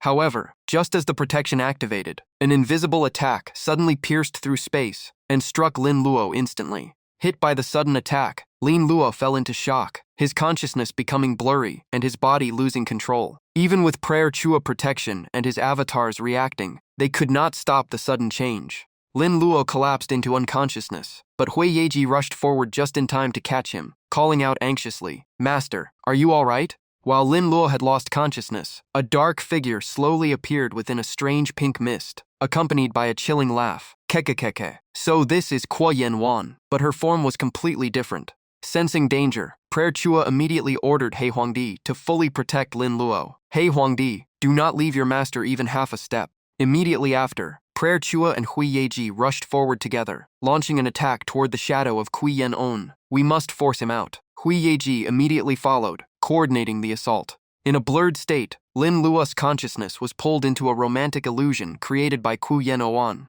When he opened his eyes again, he found himself standing inside a bridal room. This scene made him pause. Is this a wedding room? His mind still unclear, he saw a wedding photo on the table. In the photo were himself and Wen Yuqi, making him shocked. "Me and Sister Wen are married?" While he was still confused, two familiar voices suddenly came from outside. "Master." The door opened, and Wen Yuqi and Hui Yeji walked in wearing revealing outfits, slowly approaching Lin Luo. He coughed in shock. "What are you doing here? And why are you dressed like that?" Before he could react, Lin Luo blushed at the sudden situation, looking awkward. "What are you planning to do?" The two of them moved closer and hugged Lin Luo softly. "You must be tired, right?" Hui Yeji also spoke gently. "Master, let me help you relax." Back in reality, Hui Yeji swung her sword forward, launching continuous attacks toward Kui Yen Wan. "Don't even think about escaping." Under constant pressure, Gui Wanying grew angry but stayed confident inside her illusion domain. "Little girl, quite fierce, but this is my home ground." She quickly widened the distance and mocked them. "Why are you not chasing anymore? You are already beyond the limit from your master." Hui Yeji looked confused and turned to the Lord of Prayer. The master clearly prayed to avoid injury, so why is he still affected? The Lord of Prayer was also puzzled. The wish was granted, so why is he still impacted? Gui Wanying laughed proudly and explained, "He is just enjoying his own dream. No one is attacking him. I am only helping him live in a perfect world." She continued in a cold tone, "If you cannot break it, he will be drained of spiritual energy and die inside this dream realm." By accidentally revealing her skill mechanism, Gui Wanying gave the Lord of Prayer a key clue. "Thank you for telling me that." Gui Wanying froze. "What do you mean?" The Lord of Prayer did not answer, and immediately activated the Holy Scripture to break the illusion covering Lin Luo. The Book of Prayer released its power, sending the break illusion command directly into Lin Luo's mind, slowly pulling him out of the dream world. Inside the illusion, Lin Luo suddenly paused, his eyes turning clearer. "Wait, is this just an illusion?" Wen Wuqi in the dream asked back. "An illusion?" He showed a trace of regret before realizing the world was fake. "Too bad, seems like it is not the right time." The entire illusion then shattered like glass under the shocked eyes of Wen Wuqi and Hui Yeji. Lin Luo finally broke free from the illusion and returned to reality, his head aching heavily. Black Emperor let out a sigh of relief. "Master, you are awake." Lin Luo held his head slightly. "Ha!" Seeing Lin Luo wake up, Hui Yeji could not hold back her emotions and rushed in to hug him tightly. Master finally woke up. Luckily, the master's prayer pulled him out of the illusion and back to reality. Even Gui Wanying was completely shocked, not expecting Lin Luo to escape her illusion and still survive. She screamed, "Impossible! How could my pink illusion be broken so easily?" After regaining awareness, Lin Luo felt suspicious about her illusion ability and asked coldly, "Illusion? That pink fantasy skill earlier was yours?"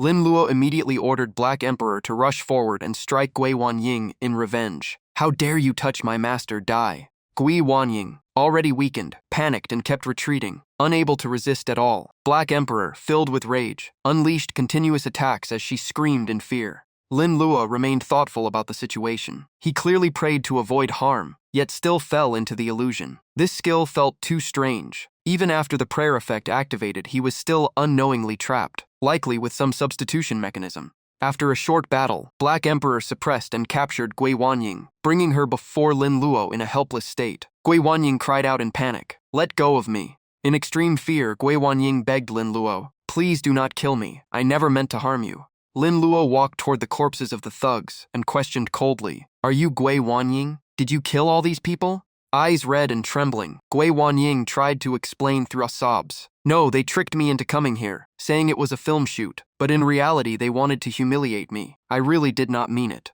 With no way out, Gui Wanying desperately clung to survival, rushing to hug Lin Luo and seductively pleaded, "Please forgive me. I will do anything. I can even be your girlfriend." Although Gui Wanying was attractive, Lin Luo felt no hesitation, especially after being dragged into the illusion. He coldly ordered Hui Yeji to finish her. "Trying to use your talent to trap me again?" Hui Yeji did not hesitate, and instantly pierced her with a cold sword. The fatal strike dropped her as she looked in disbelief at Lin Luo's decisiveness. Before dying, Gui Wanying still questioned her charm ability, weakly speaking her last words. "Why my S-rank charm talent did not work at all." After finishing her off, Lin Luo immediately extracted her talent. Those scum deserved death, but anyone who tries to harm him without hesitation must not be spared. He ordered the system, extract Gui Wanying's talent. The system immediately responded. S-rank death seduction talent recorded. When activated on the opposite gender, the user's charm increases by 10 times in their eyes, causing them to easily develop uncontrollable feelings. The stronger the target's willpower, the slower the effect. Duration is 1 hour with a 1-day cooldown. It can temporarily disrupt mental stability. Lin Luo finally understood why he felt a brief hesitation earlier. Unfortunately, it only works on the opposite gender. After obtaining the new substitute, Lin Luo quickly reviewed it. He muttered softly, "Let me check the new substitute, Demon Succubus Queen." A seductive female figure immediately appeared, respectfully speaking, "Greetings, my honored master." Lin Luo was slightly startled, seeing the new substitute was a woman, and blurted out, "You are the Demon Succubus Queen?" What caught Lin Luo's attention was that her form was completely different from Gui Wanying's previous transformation, making him suspicious. Why does this appearance not match the previous one? The Demon Succubus Queen felt a bit uneasy, thinking Lin Luo was dissatisfied with her look. She asked softly, "Master, are you disappointed with me?" Then she transformed into a more alluring form, her seductive aura intensifying as she lightly touched Lin Luo. "Do you like this form, my master?" Lin Luo coughed and quickly replied, "Just keep your original form." Seeing Lin Luo slightly flustered, the Demon Succubus Queen laughed softly. "Your expression is quite cute, master." Ignoring appearance issues, Lin Luo opened the system panel. Substitute, Demon Succubus Queen S rank. Strength 60, Speed 60, Intelligence 60, Defense 30, HP 2000, Energy 200, Energy Recovery 1 per 10 minutes, Growth 80, Movement Range 50 meters. Skills include 1. Lowly Form with no energy cost. 2. Mature Form increases opposite gender charm by 5 times, costs 1 energy per hour. 3. Pink Illusion Domain, drags targets into blissful illusion. Pain can break the effect. 4. Advanced Charm Control Skill with energy cost, depending on target, cooldown 1 day. After reviewing all stats and skills, Lin Luo judged her as a control and support type, rather than direct combat. Although not a pure fire feeder, her energy pool and control abilities were extremely valuable. Once the enemy is restrained, finishing them becomes easy. After a night of continuous battles, the harvest was quite good. Lin Luo stretched his shoulders and relaxed with a satisfied smile. Overall, today was a good gain. Not wanting to waste time, Lin Luo ordered the Lord of Prayer to locate Lu Jianing for elimination. He also remembered another member of Gui Wanying's Ice River Mist organization. Lord of Prayer, immediately find Lu Jianing's location. The command activated divine power tracking. At this moment, Lu Jianing, covered in wounds, was barely dragging himself home while cursing. Damn it, what kind of S-rank talent is this? It only activates after severe injury. He dragged his exhausted body to a pharmacy to treat his wounds, barely surviving. He thought to himself, in a dungeon I would just clear it and recover, but in reality I have to buy medicine myself. If I had not grabbed resources from the pharmacy earlier, I would already be dead. As he opened the door, a female figure was already sitting on his bed. She had cleaned herself up and had been waiting. She softly spoke, "Brother Jianing." Seeing her, Liu Jianing was shocked. "Xiaohong, why are you here?" Xiaohong sat up, her face slightly red as she spoke softly. "Yes, Brother Jianing, I am back." Hearing this, Liu Jianing froze in disbelief, as if seeing someone who should not have returned. Rage exploded as memories of being abandoned resurfaced. He shouted, "Why did you come back? Didn't you choose your path of advancement and abandon me? Now that I awakened an S-rank talent, you want to use me? Do you think I am some kind of tool?" Before he could continue, Xiaohong gently wrapped her arms around his neck and kissed his cheek, whispering softly, "I would never do that." At that moment, Liu Jianing was completely unaware that he had already been locked by Lin Luo and pulled into a pink illusion. She then pulled him down onto the bed, the space turning hazy and dreamlike. Inside the illusion, Xiaohong sat on top of him with a seductive gaze, whispering repeatedly, "Brother Jianing, can you really not forgive me?" She continued in a tempting tone, moving her body slightly in a suggestive way, letting him do as he wished. "As long as you like it, you can punish me however you want, as long as you are satisfied." Liu Jianing could no longer restrain himself. He grabbed her tightly and laughed wildly. "Fine then." He pulled Xiaohong down, his eyes filled with twisted satisfaction, as if releasing all his pent-up desire. "If that is what you want, I will do exactly as you wish." Inside the illusion, Xiaohong still followed him, her voice weak. "Then punish the one who hurt you." At the same time outside the room, Lin Luo and the demon succubus queen stood before the door. Liu Jianing was still deep inside the dream. The demon succubus queen smiled softly. "The effect is quite good. He has no idea at all." Lin Luo curled his lips. "Not bad." Without hesitation, Lin Luo ordered Huiji to finish the target. "Huiji, move." Huiji immediately replied, "Yes, master." Huiji swung her sword. The cold blade aimed straight at the unconscious Liu Jianing. But just as the blade was about to pierce through, Liu Jianing suddenly grabbed it. A strange aura erupted from his body, as if he had sensed danger from the real world. He clenched the blade tightly, stopping Huiji from pulling it free, and said coldly, "Master, I cannot withdraw the sword." Lin Luo immediately frowned, sweat forming on his forehead. "What is going on?" In a half-awake state, Liu Jianing's avatar consciousness awakened and fused with his body. He spoke heavily. "I am the destroyer of extreme cold. Whoever dares offend my authority must pay the price." Sensing the situation turning bad, Lin Luo immediately deployed reinforcements. Black Emperor, Ghost Green, assist.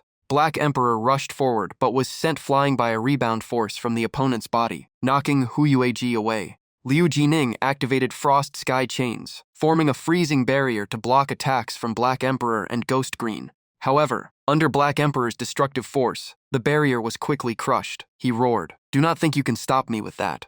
Without stopping, he unleashed Ice Chain Bind. 6 icy chains shot out from the void toward Black Emperor to restrain him. In an instant, Black Emperor was bound tightly before he could react. Completely unable to move, he growled, "Damn it, too tight." Using the remaining energy, the other chains turned toward Lin Luo, aiming to restrain him as well. The situation changed too fast. Lin Luo muttered, "Not good, too fast." At the critical moment, Hu Weiji appeared and slashed the incoming chains, breaking the encirclement around Lin Luo.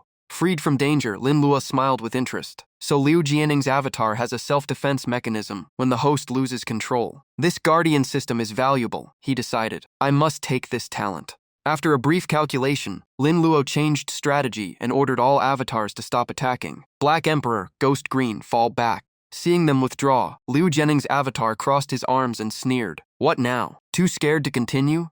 Lin Luo smirked lightly. You think I do not dare to strike? Seeing his arrogant expression, Lin Luo laughed coldly. The avatar immediately snapped. Are you mocking me? It had tried to provoke Lin Luo into making a mistake, but its plan was quickly seen through. Lin Luo calmly analyzed. You want to use the host as a shield, stay defensive, and provoke me into opening a gap for a counterattack, correct? Being exposed, the avatar faltered slightly in shock. I did not expect you to see through it this far. After evaluating the gap in strength, Lin Luo realized the opponent was at least S rank or higher, far above his current formation. A direct fight would be disadvantageous. He narrowed his eyes and recalculated the situation. Without hesitation, Lin Luo activated fusion ability. Merge them all, Black Emperor and Hu Yueji. S rank skill Perfect Fusion activated. Two extreme energy streams from Hu Yueji and Black Emperor erupted simultaneously, swirling together into a fusion process. Within the battlefield space, the two avatars gradually merged, forming a new shape.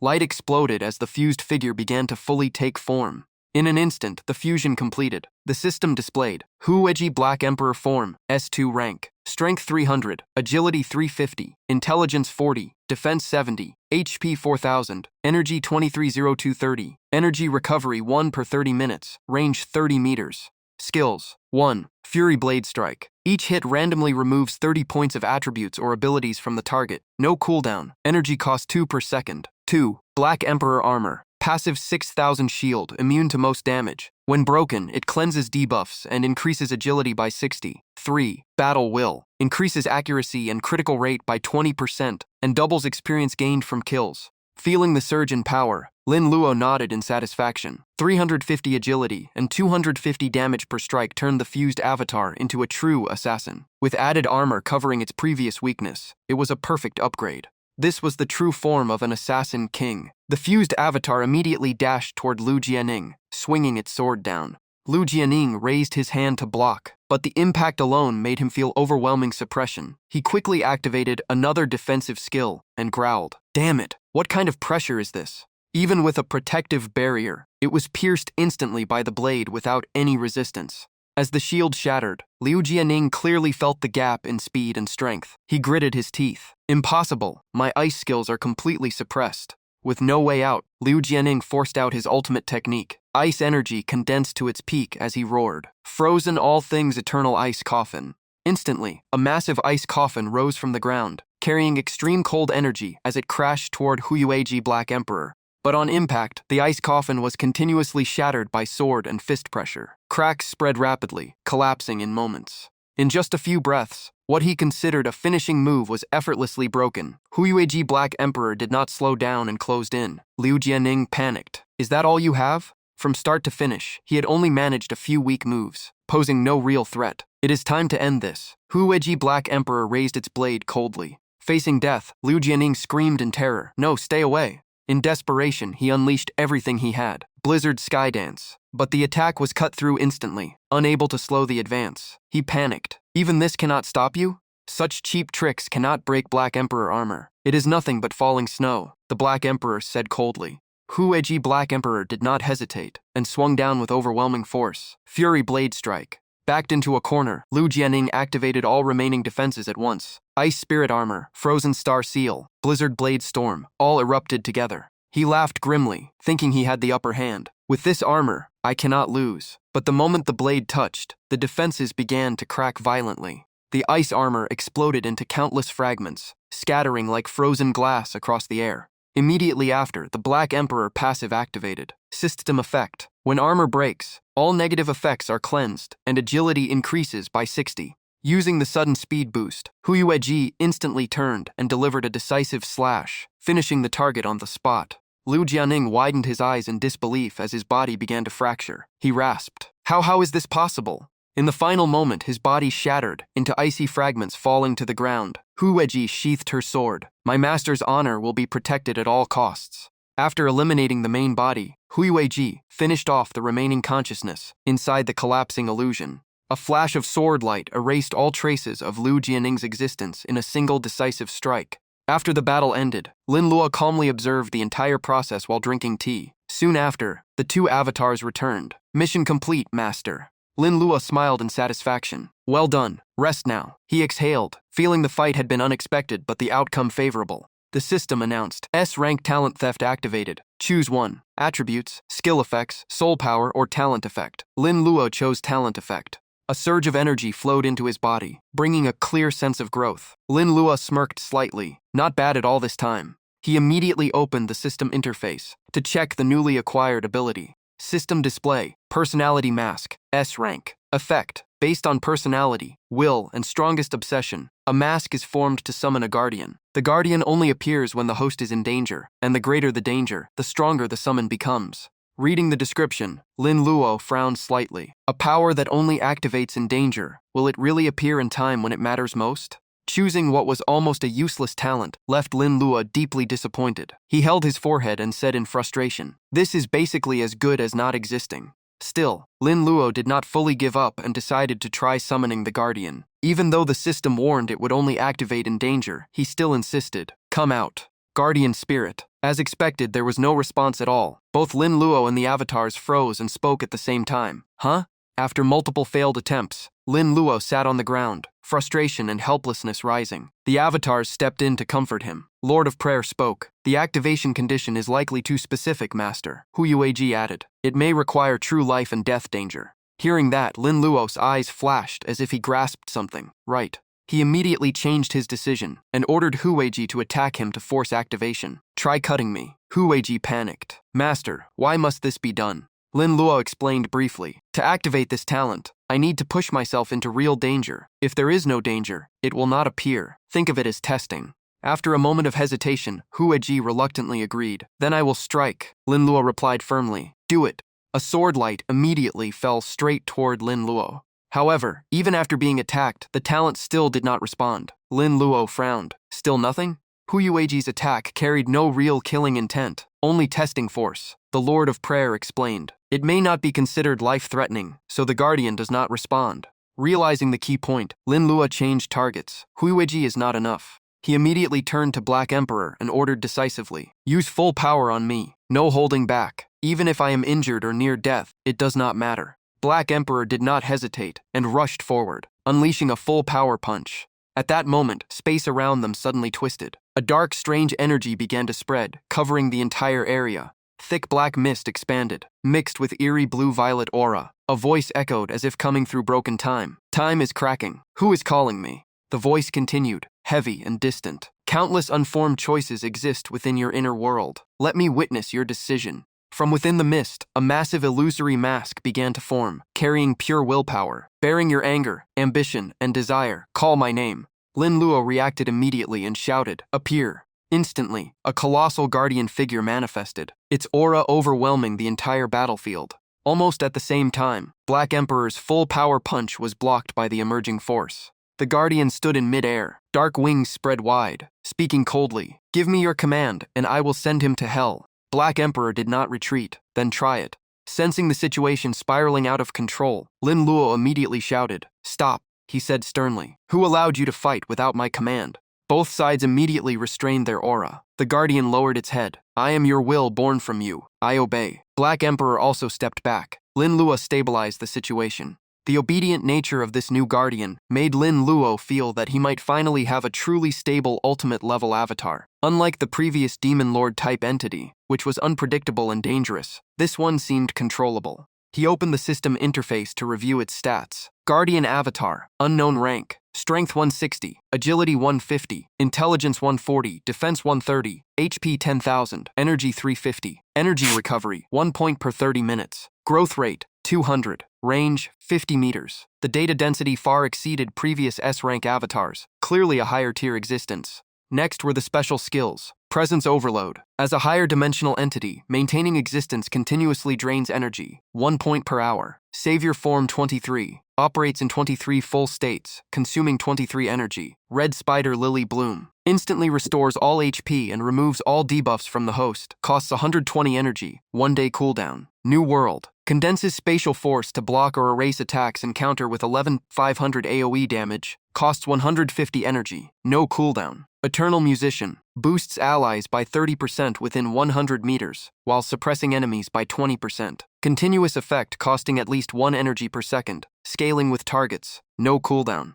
Holding 3 integrated skill types for support, defense, and offense. Lin Luo could not hide his excitement as he spoke. This system was extremely complete, not only offering life-saving power, but also ranged attacks and combat support, even surpassing the Frost Destroyer from before. However, amid the dense flow of information, one thing still confused Lin Luo, so he immediately asked the Guardian Spirit, "What exactly is Savior Lord 23? The Guardian Spirit quickly replied that the Master had just gone through a certain level of danger, and it judged that using only 23% of power was enough to resolve the situation without unleashing full strength. The Succubus Queen immediately pointed at the Black Emperor with clear contempt and said, "You mean only 23% power is enough to stop something like that iron block?" The Guardian Spirit folded its arms, calm and confident, and said yes, even adding 1% more would just waste energy. The tension that had been suppressed finally exploded, and the Black Emperor rushed straight at the Guardian Spirit with violent killing intent, shouting, "How dare you look down on me? Are you here just to show off?" While the Guardian Spirit remained calm and looked at him with disdain, saying a low-level existence has no right to act wildly. A mere S-rank substitute is not qualified to stand equal with me.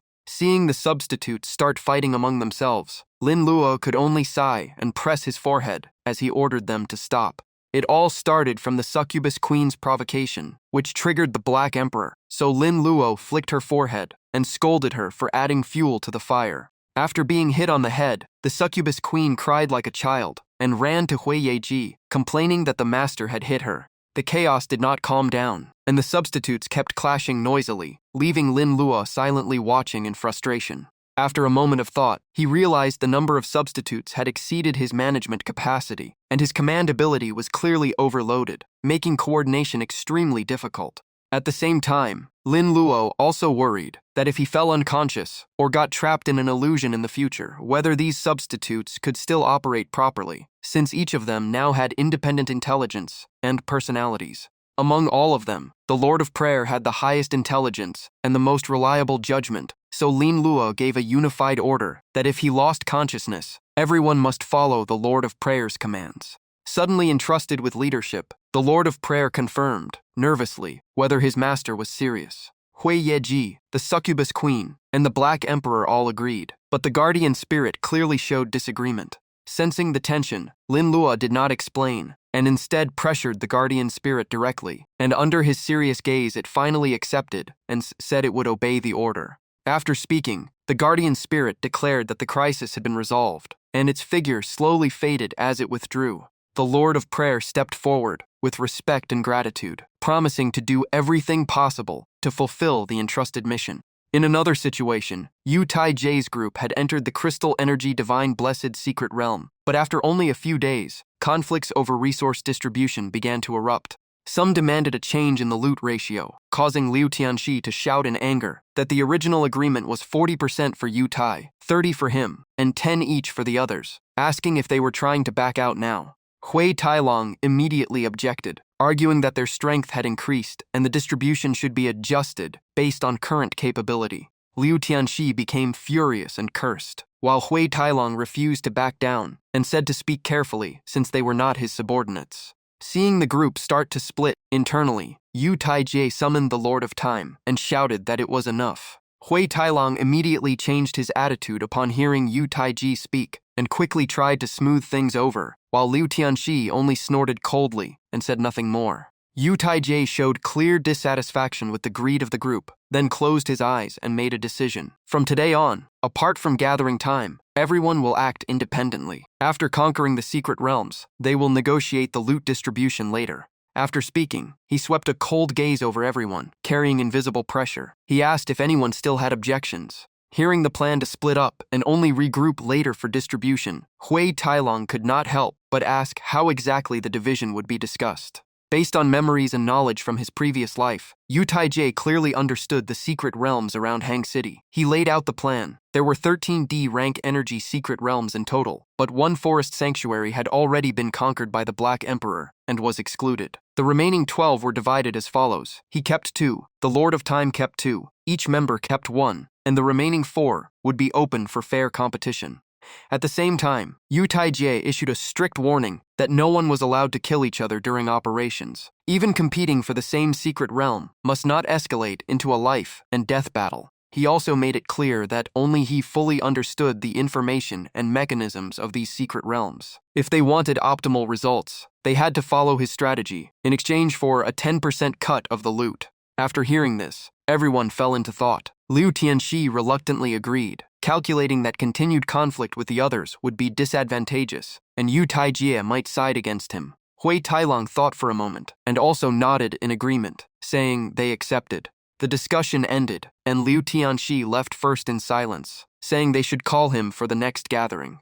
The 3 from Hui Tailong's side also quickly said goodbye to Yu Taijie, wishing him well before leaving, and Yu Taijie nodded in response. After everyone left, Yu Taijie showed a deep and thoughtful expression. He did not fully trust anyone in the group, and even foresaw that one day they might betray each other. These people all had their own backgrounds and ambitions, making it hard for them to stay subordinate long-term. Perhaps only strengthening his own power was the safest option for now. The Lord of Time then praised Yu Taijie's decision, calling it clever and wise. Hearing this, Yu Taijie gently patted the Lord of Time and said it might be better to return and find his old teammates, since those who knew each other's roots would be more reliable. On another side, Lin Luo and his large group of substitutes were heading toward the next secret realm. Although the previous surge in Guardians had been cleared, residual shockwaves and escaped creatures were still causing disturbances, and the government had begun deploying military forces to stabilize the situation. On the way, Lin Luo fell into thought and mentioned a secret realm that once had rewards similar to the forest sanctuary. He vaguely remembered a realm related to Morning Ruins, containing energy recovery resources, comparable in scale to the forest sanctuary, but it had not yet been conquered.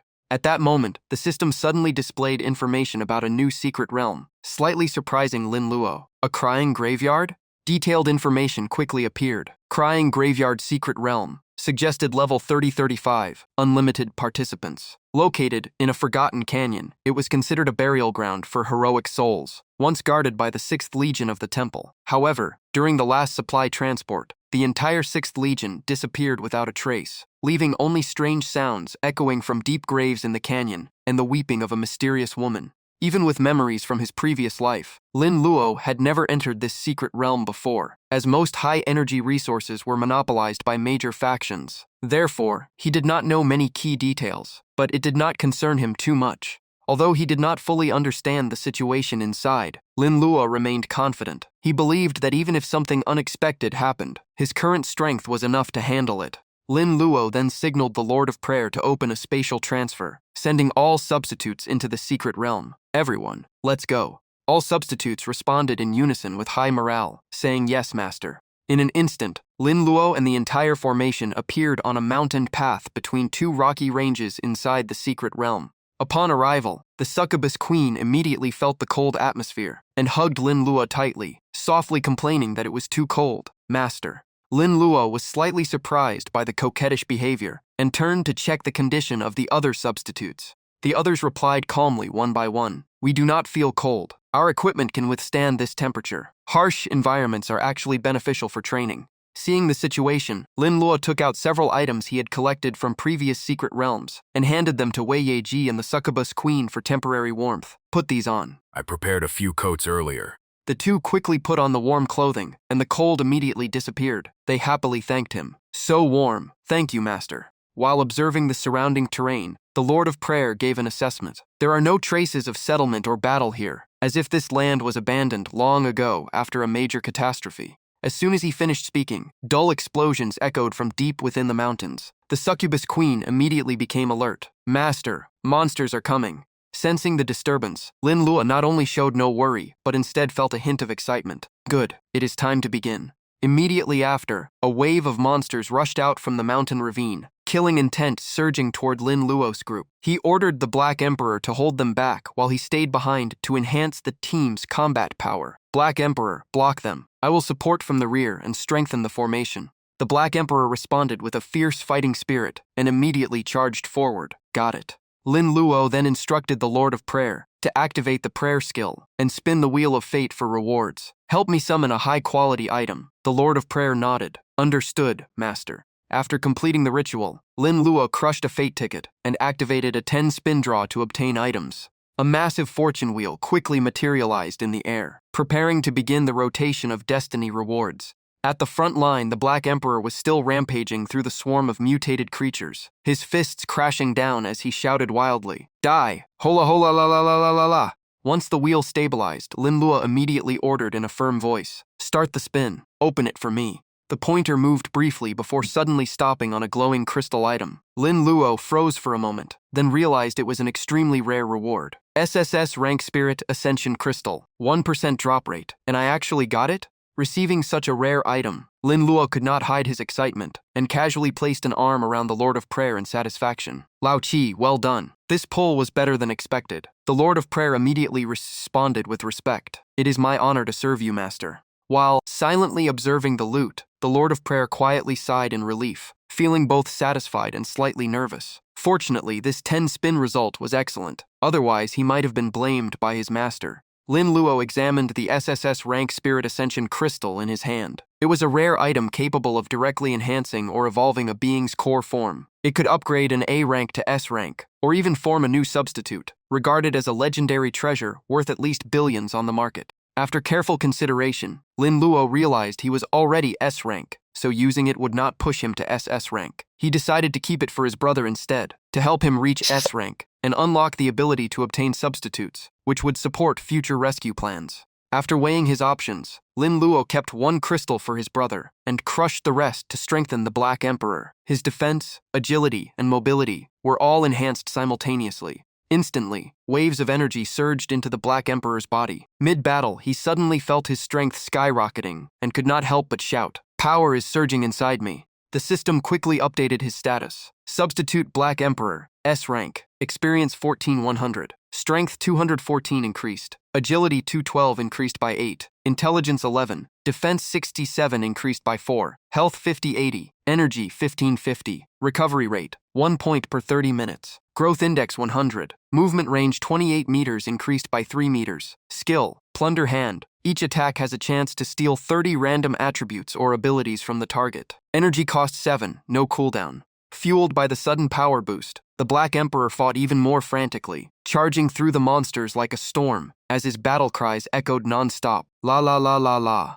Temporarily leaving the battlefield to the Black Emperor, Lin Luo stepped back and began calculating the optimal strategy to maximize gains from the secret realm. Based on memory and analysis, the first step of this dungeon was to investigate the area related to the Second Temple Legion. Next, they would enter the Soul Tomb, where the Second Temple Legion was last recorded, and face a necromancer from the Burial Water Cult. The key condition was to defeat this necromancer to unlock the next stage. Completing the chain would grant rewards from the Second Temple Legion, including relics of the deceased. After summarizing everything, Lin Luo judged the dungeon difficulty was not too high, so the final reward would likely not be exceptional either. However, he quickly changed his mind and decided to take a riskier route to maximize profit, treating the dungeon like a high-stakes gamble. Lin Luo ordered Hui Yeji to assist the Black Emperor in clearing all monsters, then proceed deeper into the tomb to hunt the necromancer. Hui Yeji immediately agreed. As soon as he finished speaking, Hui Yeji charged forward and kicked a monster to the ground, saying coldly that she had arrived.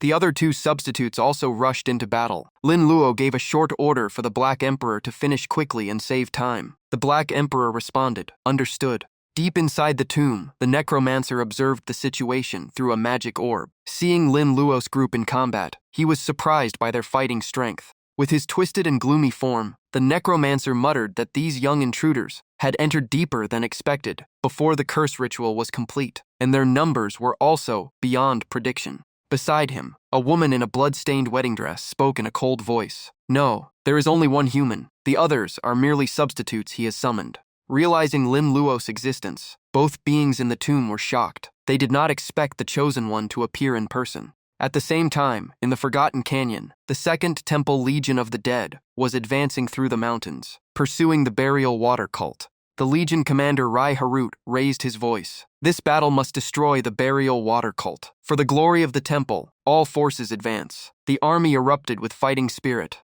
All soldiers responded, in unison, their shout echoing through the valley. Understood. At that moment, Rai Harut noticed two figures appearing in the mist and immediately became alert. Who is there? Following the plan, Lin Luo signaled Hui Yeji to act. He and Hui Yeji moved forward while posing as informants. Commander, we have intelligence about the enemy camp ahead. Lin Luo, Hui Yeji, and the Black Emperor appeared together. Rai Harut was slightly surprised by their unusual aura, especially the presence of an unfamiliar powerful spirit beside them. He tossed gold coins in his hands and said that if the information was useful, they would be rewarded. Lin Luo pretended to lead the situation and signaled Hui Yeji to step forward as his subordinate to report. Hui Yeji approached and said respectfully, "My lord, here is the situation." But before she finished speaking, her expression turned cold and killing intent erupted. Rai Harut immediately shouted, "Stop, do not move and speak from there." Without hesitation, Hui Yeji drew her sword and slashed forward, exactly like this. Rai Harut reacted instantly and blocked the attack, his eyes darkening. "Who exactly are you?" At that moment, Lin Luo activated his gaze control skill, locking the opponent's body. "You cannot move for the next 3 seconds." Rai Harut froze in shock. What kind of power is this? Seizing the moment, Hui Yeji and the Black Emperor attacked together. The system immediately displayed notifications. Plundered 2410 battle aura points. Obtained Flame Split Devouring Wave Sword, 30% power boost. Triggered Berserk Blade effect. Copied 30 combat strength. Although hit, Rai Harut still did not fall, only feeling his power rapidly draining. He gritted his teeth, realizing something was wrong with his body. "My strength is decreasing. What is this?" Soon, Rai Harut realized that Lin Luo was the center of control of the entire battlefield. He roared that the enemy was using some kind of mysterious control technique to manipulate the battle in front of the soldiers. Without letting the situation drag on, Rai Harut erupted with battle aura and launched a fierce counterattack. Lin Luo remained calm under pressure, quietly calculating the remaining duration of his control skill and preparing to hold until it ended. Sensing the danger, the soldiers rushed toward the river gate in panic, shouting for reinforcements to protect their general. Lin Luo did not allow them to interfere. He turned his body and unleashed a sweeping slash from the Gale-Edge sword aura, instantly knocking back all incoming soldiers. Behind the battlefield line, Lin Luo continued maintaining the prayer ritual while suppressing General Zai Harut, setting a strict 3-second limit and preparing to finish the encounter. Consumed by rage, General Zai Harut concluded that Lin Luo was an infiltrating assassin and loudly demanded a fair duel, claiming such cowardly tactics deserved only open combat. Lin Luo instead showed interest in a one-on-one confrontation. He opened his hands slightly and provoked the opponent to come at him. Although he showed no fear, General Zai Harut grew suspicious of the empty opening, unable to understand what the enemy was planning. He did not realize Lin Luo had deliberately left an opening to lure out the guardian spirit. Filled with killing intent, he charged straight at his target. Just as the blade was inches from Lin Luo's head, divine power erupted. The guardian spirit descended, space seemed to freeze, and it declared itself the savior. Immediately after, the guardian spirit manifested fully, its overwhelming aura spreading in all directions as it coldly spoke. "Who dares offend my master?" Witnessing the scene, General Zai Harut froze in shock, muttering in disbelief that this should be impossible, as fate only allowed contracts with one spirit. Meanwhile, Lin Luo activated his prayer-based control once more, binding Zai Harut and paralyzing him completely for a brief second. The guardian spirit immediately raised its hand and unleashed a storm of energy attacks raining down on Zai Harut. As the attacks landed, Zai Harut's face twisted in terror. He asked what this was, and the guardian spirit coldly answered, "A new world." That new world decided his fate and crushed his life. In agony and confusion, he could only let out his final sound.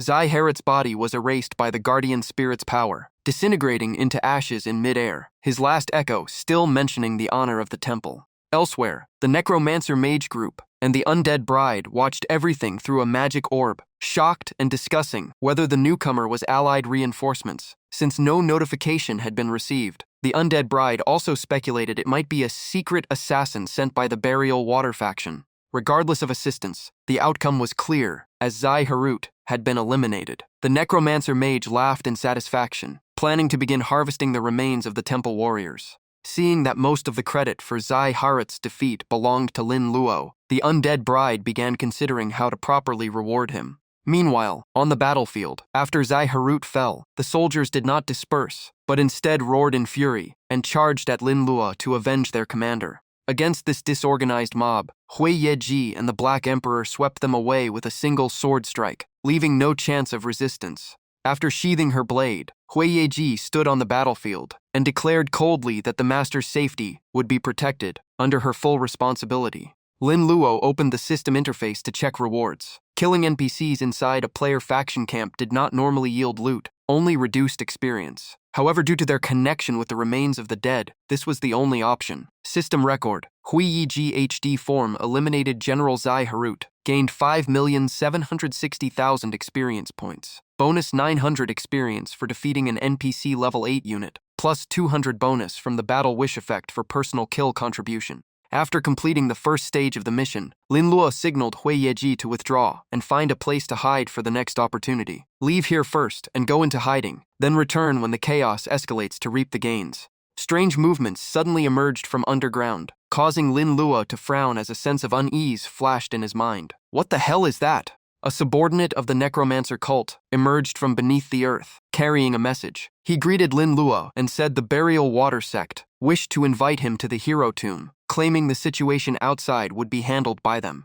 Lin Luo hears about the hero tomb and freezes for a moment. He doubts the system mission info and wonders if there is a mistake. Even the original plan becomes unclear in his mind. Still, instead of hesitating, he decides to take the risk and go see it himself, ready to adapt on the spot. After thinking, Lin Luo directly orders them to lead the way. Take me there. On the way to the hero tomb at the Fushui sect gathering site, Lin Luo silently hopes this trip brings bigger gains and a satisfying outcome from the secret realm. Soon, he arrives at the Fushui sect base. Wu Yaoxin Niang steps out from the cave with a group of guards to greet him. The moment he arrives, Lin Luo briefly considers an ambush, but quickly holds back. He judges the timing is not right and decides to observe first. Wu Yaoxin Niang speaks respectfully. Envoy Lord, thank you for your support. May I ask what important order you bring here?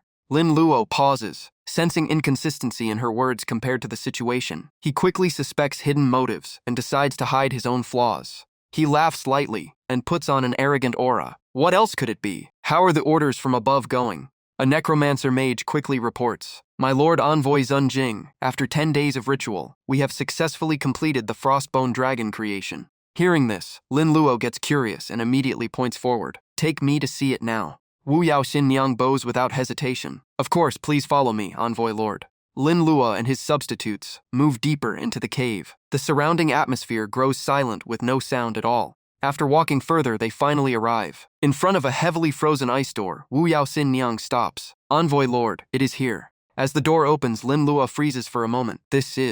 Inside is a terrifying sight, a giant skeleton beast bound by chains, lying motionless. Lin Luo looks closer and mutters, Frostbone Dragon? Standing before the sealed creature, Lin Luo feels overwhelming pressure. He judges that once it revives, it will be a high-level boss not easy to handle. Still, he hides his greed for rewards and asks about progress. The mage replies respectfully, reporting to Envoy Lord Zun Jing, it will take about 2 more days to fully complete the ritual. Because Lin Luo previously killed General Gai Ha Jiat, the Fushui sect has greatly reduced pressure. They believe his credit is real and continue their plan with more confidence. Realizing the value of the Frostbone Dragon, Lin Luo starts calculating. Once it awakens, the reward will be huge, so he already plans his future move. Suddenly remembering another goal in the secret realm, Lin Luo asks, Right, where is the dead bone energy? I used a lot of energy in the last battle and need to recover now. When he mentions absorbing dead bone energy, the necromancer mages exchange uneasy looks. The remaining materials are still crucial for the ritual of the Frostbone Dragon and are running low. Their hesitation shows they want to keep the remaining energy, making the atmosphere tense. Lin Luo immediately changes tone in anger. What? My energy recovery is not important?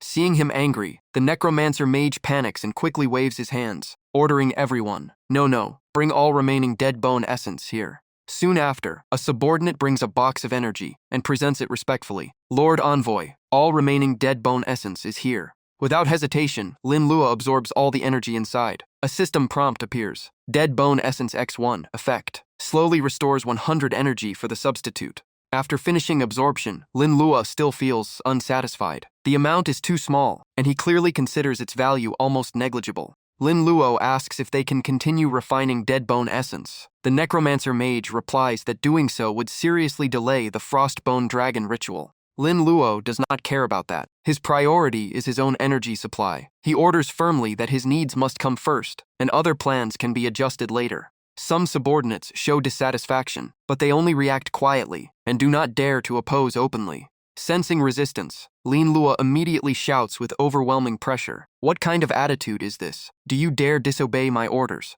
The necromancer mage quickly bows, trembling all over, and desperately denies any intent to resist while begging for mercy. He then orders all subordinates to suspend the frostbone dragon refinement and fully shift focus to preparing energy for Lin Luo. Seeing everything go his way, Lin Luo feels satisfied, deciding to prioritize his energy supply first and handle other matters later. Meanwhile, Wu Yaoxin Niang silently observes the situation and leaves the main area, heading into a private room for another action. Lin Luo repeatedly delaying the frostbone dragon ritual for personal energy makes Wu Yaoxin Niang suspicious. She activates a communication array to report to the sect leader. When the connection forms, the sect leader appears confused and asks if the ritual has failed. Wu Yaoxin Niang calmly replies everything is fine and even claims they repelled imperial forces with outside support. The sect leader immediately denies sending any reinforcements. Wu Yaoxin Niang continues probing, mentioning the so-called destined one they believed was sent by the sect.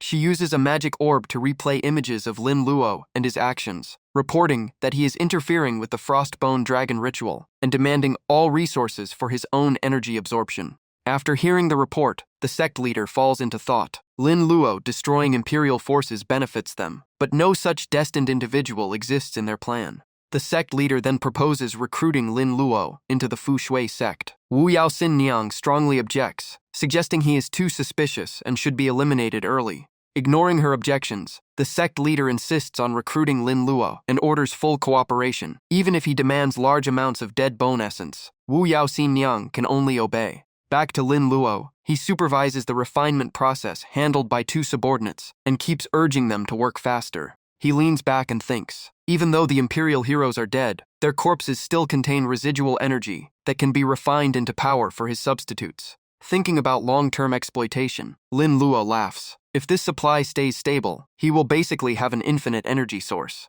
While calculating benefits, Wu Yaoxin Niang suddenly appears. Lin Luo immediately frowns and scolds her for neglecting her duties. Already suspicious of Lin Luo, Wu Yaoxin Niang steps closer and coldly questions his identity and purpose for infiltrating this place. Exposed as not being any envoy or destined figure, Lin Luo calmly replies that they were the ones who invited him here, not the other way around. His answer makes Wu Yaoxin Niang pause, realizing their misunderstanding came from their own assumptions. She then changes attitude, respectfully salutes him again, and asks for his true identity according to sect protocol. Lin Luo becomes alert. He senses the situation is turning dangerous and prepares a countermeasure, summoning the Black Emperor for backup. Hearing the name Black Emperor, Wu Yaoxin Niang falls into brief thought, but still does not realize the true danger approaching. Still, she continues with the sect leader's orders. If Lin Luo agrees to join forces against the Empire, the Fu Shui sect will provide all the dead bone essence he needs, as long as he cooperates.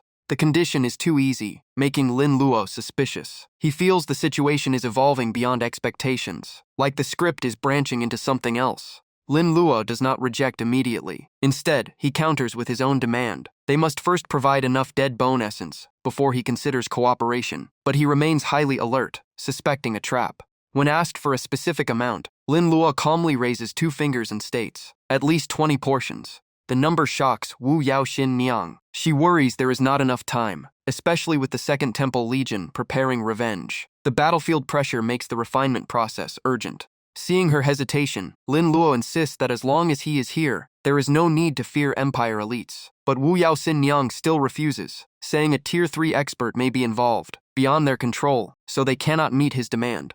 After all the back and forth, Lin Luo grows slightly irritated, thinking that this woman is not easy to manipulate and cannot be fooled by empty words. With no other option, Lin Luo pretends to reluctantly agree to join their faction. Wu Yaoxin Niang becomes pleased and respectfully prepares to bring him back to the sect. But before she can turn away, Lin Luo suddenly strikes. A sword pierces through Wu Yaoxin Niang's body, killing her instantly in shock. The system records new skills like Devouring Wolf Sword and Void Severing Sword Chi. After the killing blow, Lin Luo coldly retracts his sword. Enough with the trouble. System reward appears. Wu Yao Xin Yang eliminated. 3,640,000 EXP gained. Level 6, over cap. 700 EXP from 100 battle will. Plus 200 bonus EXP from kill effect. Witnessing everything, the two subordinates freeze in horror and scream in panic. Lin Luo stands with killing intent still lingering. He immediately orders his substitutes. Black Emperor and Night Moon Empress eliminate them all. The two substitutes rush in and begin a massacre. The subordinates are completely overwhelmed. One of them screams that the necromancer army is outside, and they must retreat immediately. Reinforcements arrive and unleash a death aura binding skill, locking down Lin Luo's movements completely. A mage smugly declares Lin Luo has fallen into a death trap, but Lin Luo coldly judges the skill as trash and not worth concern. He bursts out with power and shatters the binding force completely, tearing apart the control effect. The backlash injures the mage severely, sending him flying back while coughing blood in disbelief. In the smoke, he stammers, unable to understand how his skill was completely nullified.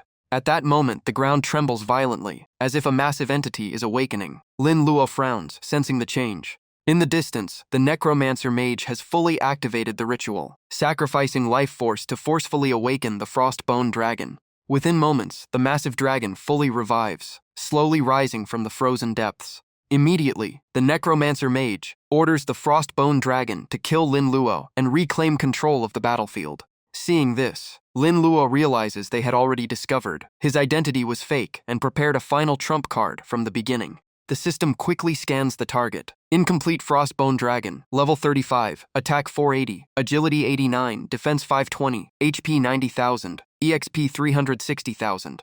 Skills include Frost Breath with slow effect, Crushing Claws for physical damage and suppression, and a Roar that weakens morale. Because it is incomplete, each activation drains its own HP. After analysis, Lin Luo judges the dragon's strength is within expectations and not much stronger than previous bosses. In his eyes, it is still a valuable reward target. He quickly assigns roles. Black Emperor and Night Moon Empress focus on the Frostbone Dragon, while another substitute handles the Necromancer Mage. The two substitutes immediately obey and rush into battle. Meanwhile, the Necromancer Mage still looks arrogant, fully confident the Frostbone Dragon can crush Lin Luo. He mocks loudly, "Don't get in my way." As Lin Luo charges forward, the Frostbone Dragon unleashes a roar, triggering a special skill. A violent wave of frost energy surges out and sweeps toward him. The cold pressure slams into Black Emperor, forcing him to raise his arms defensively while warning urgently, "Master, be careful." The frost continues to press in. Black Emperor is dragged into defense, while Lin Luo steps back half a pace and prepares a counterattack. "Let my Gale Sword Force crush this bone dragon." With Black Emperor supporting him, Lin Luo seizes the opening and charges in. His sword slashes down violently as he growls, "Big monster, I will make you unable to scream again." The next moment, Gale's sword force strikes directly at the ice-covered head of the Frostbone Dragon. Taking advantage of the close range, Black Emperor unleashes a flurry of punches and kicks into the monster's head. Each impact echoes loudly as he roars, "Keep hitting, keep going crazy, die." Pushed into a corner, the Frostbone Dragon roars in pain and violently counterattacks, sending shockwaves toward Lin Luo and Black Emperor. Without hesitation, Lin Luo fuses dual skills and releases a massive sword strike. The sword energy surges violently, tearing through the air. The released power reaches destructive levels. Fire, light annihilation, critical hits, and layered sword chi all stack together, crushing the Frostbone Dragon under overwhelming pressure. Realizing the key is to eliminate the controller, Lin Luo immediately shifts targets and orders, "Night Moon Empress, don't give him any chance to breathe." Night Moon Empress instantly enters combat mode, turning into a shadow-like blur and rushing straight toward the Necromancer Mage. Having exhausted most of his energy controlling the dragon, the mage cannot react in time. A fatal strike pierces through him, and he collapses instantly. Seeing the controller eliminated, Lin Luo immediately shouts, "Good, everyone focus fire on the dragon." Lin Luo and both substitutes fully unleash their power, attacking the Frostbone Dragon's head with relentless sword energy and fists. In just moments, the Frostbone Dragon collapses completely. Its massive body falls with no sign of resistance. System notification, congratulations. Frostbone Dragon defeated, 6,480,000 EXP gained. Bonus effects applied, pushing the player to level 28. Thanks to the coordination with his substitutes, Lin Luo successfully finishes the boss. The monster's massive HP would have been difficult alone, but the rewards are worth it. He immediately opens the upgrade interface and dumps all attribute points into speed. Agility rises from 218 to 222. 10,000 swords technique increases from 5 to 11. Gale sword force reaches 40 layers, generating 13 sword energies per second and enabling ranged attacks without consumption during cooldown. More points are allocated into 10,000 swords technique. This upgrade significantly reduces energy consumption during skill use. As it evolves, energy cost keeps optimizing, moving toward continuous sword energy generation with higher attack density. After receiving rewards and upgrades, Lin Luo turns to check the loot dropped by the boss. His eyes lock onto the corpse, waiting for valuable items. Approaching the frostbone dragon's body, Lin Luo suddenly discovers something strange hidden deep inside it, a dark sword. Curiosity surges. Without hesitation, Lin Luo reaches into the massive corpse and searches for the hidden object. When he pulls out the sword, his eyes light up. Diamond-grade quality appears, and Lin Luo cannot hide his excitement. Unbelievable, a diamond weapon. Luck is definitely on my side. Before he can calm down, the system panel appears. Player obtained rare diamond item, Lonely Heart. Detailed stats appear. Lonely Heart, diamond rarity, level requirement 27, melee weapon. Attack 289, crit rate 15, crit damage 20. Armor penetration ignores 10 physical defense, attack speed 20. The effects are overwhelmingly strong, making Lin Luo feel like he has obtained a near-perfect weapon for his combat style. The system continues explaining the item effects. Chop Bone makes every hit reduce enemy movement speed by 2 for 5 seconds, stacking up to 15 layers. Roaring is an active skill that awakens the resentment hidden inside the ice dragon, creating a 5-meter control field with a 1-hour cooldown. Lin Luo realizes this gear is far beyond what this dungeon layer should normally drop. Feeling the power radiating from the sword, Lin Luo compares it to his previous run in the Divine Blessing dungeon and notices this time the rewards are clearly superior. He gently runs his hand along the blade, like it is a living treasure, thinking that defeating both factions must have boosted the reward quality. With that thought, he crouches down and inspects the Ice Frost Dragon's corpse, checking if anything valuable is still left behind. He continues looting the massive body without missing a detail, collecting horns, bones, and essence blood from the Ice Frost Dragon. After a thorough sweep, the haul turns out to be massive, including potions, magic scrolls, currency, and support equipment, leaving Lin Luo quite satisfied with the run.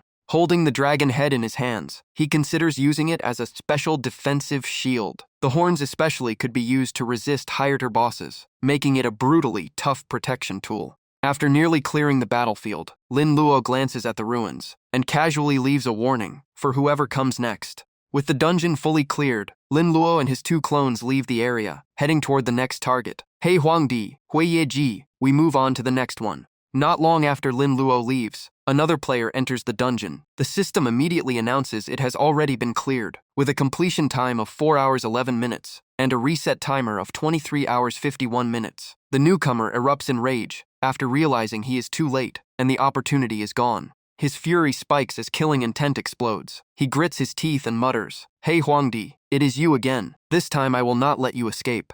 Cut to Huaxia City, where chaos engulfs everything as monsters flood in. Military forces are deployed urgently to build defensive lines and rescue civilians. Amid the chaos, a young man clutches a book tightly, trembling in fear. His lips keep muttering as if praying. "My name is Guo Tao." A few days earlier, Guo Tao awakened an extremely rare Shrank talent, allowing him to simulate and predict the future. After the global awakening, he also received a future diary as a special tool. After gaining this power, Guo Tao believed he could see the script of fate itself, like someone who could preview every change in the world. He activates his ability and begins running his first future simulations. Drawn to his own future, Guo Tao opens the diary. Lines of text flood in. "I am Guo Tao. When you read this, I am already dead. Baiyu Fengcheng, Day 4. I was calculating remaining supplies when a strange man and a beautiful maid burst into the house. After confirming identity, the maid killed me instantly. I do not want to die. I must change this outcome. What should I do?" After reading the prophecy of his own death, Guo Tao freezes, then explodes in rage and throws the book to the ground, thinking it is all a scam. He growls, "Why would I be killed? This is Huaxia, a law-based society. This makes no sense."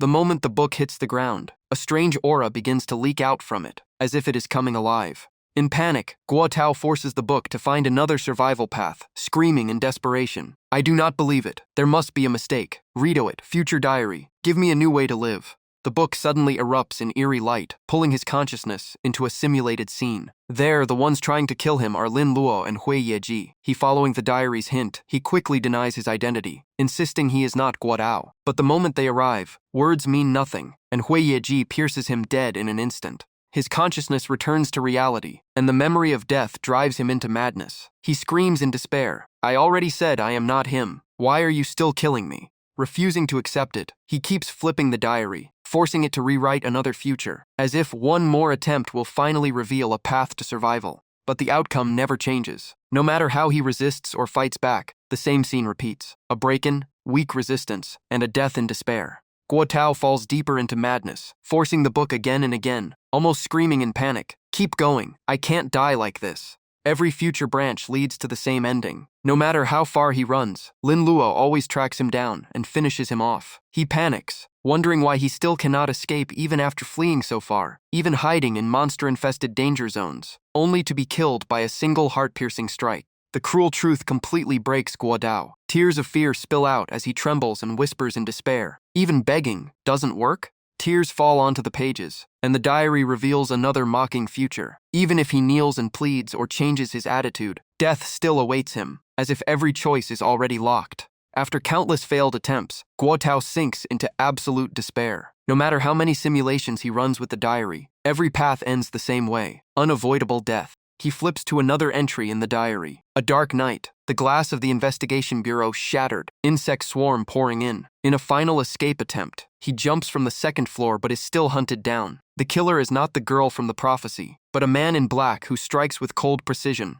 The moment the last line ends, reality shifts instantly. Insect swarm crashes through the glass and floods inside, plunging the entire area into chaos and panic. Guo Tao completely collapses, clutching his head as he accepts his fate. Only one thought remains in his mind: this is truly the end. Outside, Lin Luo has already locked onto the target and is waiting. When Guo Tao looks through the broken window, Lin Luo appears in the distance, cold and inescapable. Everything unfolds exactly as written in the future diary. On the opposite building, Lin Luo and Prayer God quietly observe everything inside. He has arrived.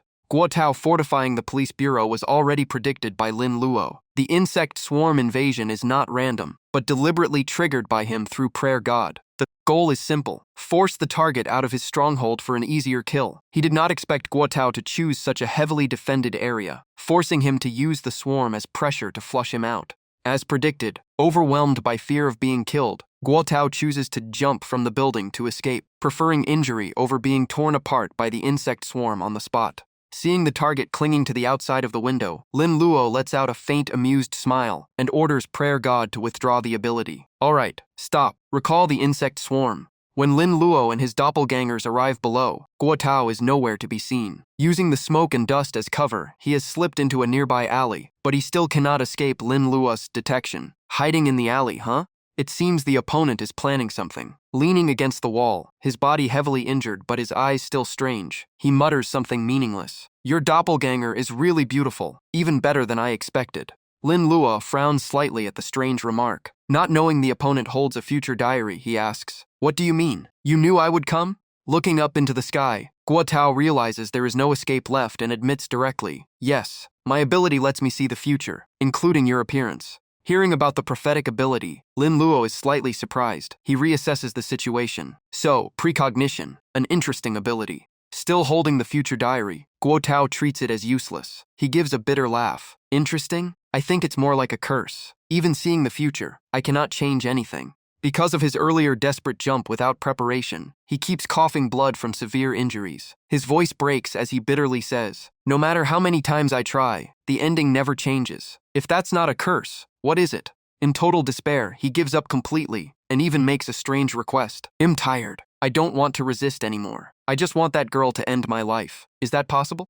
To prevent any variables, Lin Luo rejects the request immediately. He orders the Black Emperor to finish it, eliminating all risks. "Do it. Don't let him pull any tricks." Hearing the cold judgment, Guo Tao trembles as despair engulfs him like an unavoidable fate. He mutters, "In the end, I still die by the hand of a man in black armor." The Black Emperor steps forward and throws a direct punch. A single blow crushes all vitality in the target.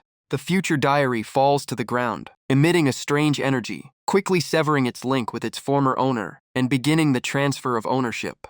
The system immediately activates. S-rank talent steal has been triggered. The player can choose what to absorb: talent, skill, or soul. Lin Luo chooses to absorb the talent. The talent data is decoded. S-rank future simulation, with growth potential. Its effect depends on diaries, using written text to recreate future possibilities. No cooldown, but heavily dependent on the energy source from the doppelganger. Lin Luo immediately notices this unusual mechanism. Lin Luo summons a new doppelganger. The system displays its stats. S. Rank Future Diary Doppelganger. Strength 0, Intelligence 777, Defense 1, HP 500, Energy 200. It can simulate the future in written form for the host only. Each prediction consumes increasing energy based on the number of days simulated, with major events consuming double. No cooldown, fully dependent on available energy. Curious about the new ability, Lin Luo opens the diary to check it, but the pages are completely blank. Not a single word appears. He frowns slightly. Strange, why is there nothing? Future diary, simulate the next 2 days.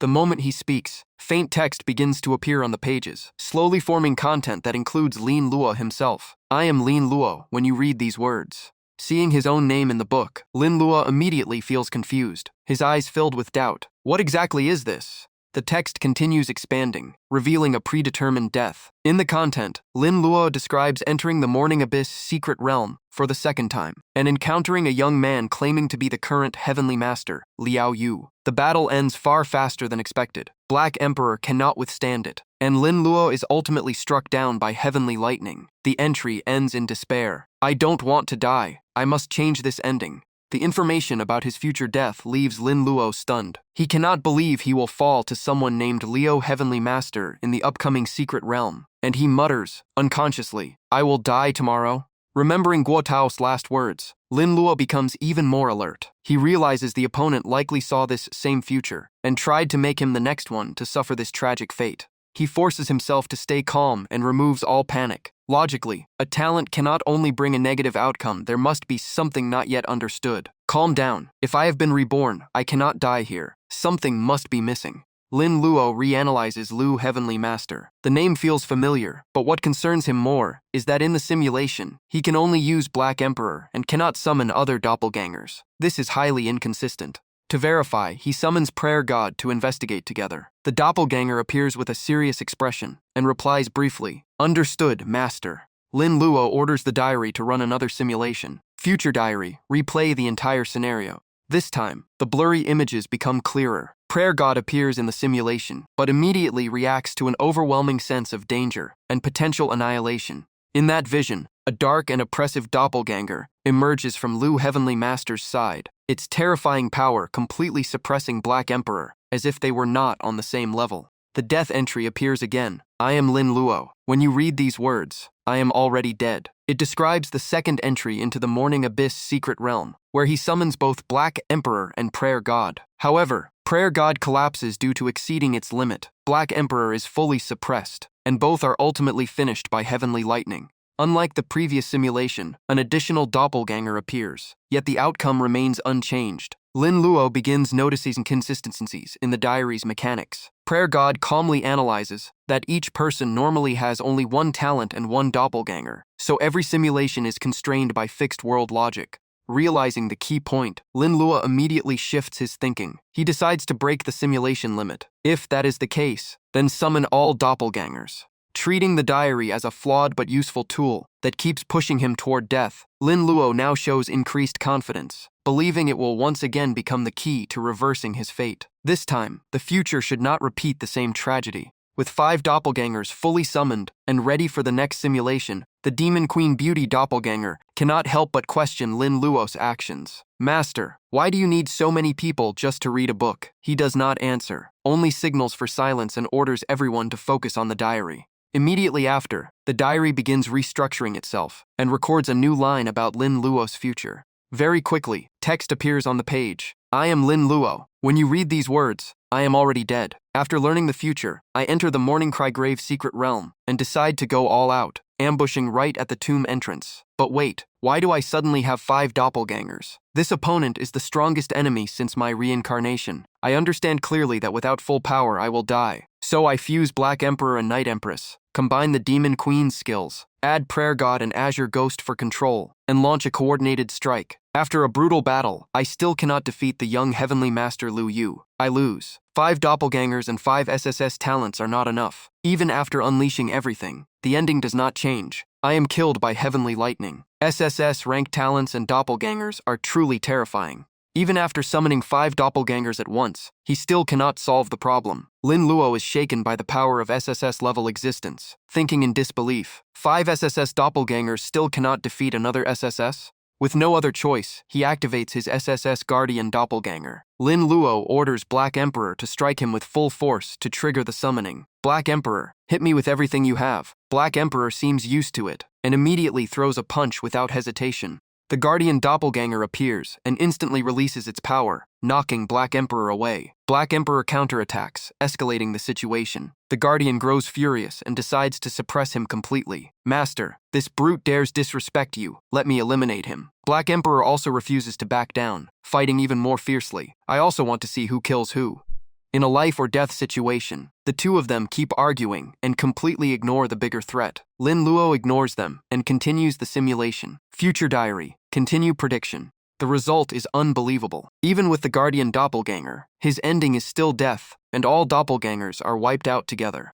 This shock leaves Lin Luo frozen. If he enters the Morning Cry Grave Secret Realm, the only outcome is annihilation. For a moment he considers retreating, but his will quickly returns, convinced there must still be a way out. The final option is placed on Prayer God. Lin Luo orders it to search for a path of survival. After some investigation, Prayer God finally gives an answer in a heavy voice. Master, the only hope lies in a reborn doppelganger formed from an unborn embryo. At this point, Lin Luo still holds the divine artifact stolen from Lu Zining and the demon overlord doppelganger. He places hope on creating a breakthrough. The diary appears again with the familiar line, I am Lin Luo. When you see these words, I am already dead. But immediately, the content begins to fluctuate chaotically. I am Lin Luo, already dead. Wait, I actually have 7 doppelgangers? Then it shifts again. When you read this, I am still alive. This time I did not ambush Lu Yu Heavenly Master, but confronted him directly. Even though he surpasses ordinary SSS awakeners, I am not afraid, because I already hold the method of victory. While Lu Yu summons his doppelganger, I interfere with the origin of an embryonic doppelganger, creating the 8th one. The battle ends with my victory, but Lu Yu escapes. I cannot trace his purpose, but I gain unexpected benefits. Despite heavy energy consumption, it is completely worth it. Thinking of this result, I look forward to our next encounter. From the moment he obtains the doppelganger embryo, Lin Luo finally escapes a death trap and gains massive rewards. His declining spirit rises sharply as he grips the egg in his hand and mutters that the future can finally be changed. Even after finding a way out, one question still troubles him. What emotion should be used as the seed to activate the Thay Ingi transformation most efficiently? Not wanting to overthink it, Lin Luo immediately asks Prayer God directly, Hey, I need a way to kill Lu Yu. Prayer God opens the sacred book and quickly searches for the optimal attack method for its master. However, the result collapses instantly. It shuts the book and changes expression, saying, Sorry, master, this wish exceeds my limits. I cannot fulfill it. The gap that leaves Prayer God helpless is obvious. Lin Luo has no choice but to handle everything himself. The difference between S rank and SSS rank is too massive, and from the diary's behavior, Lu Yu is clearly hiding more trump cards. The upcoming battle requires even more preparation. The situation grows more tense. Lin Luo changes his plan and decides to first save his older brother and help him level up so he can join the fight. For now, he intends to head to the prison and deliver the Spirit Ascension Crystal, raising his brother's talent to S rank to unlock a doppelganger. After finalizing the plan, he immediately heads toward the prison. At the police watchtower, the insect swarm is surging like a tide, surrounding the area from all sides. They're back again. Fire. Not only low-level insects, but a massive Lidar-type creature also appears, charging straight at the 2 officers defending the tower. Their ammo is running out under the relentless assault. The 2 officers are pushed to the edge, already preparing for death. At the critical moment, Black Emperor suddenly appears and delivers a single decisive punch, crushing the giant insect's head. The 2 officers narrowly survive and are shocked to see Lin Luo's doppelganger in action. One shouts, We're saved. From a distance, Lin Luo's voice confirms his identity. To smoothly enter the prison and meet his brother, Lin Luo helps resolve the situation and explains briefly, I am Zhou Shengdong's younger brother. I had an appointment today to visit him in prison. Grateful for the rescue, the officers guide him inside. Before leaving, they inform him that the prison warden wants to meet him after the visit. Lin Lua simply nods in agreement. After the exchange, he heads deeper, into the detention area where his brother is waiting. Lin Lua's brother still looks as composed as ever, not worn down by imprisonment. The moment he sees his younger brother, he speaks softly. Lin Lua pauses for a moment upon seeing him. Emotion rises as he stands still briefly, then says, "Brother, it's been a long time." Zhou Shengdong has no idea how much his younger brother has changed. In his eyes, Lin Luo is still the weak younger sibling. Seeing the chaos outside caused by the insect swarms, he immediately asks worriedly about his condition. Seeing his concern, Lin Luo smiles lightly to reassure him. "I'm fine, don't worry." Zhou Shengdong assumes his brother must have suffered or been bullied outside, and firmly states he will protect him when possible. But with his long sentence still remaining, he can only sigh helplessly. Seeing his brother's mix of worry and helplessness, Lin Lua softly calls out, "Brother." Zhou Shengdong suddenly recalls the prison warden's earlier words. The warden had offered a deal, complete a task in exchange for early release. Whoever accepts could have their sentence reduced. Thinking of Lin Lua suffering outside, Zhou Shengdong decides to accept the deal to get out early and help his brother. "Don't worry, Xiao Lua. I've found a way to get out. From now on, no one will bully you." Lin Lua looks at him with quiet helplessness. "Brother, you're always like this. You never think about yourself. But things are different now. The world is no longer the same." A voice beside them speaks firmly. "I will also change so I can help my brother. No one outside can bully you anymore. And I brought you a gift. With it, you can get out soon." At that moment, Black Emperor is summoned behind Zhou Shengdong. Hearing Lin Luo's words, he still looks confused. A gift? Earlier, Lin Luo had handed the Spirit Ascension Crystal to Black Emperor. Now it activates immediately, as Black Emperor strikes from behind Zhou Shengdong, channeling the energy directly into his body. A nearby officer thinks Lin Luo is committing an attack and immediately points his gun at him, shouting, "Hands up! Explain yourself! What did you do?" Lin Luo does not resist, and calmly raises his hands against the wall, reassuring the officer, "Don't worry, I just gave something to my brother. It disappears once it enters the body. It is not dangerous and not a violation." Soon after, Zhou Shengdong's body absorbs the energy from the crystal, triggering a talent evolution. His entire body erupts in transformation. A crimson aura surges out as he screams in pain. "Ah!" The system activates and forms a new doppelganger talent. A rank talent upgraded to Shrank, Crimson Resolve. Effect: every time max HP is reduced by 3, damage taken is reduced by 1. Cheng Jian is shocked seeing Zhou Shengdong's sudden talent upgrade and blurts out, "It's burning! It's burning!" Immediately after, a Crimson Resolve armored doppelganger appears, its aura no weaker than Black Emperor. "Master, I am your knight, Red Lotus." The system displays its stats. Red Lotus Knight, S rank. Strength 170, Normal 10, Agility 140, Intelligence 50, Defense 150, HP 6000, Energy 90, Energy Recovery 9 per hour, Growth 100, Movement Range 15 meters. Red Lotus Shield, 60 defense, consumes 1 energy per minute. Red Lotus Spear, deals 50 burn damage, consumes 1 energy per minute. Seeing himself instantly rise to heaven-level power with a powerful doppelganger and multiple skills, Zhou Shengdong is stunned. Red Lotus Knight S rank, is this really my doppelganger? Not only Zhou Shengdong is shocked, even Lin Luo feels excited seeing his brother's new ability. "Brother, with this power, you can definitely earn merit in prison and get your sentence reduced early." Faced with the sudden transformation, Zhou Shengdong is confused. "How can you just give me something like this? My talent improved so fast, why don't you keep it for yourself?" To calm him, Lin Luo replies calmly, "Don't worry, I have plenty of these." Hearing this, Zhou Shengdong lets out a light laugh. "Really?" The entire visitation exchange between Lin Luo and Zhou Shengdong in the detention area is fully recorded by surveillance cameras. In the monitoring room above, the warden watching on his laptop lets out a strange laugh. Heh, heh. After witnessing everything, he falls into thought. Is it really possible to upgrade talent this fast? Interesting. Back to reality, after a short visit, time is up. An officer steps forward and announces, "Visiting time is over." After giving the Spirit Ascension Crystal to his brother to grant him an S-rank doppelganger for self-defense in prison, Lin Luo reminds him again, "Don't worry, you're not the same anymore. No one will bully us again." Zhou Shengdong looks reluctant to leave and softly calls, "Xiao Luo."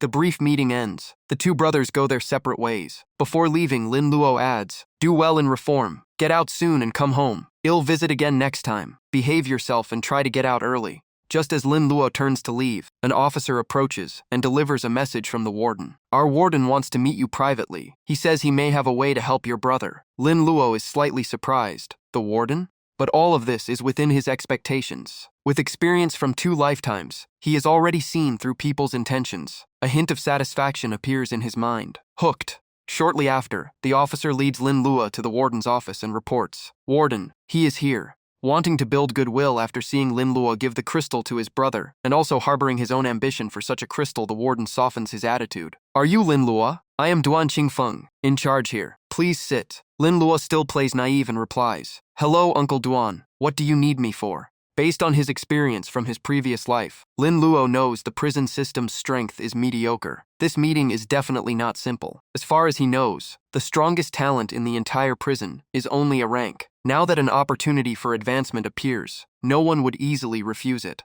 To exploit emotional weakness, the warden shifts the topic to Zhou Shengdong's case. Speaking seriously, "Lin Luo, do you know the real story behind your brother's case?" Hearing there may be hidden truth about his brother, Lin Luo immediately shows suspicion. "What do you mean? Are you saying there's something else behind his case?" Memories of his previous life resurface, when he was powerless to save his brother due to lack of strength. This time is different. He vows to change the outcome. In his past life, he simply wasn't strong enough to investigate. Without hesitation, the warden states Zhou Shengdong was only used as a pawn. He says calmly, "A case that should be 15 years? Your brother was just dragged into it, used as a tool." To uncover the truth behind everything, Lin Luo offers a deal. If the warden provides information, he will help eliminate the monsters guarding the prison area. "Uncle Duan, if you tell me everything, I can help clear those monsters and secure this place. This time, I will make whoever harmed my brother pay." The warden shows little concern and even lets out a cold laugh. To him, those monsters will be handled by someone else sooner or later. No need to change the deal. Clearing monsters is unnecessary. Someone will take care of it eventually.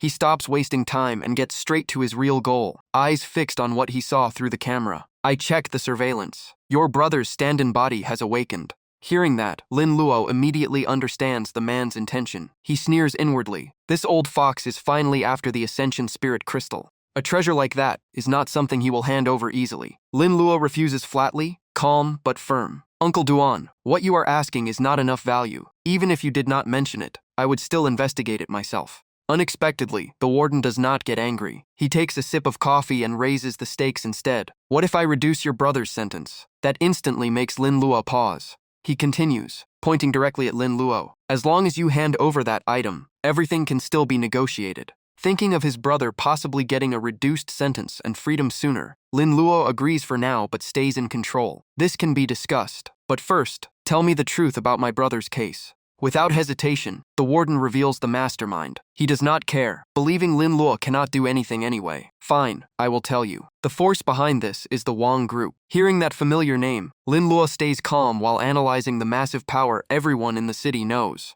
If what he says is true, Lin Luo immediately raises doubt and questions him. "Uncle Duan, if you already knew my brother was framed, why did you still keep him locked up? Isn't law enforcement supposed to represent justice?" The warden responds calmly with legal reasoning. "Every conclusion must be based on evidence. Shaolin, this is a law-based society. Investigation and sentencing require proof. All the evidence at the time was against your brother, so we could only consider reducing his sentence." He sighs slightly, sounding helpless within the system. "Only later did we trace clues back to the Wang group. I only found out afterward that they were involved." Thinking back to the injustice of his past life, where power crushed truth, Lin Luo feels anger rising. There were doubts raised before, but all were suppressed, and the verdict was quickly sealed with a harsh sentence. At this point, the warden stands up and walks closer, speaking in a persuasive tone. "Lin Luo, you should give up on revenge for your brother." He emphasizes the power gap between both sides. The Wong group is not something you can touch. To them, you are nothing more than dust. No matter how talented you are, it changes nothing.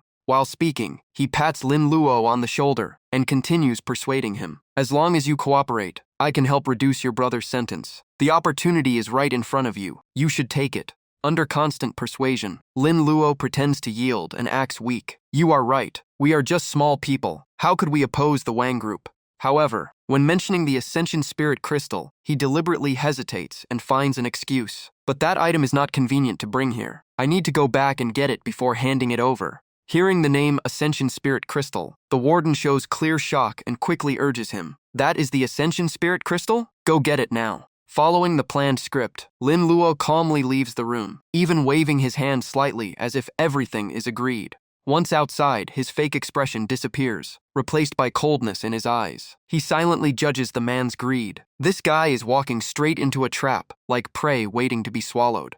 At that moment, a police officer rushes in with urgent news. The escort team is ready to evacuate the warden from the monster invasion. Sir, the defensive line is set. We will escort you to safety. But the warden immediately refuses. His mind is still focused on the Ascension Spirit Crystal from Lin Luo, so he does not want to leave. No need. You handle the outer defense. I will stay here. He calmly lights a cigarette, eyes full of calculation, already imagining his son benefiting from the treasure. With this, his son could evolve his talent to S rank, even awaken a stand-in ability. Then he recalls Lin Luo's earlier question about justice. Practical thoughts quickly take over. If he opposes the Wang group, not only he but his whole family could be dragged into it. In this world, the weak must bow to the strong. That is the rule. Just as the warden was still feeling smug about his logic, the Black Emperor suddenly appears right behind him. A cold voice rings out, making him flinch. Not bad cigarettes. Shocked by the sudden sound right beside his ear, he snaps his head around in panic, eyes wide with alarm. What?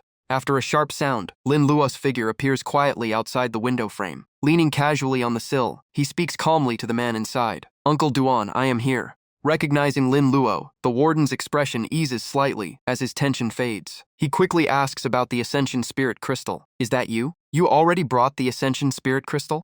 No longer bothering to hide anything, Lin Luo jumps down decisively. His tone is firm as he denies being at a disadvantage. No, you are wrong.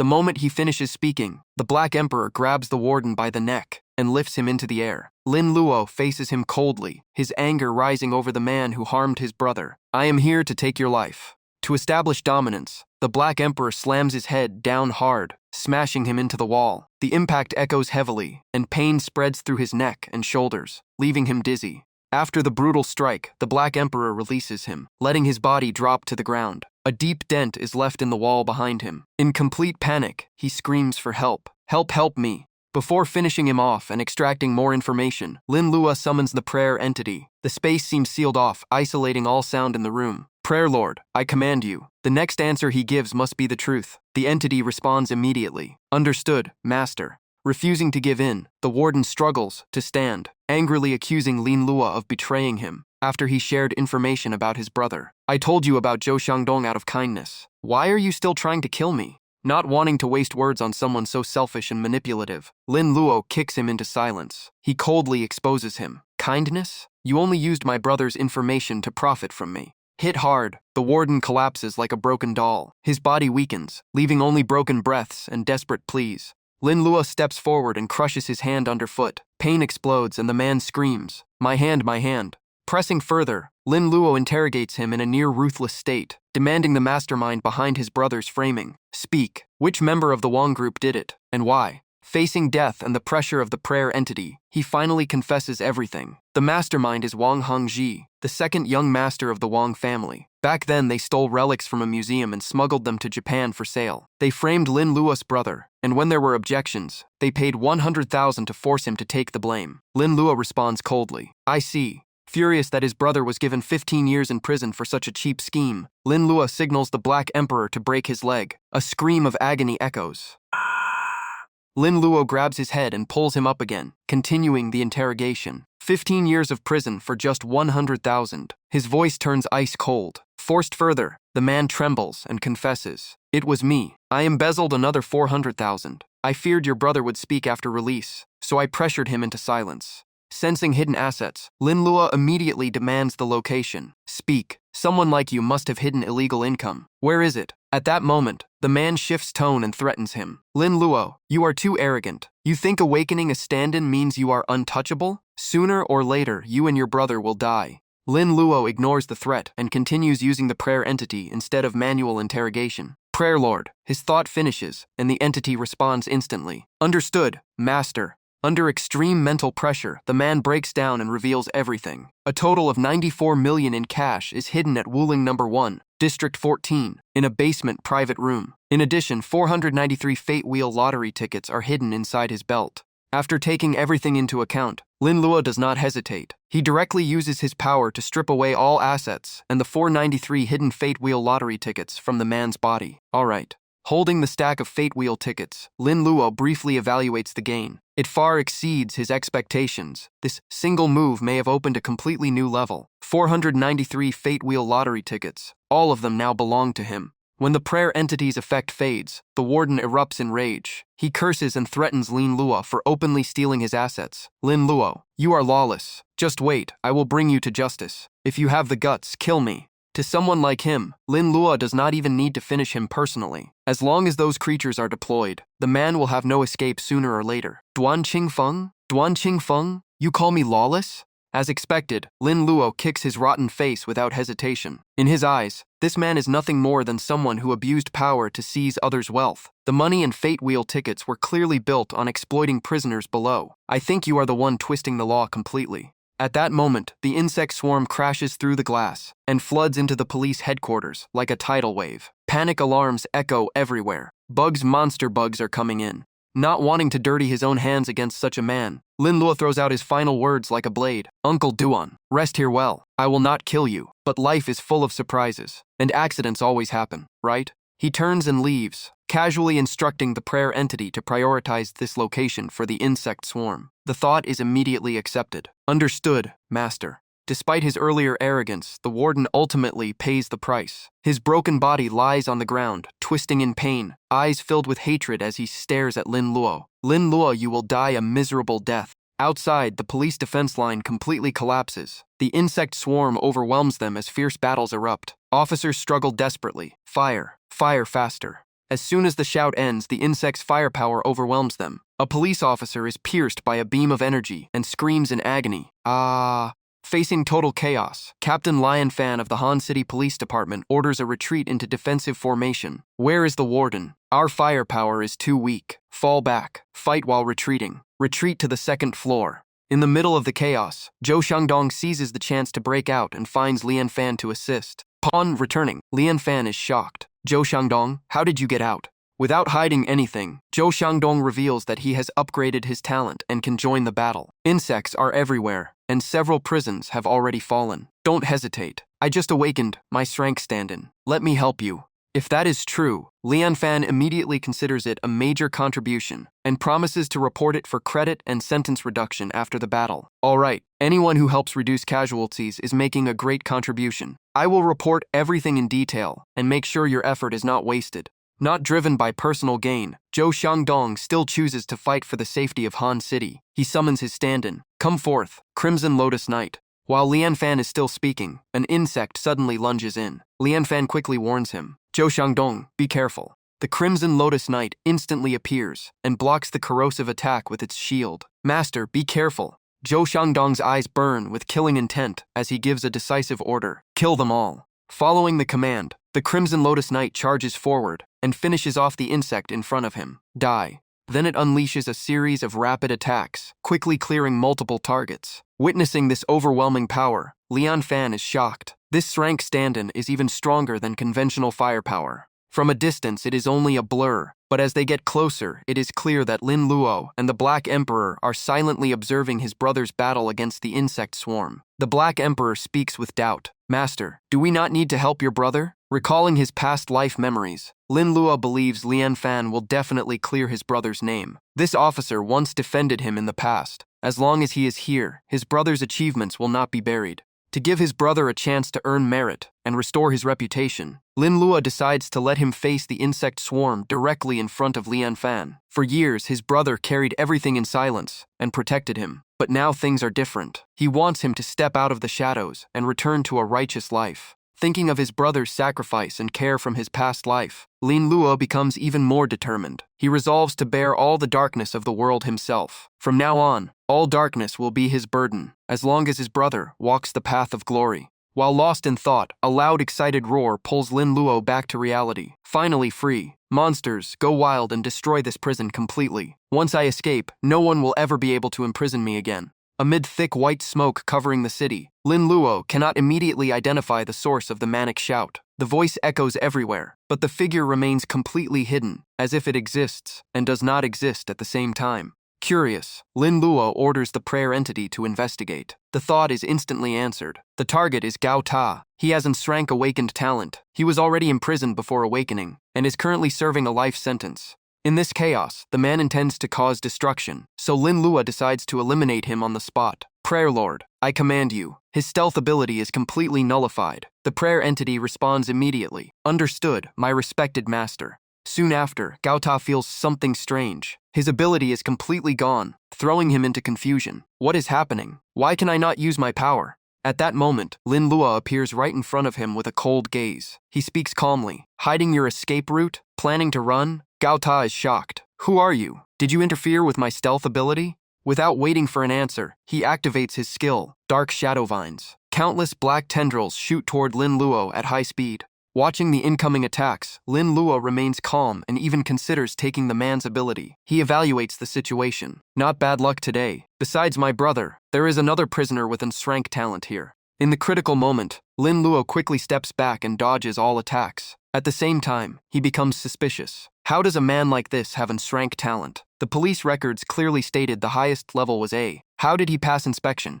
Gao Ta himself does not understand the situation. He has always believed his ability was only a rank. He assumes the outside rumors have nothing to do with him, and never considered he might be classified as Shrank or under special monitoring. Ignoring the denial, Lin Luo remains certain of his target. He will devour this Shrank ability. A stealth power delivered to his doorstep would be wasted if not taken. Although becoming cautious, Gao Ta still believes Lin Luo is not a real officer, so he thinks he still has a chance to escape. He judges that Lin Luo may have a similar ability to True Vision, but without a uniform, he cannot be part of the official pursuit force. Not wanting to prolong the fight, Gao Ta unleashes his full Dark Shadow Vine's power while retreating. In his mind, time is running out, and he must escape before being fully trapped. The Black Emperor reacts instantly, blocking the incoming tendrils head-on and protecting Lin Luo. Master, be careful. Sensing the power gap, Gao Ta lifts himself into the air, using his tendrils, attempting to retreat from the battlefield. Thinking he has escaped, he laughs in satisfaction and moves away freely. Ha ha ha, as long as I pass that wall, I will be free again. Relying on his stealth technique, he believes no one can track him. Even pursuit teams and tracking dogs are useless, as all aura and scent have been erased. In his mind, even True Vision cannot detect him. However, his confidence does not last long. A sword shadow suddenly appears, carrying a cold killing intent from Yi Yuji in Nightblade state, striking directly at his neck. In shock, he barely manages to speak. Why you have more than one stand-in? His body loses control and falls from the air. The ending comes abruptly, completely overturning his earlier confidence. Without hesitation, Lin Luo steps forward and absorbs the opponent's ability. A system prompt appears, asking him to choose the method of plundering. The process is activated, and the Shrank talent is successfully absorbed, granting him the ability Hidden 1. After inspection, Lin Luo receives detailed data on the new stand-in. Hidden 1, Shrank. It allows invisibility for 2 seconds and erases body scent. However, the stealth breaks upon attack. Duration is 1 hour with a 1-day cooldown. He evaluates it as useful for assassination-style encounters, especially when coordinating with targets like Lu Yu, but still has clear limitations. The extremely short stealth duration and forced break on attack leave Lin Luo unsatisfied. He considers it far from optimized and wonders if this is the natural limit of Shrank abilities. Still unable to find a truly balanced stand-in that surpasses the Black Emperor in all aspects, he temporarily accepts it and plans to upgrade later. The thought crosses his mind that reaching SS rank would significantly improve everything. He then summons another stand-in for inspection, Dark Shadow Vines. Detailed stats appear. Shrank Dark Shadow Vines. Strength 200, Agility 40, Intelligence 3, Defense 30. Each vine has 700 HP. Energy 451/5, Recovery 1 per hour. Growth potential 80. Range 30 meters. Capable of mass growth across controlled ground areas. Each summon costs 5 energy. Full recall returns 4. Damaged return 2. No cooldown, but weak to fire, and takes double damage from fire and lightning. After reviewing all parameters, Lin Luo accepts it for now. It complements Hidden 1 well, especially in compensating for the stealth weakness during attacks. While not perfect, its wide area control and swarm capability provide strong tactical value. At that moment, a red light suddenly bursts above Lin Luo's head, making him pause. He frowns slightly. Has my talent changed? The system immediately issues a high-level alert. Plunder upgrade detected. rank abilities can evolve. It now allows selection between talent, skill, or soul force. It can also trigger full target elimination to extract complete value. Cooldown is 12 hours. Faced with the sudden change, Lin Luo falls into thought and quickly deduces a new rule. It seems only rank and above talents or stand-ins are the true key to the system's evolution path. After thinking for a while, he regains composure. Confidence appears in his eyes as he identifies a new direction for growth. The next upgrade path is now within reach. Scene shifts. To gather more resources for advancement, Lin Luo enters a new secret dungeon in the Wolf Valley of Huang Cd Mi. The three-headed wolf boss there is the experimental target.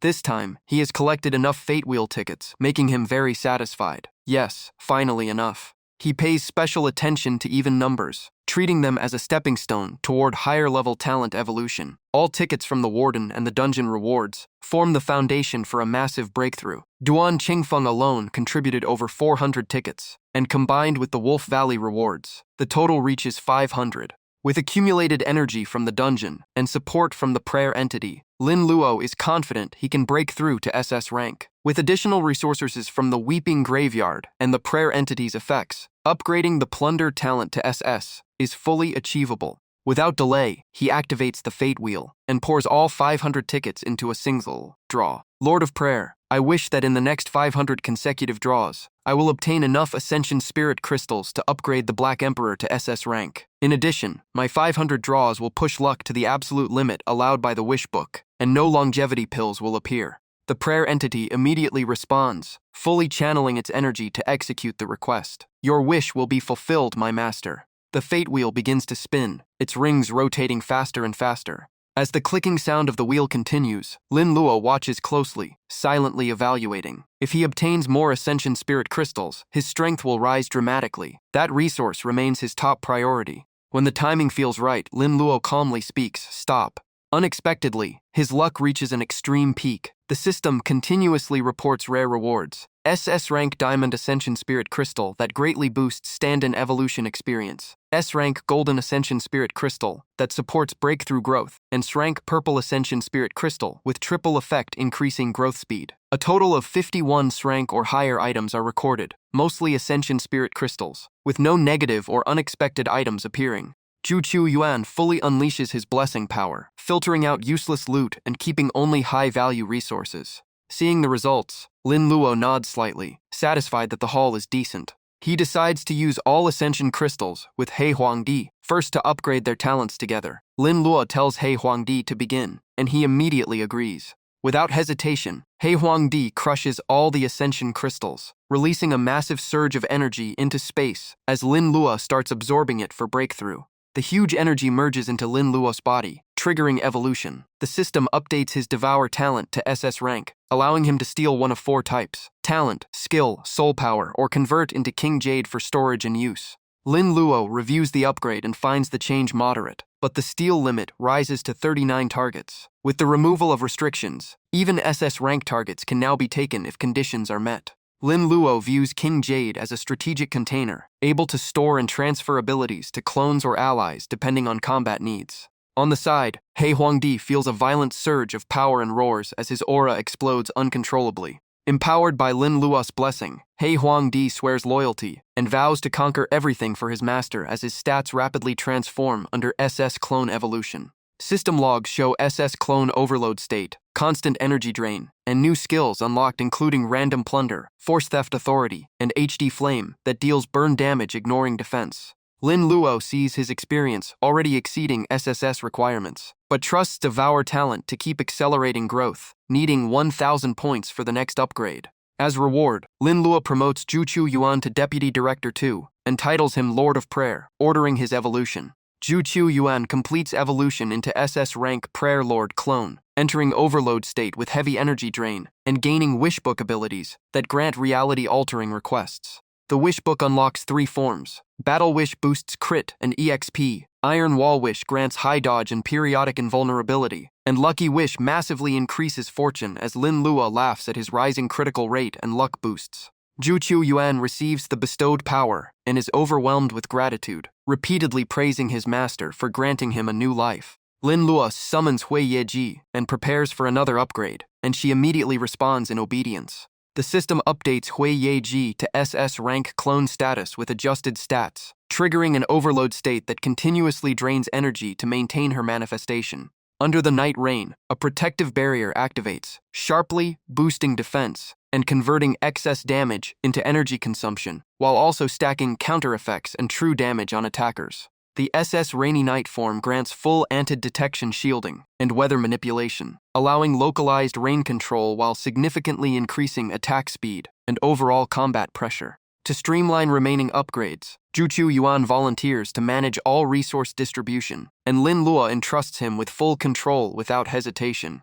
To avoid internal conflict among clones, Juchu Yuan proposes a fair allocation plan so all remaining units can reach SS rank and further enhance their abilities. Lin Luo reflects on the existence of Liu Tianxi at SSS rank, realizing his current forces already rival multiple SS units combined, but still may struggle against true SSS opponents. He concludes that the silver-haired Taoist is far more dangerous than expected and must be eliminated before he can fully unleash his hidden trump cards. Inside the secret realm, Liu Tianxi sits calmly in meditation, acting like a transcendent master as he awaits his destined rise. He believes his plan is flawless. Eliminate Lin Luo, seize all resources, and then crush He Huangdi to absorb even more power. At that moment, Lin Luo's voice cuts through the air, cold and crushing, asking if he already sees his own defeat. In an instant, the green ghost clone of Lin Luo strikes like lightning, rushing in and locking down the target. Lin Luo slowly steps forward with He Huangdi behind him, exuding absolute confidence and overwhelming pressure. Liu Tianxi still does not recognize him, and coldly asks who dares to attack him here. Lin Luo answers without hesitation, his killing intent fully revealed, saying he came here to end his life. Liu Tianxi laughs with contempt, mocking Lin Luo for thinking he can kill him just by relying on He Huangdi's clone. He sneers that it is pure fantasy. Those words ignite Lin Luo's killing intent. His eyes darken and his aura shifts, preparing a decisive counterattack. As the battle opens, Hui Yeji strikes first, moving like lightning and slashing down with condensed killing intent, aiming to end it instantly. In response, the enemy summons an ancient clone. A massive presence erupts, divine light flooding the space, as a Tian-Zun-like figure descends with overwhelming pressure. The summoned clone swings a heavy staff, crushing space itself toward Hui Yeji. She is forced back and switches into Rainy Night Black Umbrella form to resist the suppression. Meanwhile, the enemy's main body remains calm and asks Lin Luo who is ordering him to come here and attempt an assassination.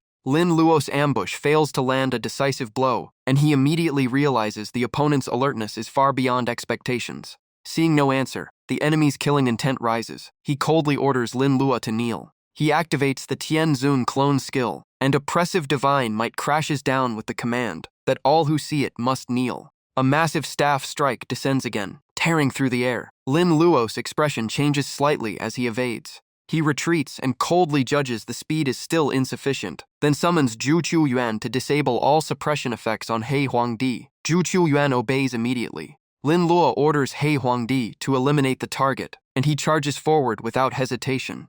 Hui Yeji also joins the assault, attacking from both sides and forming a pincer formation. The enemy is forced into defense for the first time, shocked by the coordinated double-sided pressure. He grits his teeth and counters with a divine technique, calling for lightning and protective Buddhist power. Heavenly lightning descends, forcing Hui Yeji to retreat and evade the strike. A phantom Camlo bottle appears in front of He Huangdi as a shield, but he smashes through it with brute force. Lin Luo is briefly surprised by the mix of thunder and Buddhist techniques, realizing the opponent has far more hidden tricks than expected. When the Camlo barrier breaks, a strange energy spreads across the battlefield. Sensing danger, Lin Luo immediately orders a retreat for both He Huangdi and Hui Yeji. The clash forces Lin Luo to reassess the enemy's strength. He suspects a hidden SSS clone has not yet been revealed, while the opponent begins to suspect Lin Luo's identity and his multiple clones. Lin Luo coldly tells Liu Yu to go all out, or he will die here today. Liu Yu hesitates, wondering if Lin Luo might be a reincarnated foe who knows his plans, but quickly dismisses the thought. He regains arrogance and declares he fears nothing. He points to the sky and activates his ultimate skill, summoning Dao exterminating Tianzun. A massive surge of energy crashes into the ground, shaking the entire battlefield and filling it with dust and shockwaves. From the smoke, a gigantic corrupted hand emerges and descends toward Lin Luo. The pressure is overwhelming as Lin Luo senses an SSS-level summon and questions its true nature. As the dust clears, the full form of Dao exterminating Tianzun appears, far surpassing previous clones, and immediately moves to annihilate everything on command. Facing the overwhelming pressure, He Huangdi and Hui Yeji look extremely insignificant. Sensing the disadvantage, both immediately unleash full power to form a defensive line in front of Lin Luo. He Huangdi charges without hesitation and throws a full-force punch, but Dao exterminating Tianzun casually raises a hand and dissolves it as if crushing a trivial attack. Hui Yeji follows with a sword strike, but the opponent clamps it between two fingers, stopping it completely. Seeing two SS clones suppressed so easily, Lin Luo is shaken. He realizes this entity can fight on equal footing without complex skills, and may already reach SS steer limits. He Huangdi keeps attacking, but achieves nothing. Hui Yeji is also suppressed in speed. Lin Luo quickly assesses that this opponent does not belong to the same system as the old Taoist's clone. Lin Luo begins to understand the truth. This is not a normal clone, but a divine borrowing technique, possibly a projection from higher beings based on future records. On the other side, Lu Yu evaluates Lin Luo's force and calmly concludes he has 3 clones, 2 combat types and 1 support, nothing beyond SS standards. He becomes even more confident, believing Dao exterminating Tianzun alone is enough to crush all of them like insects against a tree. After reconsideration, he orders the clone to switch to defense mode and withdraw slightly. Lin Luo, unaware of the shift, mocks him for backing off and asks if the mighty Tian master is afraid.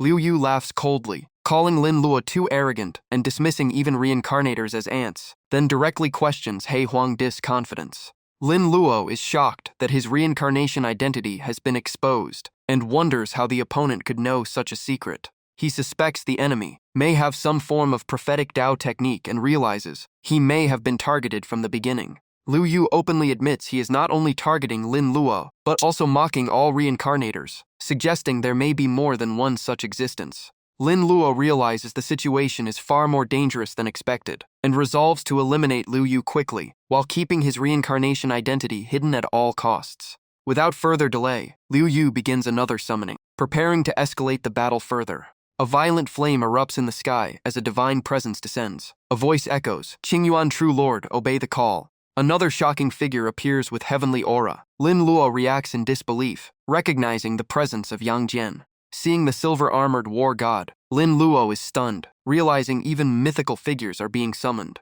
Liu Yu mocks Lin Luo, saying one Tianzun clone was enough before, and now he has no chance to resist. Cornered, Lin Luo pulls out a strange weapon, preparing for a desperate move. Liu Yu laughs at him, mocking the outdated weapon, and calling He Huangdi insane for using such relics. Lin Luo remains silent and points the weapon at himself, stating it is not meant for the enemy. Liu Yu misinterprets it as surrender and offers Lin Luo a chance to live as his subordinate. Lin Luo refuses coldly and decisively, "Don't even think about it." Without hesitation, he pulls the trigger. The bullet tears through the air, straight toward its target. The bullet is about to reach Lin Luo's forehead, but no immediate change occurs. At the edge of impact, a phantom barrier suddenly appears, blocking the bullet's path as energy shockwaves spread out. At the same time, the aura of the Guardian clone erupts. Lin Luo shouts, "Guardian, appear." The Guardian snaps its fingers, instantly deflecting the bullet and neutralizing the threat in an instant. After the previous upgrade, the Guardian's aura has become even more oppressive and powerful. It stands ready for orders. Seeing Lin Luo summon a 4th clone, Liu Yu is slightly surprised but remains calm, quickly assessing the situation. Realizing the enemy is also going all out, Lin Luo no longer hides anything and directly summons all his remaining forces. Liu Yu orders all his clones to attack at once. Dao exterminating Tianzun, Qingyuan True Lord, and Yang Jian all strike together. Lin Luo also gives the command for a full counterattack, and all his clones surge forward to meet them head-on. He Huangdi locks onto Dao exterminating Tianzun and charges in fiercely. Hui Yeji and the Guardian both engage, but their coordination briefly clashes as they argue over targets mid-battle. Yang Jian activates his heavenly eye, releasing a devastating beam while mocking them as insignificant intruders. The Guardian raises a defensive barrier and blocks the attack, responding coldly without backing down. Yang Jian's strike then shatters the barrier in an instant, cutting through it with overwhelming force. Before the attack can settle, the Guardian launches a sudden counterattack, catching Yang Jian off guard. A chain of explosive impacts erupts, pushing Yang Jian into a defensive crisis as the battlefield shakes violently. Yang Jian grits his teeth in pain and curses in anger. Sensing the disadvantage, Liu Yu immediately orders reinforcements and calls upon Guanyin for support. The Guanyin clone activates the Jade Pure Bottle, releasing a healing stream toward Yang Jian. The energy spreads through Yang Jian's body, rapidly restoring his injuries. Lin Luo is shocked by the overwhelming healing ability, realizing the Guardian's damage is being erased almost instantly. He understands that continuing the Guardian's engagement will only waste energy and risk losing control of the battle. After evaluating the situation, Lin Luo orders all 3 clones to retreat temporarily. The Guardian is momentarily surprised but immediately obeys and withdraws. Seeing the retreat, Liu Yu mocks Lin Luo, believing he has already broken under pressure. He immediately orders his remaining clones to press the attack and finish them off. Everything unfolds exactly as Lin Luo predicted from the future records. He activates a fusion skill, combining all 3 clones into a single ultimate combat entity. He Huangdi, Hui Yeji, and the Guardian merge together, forming a new powerful unified being. Energy from the 3 entities is rapidly drained and fused, all converging into the center of Hui Yeji. The merging process completes at terrifying speed. In an instant, a new status interface appears. Hui Yeji merged form. SS3 rank. Power 600, Speed 600, Intelligence 88, Defense 400, HP 10,000, Energy 600, Recovery and Growth Ability, Unknown. Seeing the updated stats, Lin Luo cannot hide his excitement. This time, he believes he can go toe-to-toe with Liu Yu. SS3 is already close to SSS level. Without hesitation, Hui Yeji enters combat stance, ready to charge straight at the 4 puppets ahead. Pressure explodes as Hui Yeji locks onto the strongest puppet in the group. Sensing the focus, the opponent raises a staff to block.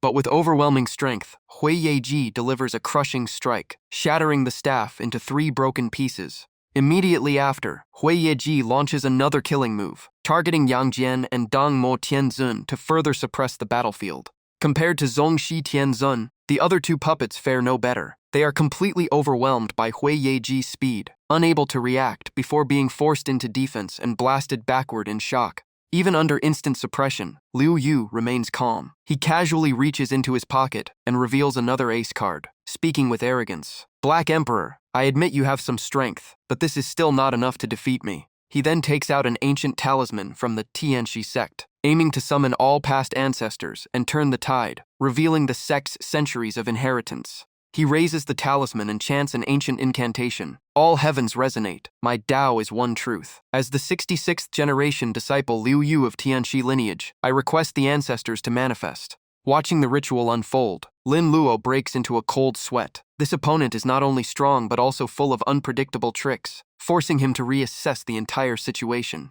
Within the sealed memory of the talisman, the past emerges. In 1821, Tianxi elder Zhang Daolin single-handedly suppressed demonic chaos and saved countless lives during times of turmoil. In 1937, amid war, another successor inherited the sect's will, sensing great danger yet still obeying the Tianxi doctrine without hesitation. In chaotic times, they descend. In peaceful eras, they cultivate in seclusion. Generations of Tianxi elders are forged through changing eras, passing their will down to save the world. In 1993, a successor left a prophecy stating that a massive unprecedented change would occur 30 years later, ordering the selection of a new heir to adapt to the new era and preserve the Tianxi legacy. Liu Yu, you are a rare genius of the Tianxi sect. Now that heaven and earth are changing, your time has come. Take the Tianxi command and go down the mountain. The voice of inheritance echoes. The disciple shall not fail the master's order. Back to reality, Liu Yu shouts and activates the full inheritance seal. I summon all ancestors to aid me. Instantly, countless ancient figures emerge through white mist and spiritual light. Their oppressive aura spreads across the battlefield as the full might of the Tianxi sect descends. Seeing the massive summoning, Lin Luo immediately recalculates using the future diary. As expected, Liu Yu still hides countless trump cards. This summoning system equals multiple class puppets at once, far beyond initial expectations. Without future knowledge, victory would be nearly impossible. The Tianxi sect is being used as an extreme weapon by Liu Yu beyond expectations. The moment the ancestors descend, Hui Yeji erupts in energy and unleashes a sweeping strike, knocking away 3 newly arrived figures. However, the numbers are overwhelming. 2 ancestors simultaneously cast the golden light binding curse, merging their pressure into golden chains that shoot toward Hui Yeji. The The seal tightens and restrains Hui Yeji completely, as if trapped inside a massive golden bell. Limbs are locked in place, unable to move as it growls in rage. Let go. Seeing the situation under control, Liu Yu smirks in satisfaction and declares coldly, Black Emperor, you have lost. If you submit, I may spare your life. Driven by ambition, he views Lin Luo and Yu Taijie as key pieces to revive the Tianxi sect, building his grand plan step by step to control all variables from the future. However, Lin Luo remains completely calm. Relying on the future diary, he anticipates the changes without any panic, knowing the opponent still has hidden cards, and the battle is far from over. At Lin Luo's words, Lu Yu's expression changes instantly, filled with doubt and unease as he blurts out, What are you talking about? He cannot imagine what other means the opponent still has to turn the situation around. Holding the moving embryo egg tightly, Lin Luo places all his hope on it, guiding emotion as the trigger key, treating it as the last lifeline. Using emotion to activate a new puppet requires extreme caution from Lin Luo. Even the slightest deviation could cause backlash. It is a double-edged blade that could injure him instead. He expands his perception, scanning all life emotions within a 30,000-meter radius. Countless chaotic emotions flood into his mind. Fragmented thoughts appear one after another. Shut up, stop crying, save me, someone help me. Everything surges in, but none are suitable. The emotional chaos continues to surge, but Lin Luo quickly filters them out one by one. Fear, despair, panic, helplessness. None of these are what he needs. Just as he is about to fail the filtering process, Lin Luo suddenly pauses as a strange feeling flashes from the egg. Wait. Another scene emerges. Reporter Yao appears, along with a recorded video that spread battlefield information widely, igniting hope of victory among civilians. More memories flow in sequence. The video of the Black Emperor destroying the Guardian Worm was widely circulated. People share it everywhere. Voices of encouragement rise, and hope against the invading monsters is reignited. The Black Emperor has proven we can win. The calls echo everywhere. The military assembles, morale surges, and forces advance into the inner city to rescue civilians. Heaven blesses us in Huaxia, we are saved. Countless shouts erupt amid chaos, mixed with hope and belief that unity can overcome disaster. The images from the egg confirm Lin Luo's conclusion. The future diary is correct. The required emotion is hope for salvation. Faith of humanity is the key. Without hesitation, Lin Luo decides to activate it. He channels his will into the egg. I have decided. Let my new puppet be born from the belief and hope of all people here. The egg reacts immediately. Brilliant light erupts as waves of hopeful energy spread outward, signaling the birth of a high-level existence. Cracks spread across the shell, light pouring out like feathers. A pair of angel wings begins to form, leaving Lin Luo slightly stunned. Wings? Within the radiant light, a complete form takes shape. An angelic figure emerges, exuding an entirely different aura from previous puppets. The newly formed entity bows its head and speaks solemnly. My respected master, I am the Angel of Hope, born from the faith of millions. I will help you overcome all obstacles. The system displays its data. Angel of Hope Puppet SS rank. Strength 88, Speed 150, Intelligence 140, Defense 100, HP 8000, Energy 4400. Core ability is Hope Power, able to absorb and convert faith within a large area to sustain or enhance combat power. In special state, strength can exceed limit by 20. Cooldown 10 minutes. It can also release hope feathers, allowing humans to temporarily access faith power or borrow angelic strength through prayer, with energy cost depending on usage. Additional mechanism is established. The longer it exists, the more energy it consumes, but it can be replenished through hope energy. Those who receive feathers can resonate with belief to gain temporary power or feed it back to the Angel of Hope, forming a cyclical system based on faith. Seeing Lin Luo still not finished with his summon, Liu Yu loses patience and orders all sect masters to attack at once for full suppression. He maintains his mysterious tone, inviting ancestors to manifest and protect the sect lineage. The moment the command falls, all forces activate. Meanwhile, Lin Luo remains completely calm. The appearance of the Angel of Hope gives him a new advantage. He can now maintain and continuously activate puppets without previous energy burden. He replies coldly, Liu Yu, no matter how strong your Tianxi lineage is, it cannot compare to the hope of tens of thousands of lives. As soon as he finishes speaking, Lin Luo immediately commands the Angel of Hope to release its power and launch a full counterattack. Strike now. The Angel of Hope gathers divine energy and unleashes blessing light, breaking the seal, restraining Hui Yeji. Energy of hope erupts across the battlefield, spreading life and restoration power throughout the entire area. The blessing light rapidly spreads and directly fuses into Hui Yeji, becoming a continuous source of energy support. The massive influx of energy breaks layer after layer of pressure inside Hui Yeji. The chains collapse as its internal power surges like a flood, growing stronger without limit. In an instant, all seals are shattered. Hui Yeji explodes in speed like an arrow released from the bow, charging straight at Liu Yu. It ends here. Liu Yu reacts in panic, immediately commanding two puppets to launch a combined attack, forming a vortex of power infused with Tianzun authority and immortal oracle energy to block the advance. Facing the pressure, Hui Yeji slashes down with a strike engulfed in black flames, forcibly breaking through the incoming formation. The two forces collide head-on, erupting into a shockwave that shakes the entire battlefield space. Seeing his attack create overwhelming impact, Liu Yu smirks in satisfaction, believing Hui Yeji has been destroyed in the explosion. But when the dust clears, Hui Yeji is gone without a trace. Liu Yu frowns. Where did it go? At that moment, a cold voice sounds behind him. Hui Yeji has already appeared behind him, blade raised high. Where are you looking? Killing intent erupts. The slash comes down instantly. Liu Yu, in a moment of life and death, shouts for help. Ancestors, save me. Instantly, the Guanyin puppet activates a spatial technique, forcibly pulling Liu Yu away from the blade by a hair's breadth and barely saving his life. However, losing the chance to finish him, Hui Yeji immediately turns the situation around, sweeping its sword to crush the counterattack and maintaining overwhelming pressure. Another slash erupts, tearing through the remaining suppression and opening a path out of the encirclement.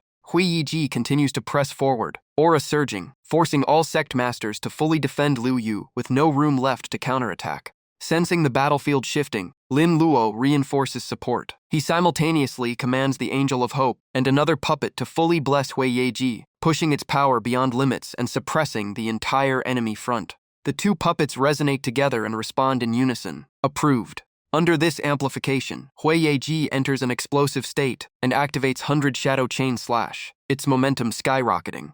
A vortex of sword energy forms as countless blade lights rain down like a storm, sending two ancestor puppets flying back in severe injury. The two ancestors lose stability, their forms beginning to dissipate as they can no longer withstand the overwhelming force. We never expected to lose to this being. Liu Yu's expression changes drastically, seeing his formation collapse. A thought of retreat appears in his mind. Damn it, how did this woman suddenly become this strong? I need to withdraw.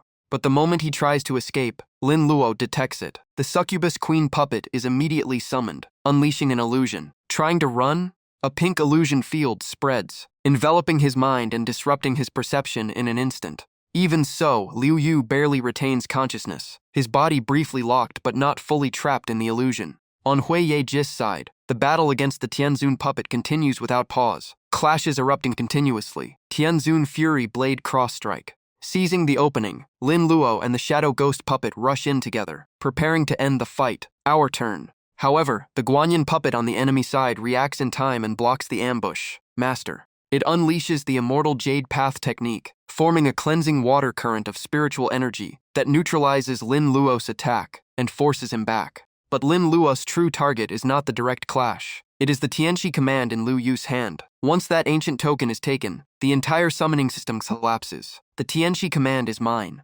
As the projected ancestors begin to fade, Liu Yu stands frozen, unable to react to the sudden collapse. He stares blankly as each projection disappears, muttering in confusion. Impossible, all divine projections are gone. Only the Zongxi Tianzun remains, still vaguely conscious. Master. Just as Lin Luo predicted, Zongxi Tianzun is the true core entity, while all other projections were summoned through the Tianxi command. Once the token is stolen, the entire system collapses instantly. Realizing the Tianxi command has been taken, Liu Yu roars in rage. You filthy thief! Return the Tianxi command. Based on the future diary's trajectory, Lin Luo originally knew the opponent had an escape route, but this time, he chooses to change fate completely and eliminate the threat. Return it? Dream on. Hui Yeji, finish him. Without the Tianxi command, Liu Yu's combat power has dropped significantly. This is the only chance to end him. Under heavy pressure, Lin Luo continues activating ancient talismans and summons a new puppet. I summon the North Star Heavenly Commander, Marshal Tian Peng, to descend. A majestic figure appears instantly. Divine aura floods the battlefield, and the pressure makes space feel unbearably heavy. Sensing the overwhelming presence, Lin Luo becomes slightly tense. This new entity is clearly stronger than all previous puppets, its suppression force extremely terrifying. Without hesitation, the new puppet activates yin-yang thunder god domain. Countless bolts of lightning and shockwaves erupt simultaneously, targeting Lin Luo. On the other side, Hui Yeji immediately reacts and rushes forward, confronting the incoming attack head-on. A single sword strike falls. Hui Yeji forcibly tears through the lightning layer, ripping apart the enemy's attack mid-air. However, amid the chaotic energy, Liu Yu uses the opening to forcefully activate a teleport escape. Before leaving, he leaves a threat. Black Emperor, I'll leave the Tianxi command with you for now. One day, I will return to take your life as repayment for Today's humiliation. Lin Luo immediately orders all puppets to track him, locking onto the remaining spatial fluctuations to pinpoint his location. In moments, Liu Yu's coordinates are confirmed. Lin Luo and Hui Yeji immediately pursue, tearing through space into a city zone. This time he will not escape. The grass must be cut at the root. Meanwhile, Liu Yu is in complete panic. With the Tianxi command gone and only 3 Tianpeng talismans left, continuing the fight means near certain death. He hesitates between returning to his sect for reinforcements or seeking other powers. Once a rare genius of the Tianxi sect, he now grits his teeth and slams the wall in frustration, blaming himself for underestimating his opponent. If I had gone all out from the beginning, I wouldn't be in this situation. He originally intended to use these methods as casual tools for wandering the world, but now everything has collapsed. He is forced into a desperate escape state, humiliation flooding his mind. He then takes out 2 talismans and activates the Heavenly Eye technique, forcibly scanning for an escape route or possible reinforcements. The moment the Heavenly Eye opens, a faint silhouette appears in the distance. Liu Yu flinches as unease rises in his heart. Something is coming. Seeing the fused form of Hui Yeji rushing toward him, he is overwhelmed by disbelief, unable to process the reality before him. Fear surges as he cannot understand how he was located. Panic takes over as he backs away. How did he find me? No, I have to move now. Without another second of hesitation, he activates a teleport puppet to escape at full speed. Tianpeng Divine True Lord and Yin-Yang Thunder Formation, help me.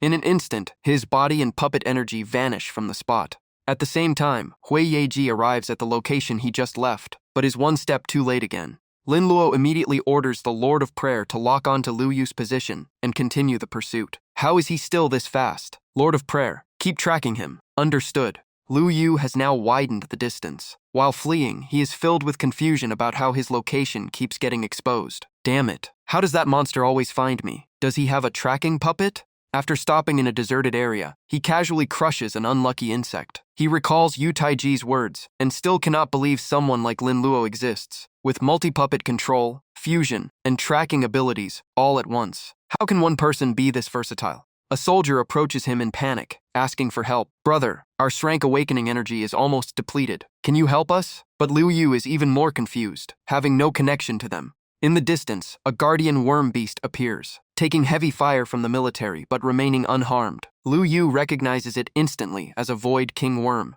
Even though killing it would grant massive experience, he has no time left as Lin Luo is closing in. Staying means death. That feeling of being hunted returns, grinding his teeth in frustration.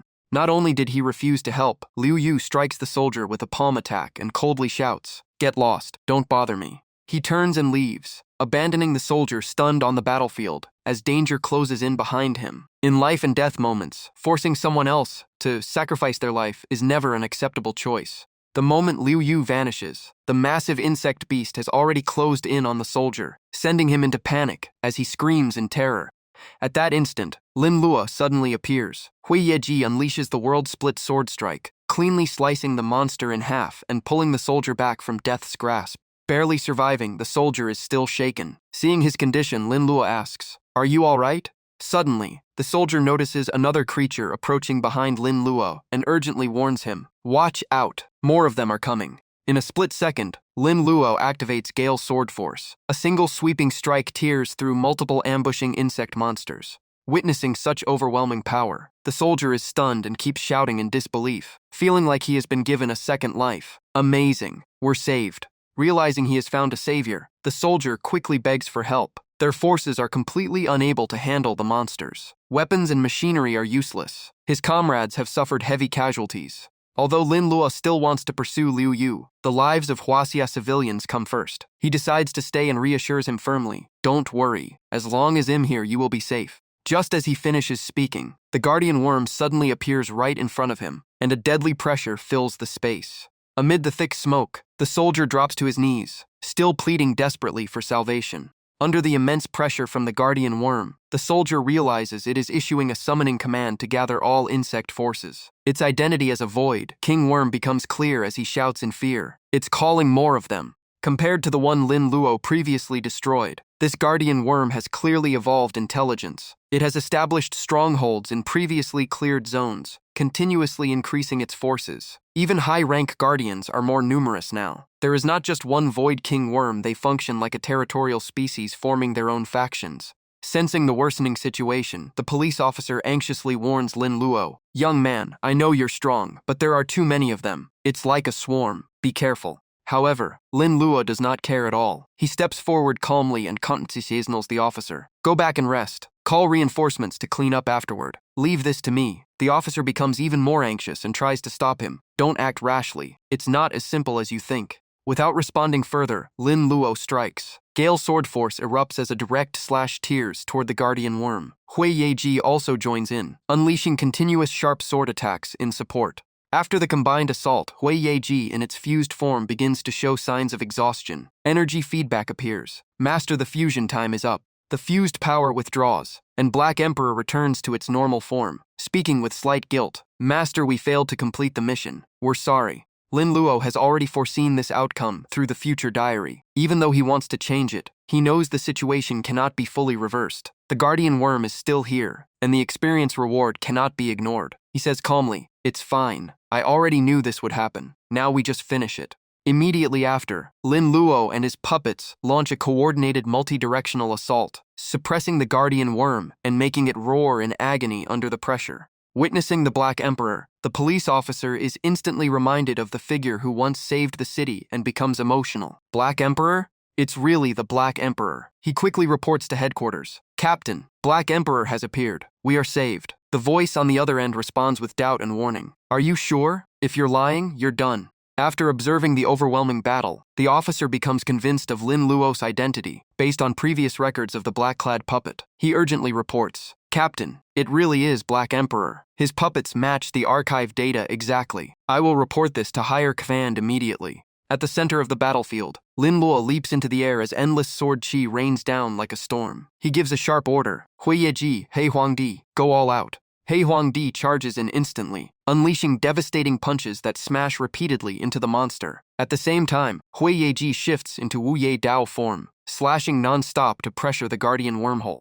Under the relentless assault, the guardian wormhole lets out a furious roar and activates a signal, calling all nearby worm tribes for reinforcements. In another area, the worm swarm reacts to the signal and moves toward the battlefield. Two officers freeze in shock, asking what is happening. One responds in disbelief that He Huangdi is fighting the Void King Worm alone. Seeing Lin Luo face the monstrous force alone, the officers are ignited with fighting spirit. They rush forward and shout that they will not let He Huangdi fight alone, all volunteering to join the support. At the front line, waves of wormtide keep flooding in and surrounding the guardian wormhole. Lin Luo stands still, cold and calm, waiting for them to gather before wiping them out in one strike. He takes out a vial of essence from the Mutan Kukok secret realm, preparing to summon a fragment of the Bingshuang Ju Long soul. In his mind, this is free experience and a rare leveling opportunity. Without hesitation, he opens the vial, and a surge of extreme cold explodes outward, triggering the summoning ritual of the Bingshuang Ju Long. In a short moment, the Ice Frost Giant Dragon fully materializes, nearly identical to the one seen in the secret realm. Its strength is comparable to an Srank puppet, but its massive body is its greatest advantage. For Lin Luo, it is the perfect tool to clear low-level worms quickly. The Bing Shuang Ju Long roars and unleashes its frost breath. An extreme cold wave sweeps across the battlefield, freezing countless monsters instantly. Watching the frozen worm swarm struggle in despair, Lin Luo calculates the loot ahead. Killing the Void King Worm will bring huge rewards, and the endless small fry means massive accumulated experience. While he is thinking, the approaching police squad shouts from afar, calling out to He Huangdi and saying they are here to help. Soon after, the police team arrives with full momentum, yelling that reinforcements are here for He Huangdi. Seeing this, Lin Luo frowns slightly, feeling annoyed as his plan is disrupted. He wonders why they even came here. To avoid interference during the finishing blow, Lin Luo coldly warns that anyone who interferes will be dealt with. He orders them to stay back and watch only. The officers freeze in shock for a moment. In their eyes, the Void King Worm is strong, but not enough to threaten He Huangdi. Surprised by the rejection, the police are stunned by Lin Luo's extreme confidence and apparent disregard for the monster horde. With no more interruptions, Lin Luo raises his sword and gathers power in the air, activating Jifeng Jiangang. Violent sword intent erupts, ready to crush anything approaching. At the same time, the Guardian Wormhole erupts with corrosive energy for a counterattack. Lin Luo's sword meets it head-on in a direct clash. One strike cuts through everything. The Guardian Wormhole is destroyed instantly. System notifications flood in as massive experience pours in, pushing Lin Luo to level 29. The police stand frozen in disbelief. In an instant, a terrifying existence has been erased. He Huangdi is beyond anything they imagined. Without staying any longer, Lin Luo leaves the battlefield quickly, warning them to stay alert. The Void King Worm is gone, but danger is still not over. As his figure disappears, the officers remain stunned in place, filled with awe, viewing him as a lone, silent hero who never seeks recognition. A building in Han City suddenly shakes violently and explodes, sending thick black smoke into the sky as if struck by an immense external force. The culprit is Lu Yu. He fled to this area and accidentally destroyed a structure carefully built by Lu Fuhu over many years. His goal is to find Yu Taijie and his group for help. In desperation, he kicks open the door and shouts loudly if anyone is there. But there is only emptiness inside. Everyone has already entered the secret realm for investigation, leaving no one behind. Enraged, he grits his teeth and curses that no one answered despite his plea for help. He quickly takes out a talisman and sends a message, hoping to reconnect with Yu Taijie. In this life-or-death situation, it is his only chance. He warns that He Huangdi's power is too abnormal, and cooperation is the only option, promising great rewards. After sending the message, he sticks the talisman on the door and immediately leaves, knowing Lin Luo could track him down if he stays. His expression turns hollow and heavy, as if standing on the edge of death. Fear of pursuit overwhelms him as he searches for a way to block Lin Luo's tracking ability. With no choice, he summons a new avatar to ease the pressure on his mind. Wenku Xingjun appears, resembling a master of divination, and calmly states that the summon has been accepted.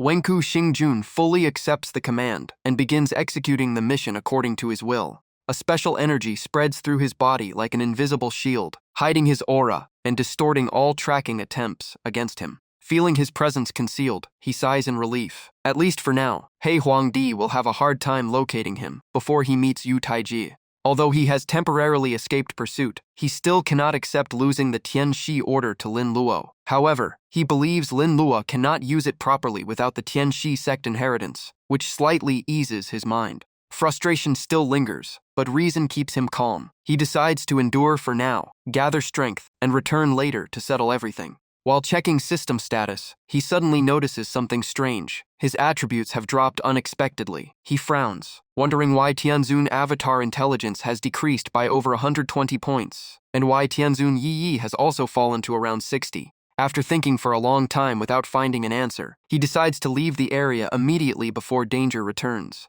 On Lin Luo's side, the Lord of Prayer reports that the tracking has failed. Lin Luo calmly replies that there is no need to continue, and they should focus on more important tasks. With the future diary in hand, Lin Luo holds absolute predictive advantage. He can anticipate every move of his enemy one step ahead. Worried that his enemies may target his family, Lin Luo orders preventive measures. He commands the Lord of Prayer to alert him immediately if Liu Yu appears within 20 kilometers of his family. The system acknowledges the order. Lin Luo opens the system interface to review all loot from previous battles. The results include S-Rank He Huangdi Avatar, accumulated experience 91,000, intelligence increased to 132, plus 120 points, Violent Rampage Power LV2, Attack Fist LV4, Black Emperor Flame LV2, and Tianzun Prestige LV1 at level 40 with no further upgrade. Effect: suppress targets within 100 meters, energy cost 180 depending on enemies, no cooldown. After absorbing new skills and intelligence extracted from Liu Yu, Lin Luo is satisfied. The gains from this battle are worthwhile, especially Tianzun Prestige reaching 40, while He Huangdi also receives a significant intelligence boost.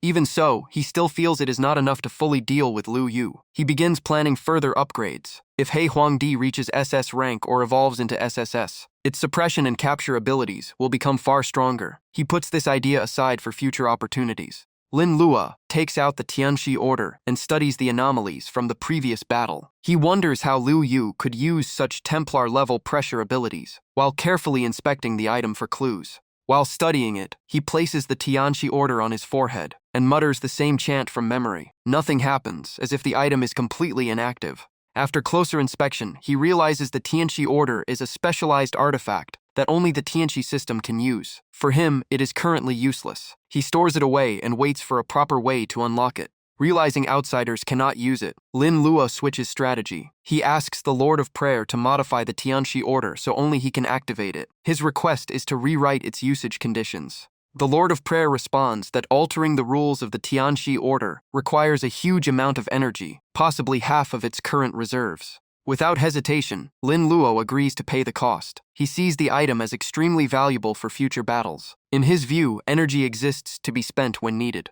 With sufficient energy supplied, the Lord of Prayer begins rewriting the rules of the Tianxi order and executes the full modification process. Not long after, the process is complete. The Tianxi order is upgraded to Saint rank. Lin Luo is satisfied, as the item now functions like a high-tier strategic weapon, usable in multiple scenarios. System data updates. The Saint-grade Tianxi order has a unique effect. It reduces max energy consumption limit to 1,000 points and can summon the ancestor of the Tianxi sect for 10 minutes with a 1-day cooldown. Seeing the new effect, Lin Luo is surprised. He did not expect Liu Yu to possess such a rare artifact. Even he has rarely encountered Saint-tier items, making him reassess Liu Yu's value. However, after closer inspection, he notices a difference in summon counts compared to the previous battle. Only 10 Templar puppets appear instead of 12. He suspects some energy or effect was reduced during the earlier fight, or unknown variables are involved. The Tianxi order has now fallen into Lin Luo's hands. He secures the item immediately and feels a quiet sense of luck, since only he can fully utilize it. He imagines confronting Liu Yu again and crushing him with this very artifact, but he quickly restrains those thoughts. The harvest is already huge, including multiple S-rank puppets and the Tianxi order itself. If Liu Yu learns the truth, he would be devastated.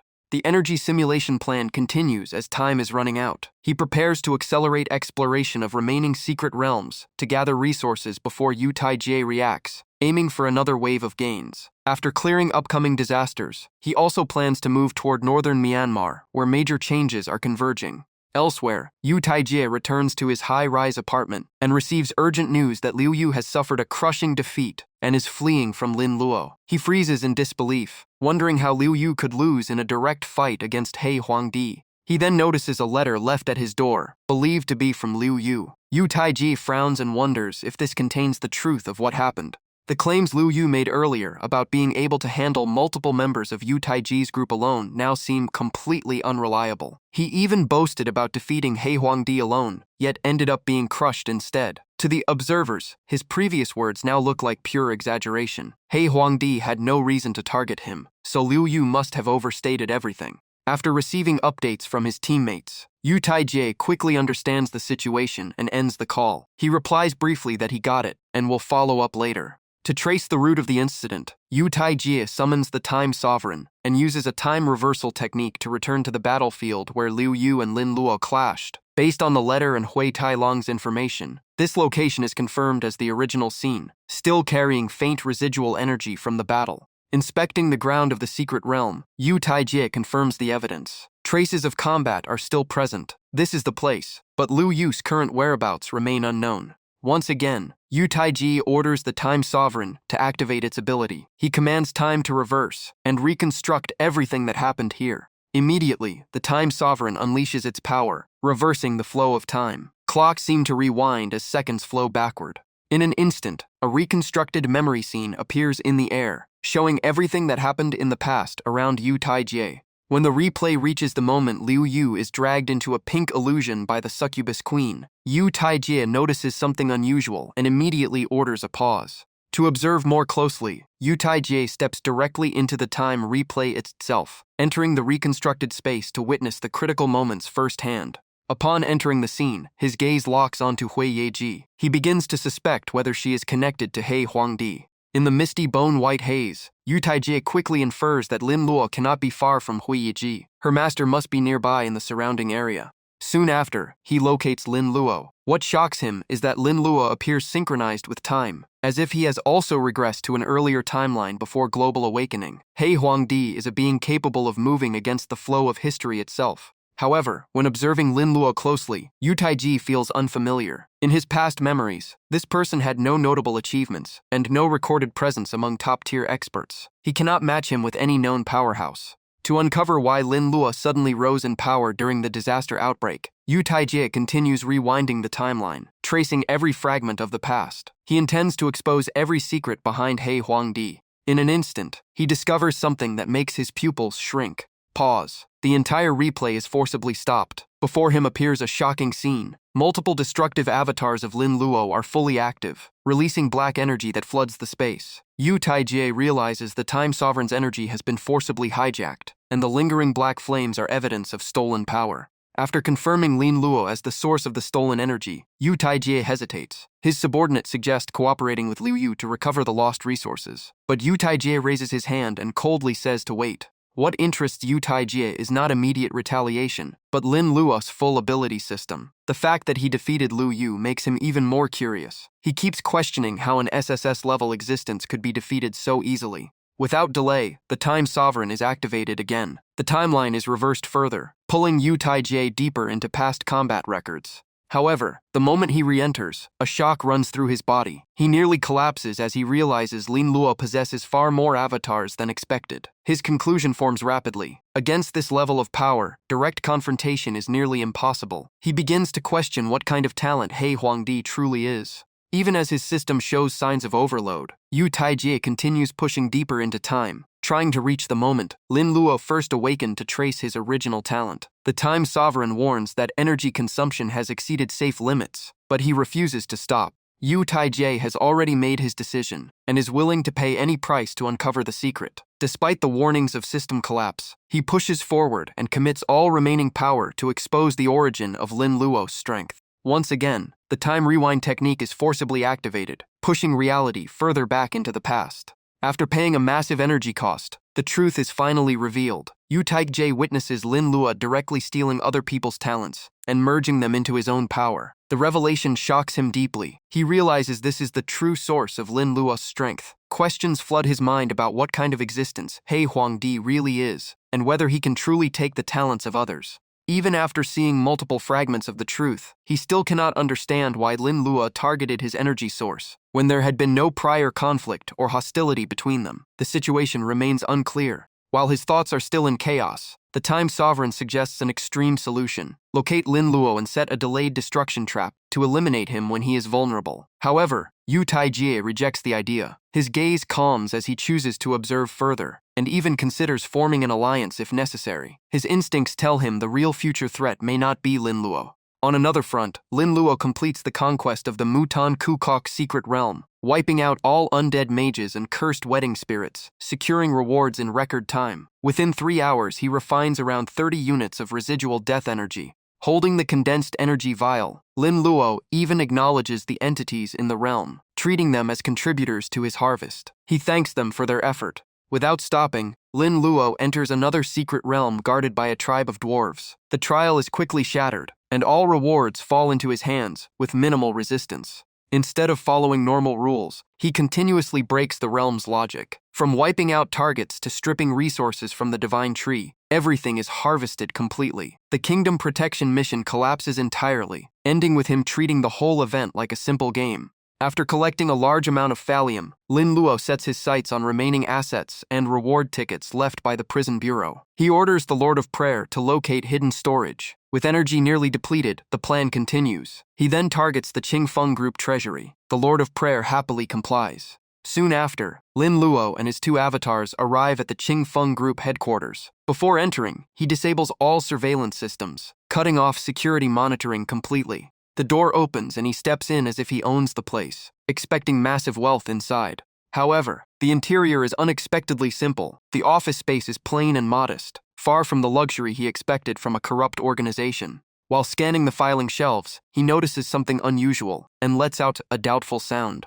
Among the documents, a smaller notebook stands out, immediately drawing his attention as he steps closer to inspect it. The moment he pulls it out, a hidden mechanism activates. The entire shelf shifts, revealing a secret passage behind it. He steps inside and pauses for a moment, surprised by the unexpected level of luxury. The hidden chamber is filled with gold and treasure, glowing with overwhelming brilliance. The wealth here is enough to completely change Enion's fate. Lin Luo is shocked by the scale of the fortune and recalls his own poor past. He realizes its value is beyond normal standards, unreachable even in a lifetime of ordinary labor. Without hesitation, he stores all the gold into his spatial inventory, using mental power, leaving nothing behind. After finishing the loot, Lin Luo orders the Lord of Prayer to locate his next target, Wang Hongju, who is linked to the death of Zhou Shengdong's brother. The Lord of Prayer confirms the location at the Wong Corporation and asks if they should move out immediately. Lin Luo declared revenge had been decided. He coldly stated he would not let Wang Hongji go and would make him pay. If not for the earlier incident with Liu Yu, he would have acted long ago. The scene shifted to the Wong residence. After a chaotic night, Wang Hongji slowly woke up and called for a servant. A butler walked in, holding a coat, and respectfully said the second young master was awake and breakfast was ready. After a night of indulgence, Wang Hongji looked irritated. He coldly ordered the room cleaned up. The subordinate only bowed and obeyed without resistance. The woman, after a night of physical and mental torment, showed no signs of life. The atmosphere turned cold and heavy. The surrounding subordinates could only sigh helplessly at the young master's corrupt lifestyle and continued working in silence. Soon after, Wang Hongji appeared in the main hall, complaining about being confined due to the chaos outside. He was stuck in boredom and could not go out to enjoy himself like before. Just as he finished speaking, the lights in the room suddenly went out. In that instant, Lin Luo appeared, carrying a strange oppressive presence, as if bringing a new game into his life. Realizing the intrusion, Wang Hongju panicked and stepped back, stammering, "Who are you, and how did you get in?" Before he finished, Lin Luo activated Heavenly Sovereign Might. An invisible force crashed down. Lin Luo pressed his hand on the man's head and forced him to kneel in extreme pain. Even at only 40% power, the long-range suppression was enough to completely paralyze Wang Hongji, making him unable to move or call for help. Under absolute pressure, Wang Hongji was fully crushed to the ground. He lost all resistance. Lin Luo stayed calm and coldly announced a game of life and death. Second young master Wang, listen carefully to the rules. Lin Luo slightly raised his lips with a cold smile, like a ruler controlling life and death, treating everything as a trial of fate. He slowly stood up and said 100 giant emperor insects would appear in this room. Once caught, the only outcome is death. This would begin right after he left. The space was filled with dark energy from spiritual power. Outside, insects controlled by the prayer controller began closing in. Lin Luo still left a way out and said coldly that if he could escape through the back door, he would let him go. After speaking, he turned and left, leaving a mocking message, wishing second young master Wang an unforgettable night. After Lin Luo disappeared, the lights returned. Wang Hongji woke in confusion, unsure if it was real or an illusion, muttering if it was all hallucination.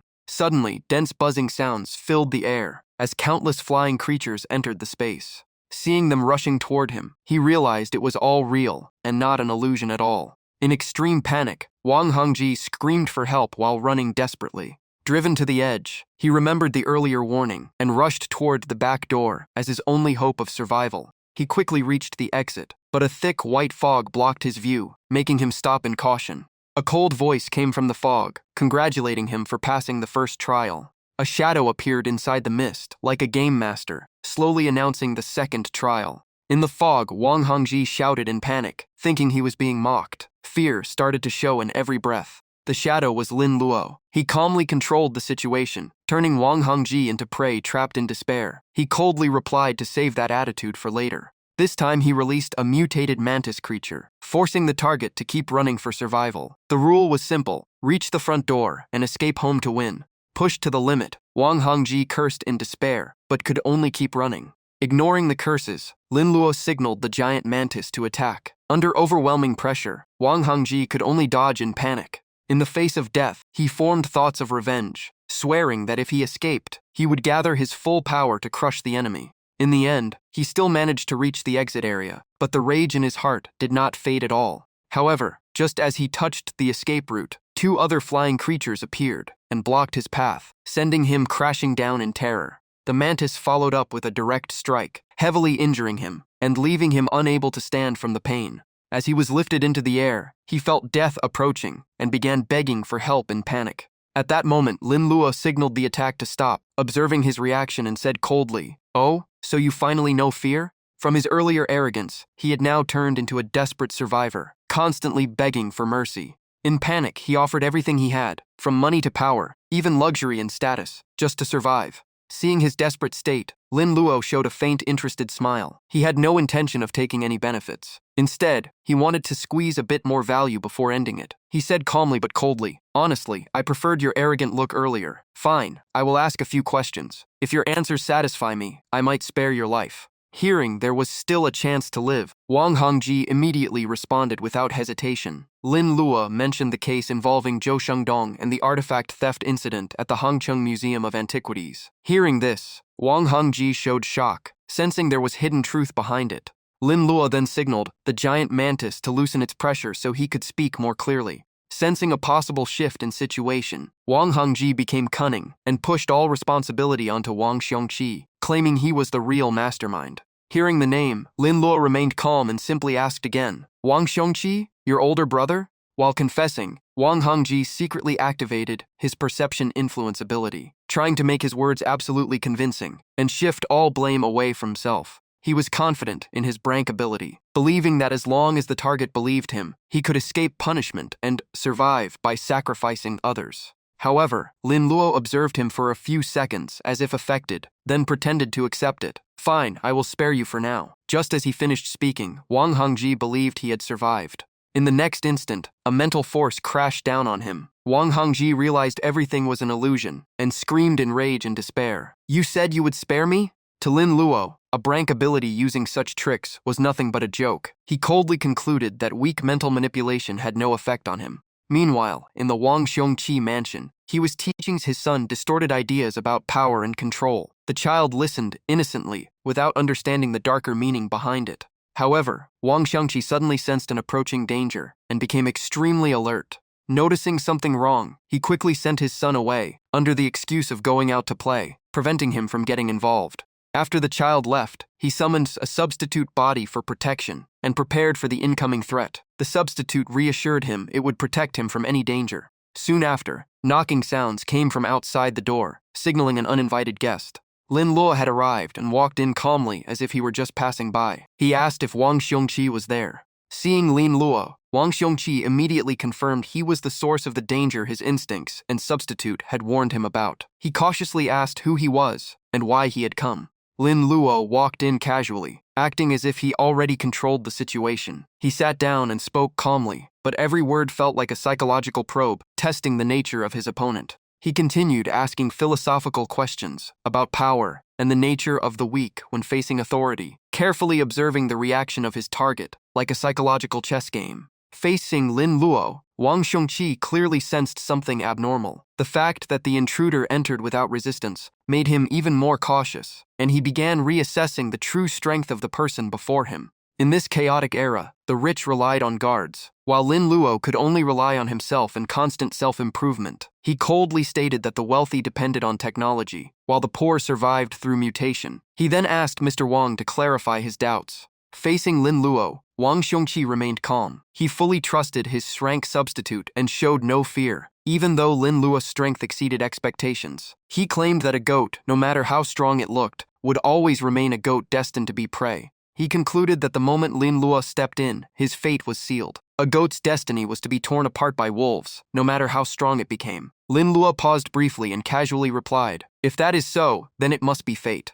A short silence followed as Lin Luo recalled his past, and the words once told to him by his older brother, comparing them with Wang Xiongqi's philosophy. His brother had once said that their awakening talent was ordinary, but as long as they stayed responsible, lived honestly, and helped others, life would eventually reward them. But reality proved far crueler. The kind often ended up suffering the worst fate. To change destiny, Lin Luo now had to become ruthless against evil. His brother, who believed in karma and kindness, had ultimately died at the hands of greedy scum, just like the fate of a goat. After realizing everything, Lin Luo calmly remarked that Wang's words had given him insight. He thanked him coldly, saying he had learned something valuable, and that only by refusing to be a goat could one escape that fate. Sensing the hidden meaning, Wang Xiongqi narrowed his eyes and asked directly if Lin Luo had come only to chat. Lin Luo chuckled and stopped pretending. He said he had almost forgotten he came to collect a debt. Wang Xiongqi immediately asked what debt he meant. Based on Wang Hengji's confession, Lin Luo questioned him about the Hengcheng Museum artifact theft case from years ago, asking if his younger brother had ordered it. Hearing this, Wang Xiongqi broke into a cold sweat and quickly denied it in panic, saying Lin Luo had been deceived by his brother. In his view, the entire incident was a scheme by his younger brother to frame him and seize inheritance. He claimed he only handled legitimate family assets, while his brother dealt with dark forces and illegal gains. To verify, Lin Luo summoned the prayer controller and used Lao Ji for confirmation. The lie detection result confirmed he was not lying. Realizing internal family conflict was involved, Lin Luo considered not acting directly. This man was likely also an Shrank Awakener. He could instead expose the truth and let him deal with his brother himself. Wang Xiongqi tried to de-escalate the situation and offered compensation in money, asking if Lin Luo was a victim and suggesting settlement. The mention of money immediately irritated Lin Luo. Lin Luo's killing intent surged. He said coldly that Wang truly lived up to the name of heir, even better at acting than his useless brother, and asked if he usually solved problems this way. He decided to end this kind of trash. Wang Xiongqi froze, shocked that his intentions had been seen through. He cautiously asked what Lin Luo meant. Lin Luo lost patience and summoned the Black Emperor, ordering it to strike the opponent's substitute. Black Emperor acknowledged his command. He then declared he would give him a chance. Instead of killing him immediately, he said if his substitute could survive 5 seconds under Black Emperor's attack, he would spare him. Wang Xiongqi also summoned his substitute, preparing to fight back while still acting arrogant. He mocked Lin Luo, claiming he was probably also an Shrank Awakener, and accusing him of overestimating himself. He closed his eyes and focused his will to boost his power before engaging the Black Emperor. In his mind, all stats had reached the 200-point limit. Energy was consumed to maintain a special state, and he could even glimpse 1 second into the future. With this, he was certain he would strike first. When he opened his eyes again, his future prediction ability activated, allowing him to prepare for every incoming move. A series of future images appeared, his substitute fighting the Black Emperor, with the battle initially leaning in his favor. I see it now. Without hesitation, he ordered his substitute to attack first, using what he had just seen to gain the advantage, and aimed to eliminate the opponent before they could react. However, the moment they collided, his substitute was sent, flying straight into the wall, by a single punch from the Black Emperor, suffering a devastating impact. Without stopping, the Black Emperor closed in and unleashed a barrage of rapid punches, leaving no room for counterattack, as explosive impacts echoed through the room. The finishing blow shattered the last line of defense, completely destroying the substitute and erasing it from the battlefield. Witnessing everything, he was struck with terror. He could not believe the Black Emperor was far beyond his prediction. What he didn't realize was that Lin Luo had been hiding his true strength all along. After the substitute was erased, Lin Luo showed no mercy and pointed at him. Now that your substitute is gone, I can finish you. In panic, he drew a gun to threaten him, trying to resist despite losing his greatest support. Stop. One more step and I won't hold back. At this distance, your substitute can't save you.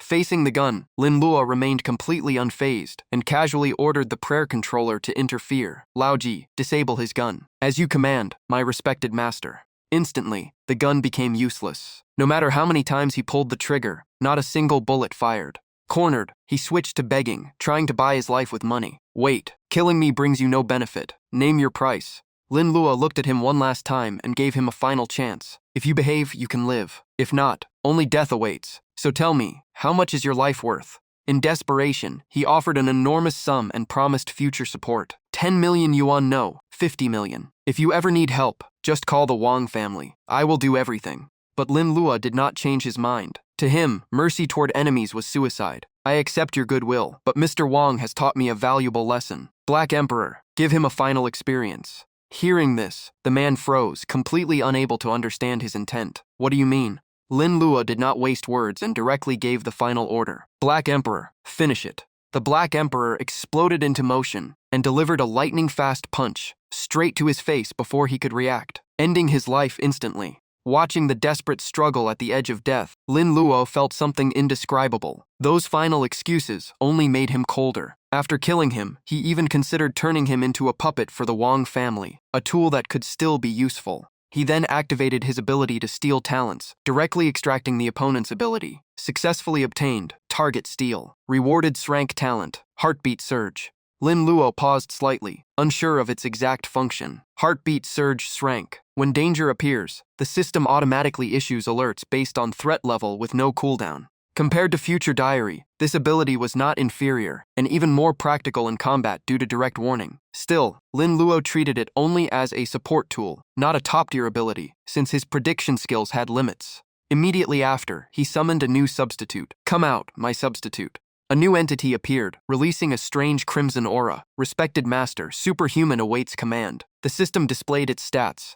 Rank substitute, strength 200, speed 200, physique 15, defense 30, HP 5500, energy 150, recovery 1 point Thor, range 15 meters, short-term future sight, 5 energy cost, no cooldown. Lin Luo evaluated it briefly and found it acceptable, with added predictive combat ability. He considered upgrading it to SS rank in the future for even greater power. Upon appearing, the new substitute immediately revealed a battle-hungry aura, locking eyes with the Black Emperor. Master, don't underestimate me. My power far exceeds your expectations, even that guy next to you. Even though he was only rank, he refused to accept defeat, claiming the loss earlier was caused by flawed orders from his master. That battle was just a tactical mistake. If given another chance, the result would be different. The Black Emperor immediately reacted, its aura exploding outward, as both sides entered a tense standoff. Lin Luo stepped in and said calmly, enough. The Black Emperor is already S rank. You are not qualified to fight it yet. Behave and follow me. You will grow stronger later. Hearing the promise, the new substitute immediately withdrew its aura and submitted. Understood, my respected master. Lin Luo continued thinking about the Wong family, still full of exploitable value. According to his information, Wang Daoqing was secretly competing for control of the family, while his son Wang Shouji was mediocre and could be used as a key piece. To erase all traces, Lin Luo ordered the prayer controller to clean up the entire scene before leaving. This place will be completely cleared within 5 minutes. The order was executed immediately. After everything was arranged, he headed toward the Wong Corporation building. Inside the building, Wang Daoqing and his son were discussing the chaos caused by spreading mutations. Father, where do you think this world is heading? Wang Daoqing, the second in command of the corporation, calmly replied that in an era of chaos, wealth was the strongest shield. He believed the rich would not only survive, but rise like gods. Wang Shouji asked in doubt, gods? Wang Daoqing had already planned a grand scheme in his mind. Once the plague and invading races retreated, he would use his massive wealth to build his own force and explore all secret realms. He intended to liquidate most of his assets, upgrade his own talent, and assemble an elite team to monopolize dungeon resources. Equipment, spirit stones, and life-extending pills all would be under his control. Compared to his carefully laid plans, Wang Daoqing was certain this path would lead him to a divine level of existence. Absolute personal power, endless wealth, and extended lifespan. He asked his son, with all that, wouldn't that be close to godhood? Wang Shouji remained cautious, but isn't it too risky? Just as their discussion grew tense, Lin Luo arrived and greeted them casually, as if everything was already under his control. In his eyes, Wang Daoqing's plans would soon collapse. Mr. Wang, impressive vision, but staying second place is a waste. I came to offer you a cooperation that could reshape the entire situation. Without hesitation, Lin Luo mentioned he had already eliminated 2 other heirs of the Wong family, using it as the opening of his proposal. I just removed 2 successors. Right now, your son is the only one left. The statement stunned both father and son, their eyes filled with shock at his decisiveness. What did you just say? Although internal rivalry was already intense, Wang Shouji still exploded in anger, his voice filled with killing intent. If you truly killed them, the Wong family will never let you go. Lin Luo only smiled coldly. Oh, planning to avenge them? Unlike his son, Wang Daoqing quickly intervened to prevent escalation. In his mind, the competitors had already been removed, making succession easier. He turned and ordered sharply, Shouji, go make tea for our guest. Wang Shouji froze. Him, a guest? Wang Daoqing's patience faded. He coldly warned him, forcing him to obey immediately. Wang Shouji left unwillingly, filled with resentment. Wang Daoqing then changed his attitude and treated Lin Luo as an important guest, since he had unknowingly cleared obstacles for him. My son was impolite. Please forgive him, young friend. Lin Luo waved it off indifferently. No need to care. As long as he doesn't get in the way, everything is negotiable. Returning to the earlier topic, Wang Daoqing still had doubts and asked again for confirmation. What you said about eliminating them, is it true? Lin Luo did not waste words and directly stated his condition. If the Wong family supported him during this chaotic era, they would be rewarded once the situation stabilized. He could even clear all obstacles for them. This sparked Wang Daoqing's interest even more. With someone like Lin Luo as support, expanding power would be much easier. However, he still questioned, "What exactly do you mean by clearing obstacles?" Lin Luo's suspicion makes him reassess the opponent. Although the man has vision, his thinking is still limited by wealth and power, unable to see the true rules of the changing era. Lin Luo says calmly, "You can predict part of the future, but it is not deep enough. The world is heading into full chaos, and the old order will collapse." Wang Daoqing slightly narrows his eyes and asks in a low voice, "Complete collapse?" Lin Luo does not bother with long explanations and gives a final warning. If they refuse cooperation, the Wong family will eventually become an obstacle to be removed. When order collapses, only those with real power define right and wrong. He will not spare anyone who stands in his way. After Lin Luo finishes speaking, Wang Daoqing's expression slowly changes. A sense of unease rises as if all his calculations have been seen through. Lin Luo looks young, yet his insight and sharp perception feel like nothing can escape him. Realizing the future value of the Wong group, Lin Luo states his condition clearly. After you take control of the Wong family, all finance and resources must be fully and unconditionally directed to me.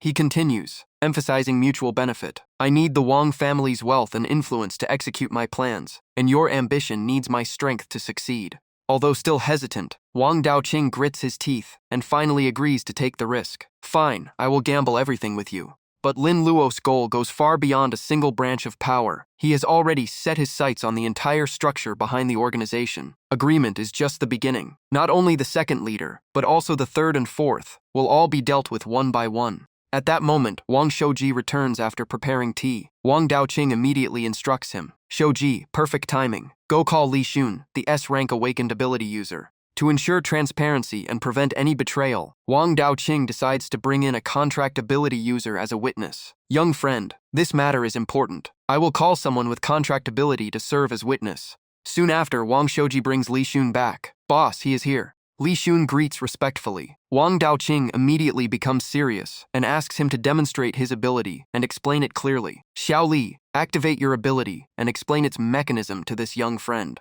Li Xun summons his avatar in the form of an ancient letter. His ability is Yesterday Promise, S rank. It allows a contract to be formed between two sides, and if one violates it, enforcement will be triggered automatically. Lin Luo looks at it without surprise. In his eyes, this ability is similar to Prayer God, only differing in form. At the same S rank level, the core nature of contract abilities is mostly alike, with little difference. Seeing Lin Luo observing closely, Wang Daoqing becomes more confident and urges him to proceed. "Young friend, if there is no problem, we begin the contract." The contract content appears clearly. Lin Luo will assist Wang Daoqing in controlling the Wong family. In return, once successful, the Wong family must provide up to 30 assets and 40 units of manpower and related support. Wang Daoqing looks at him with calculated intent and signals to continue. "Young friend, proceed." Lin Luo does not hesitate. He drops a single drop of blood to confirm and activates the contract. However, he remains calm inside. With his current strength, such restraints can be broken by absolute power if needed. As long as he has enough force, the contract cannot truly bind him.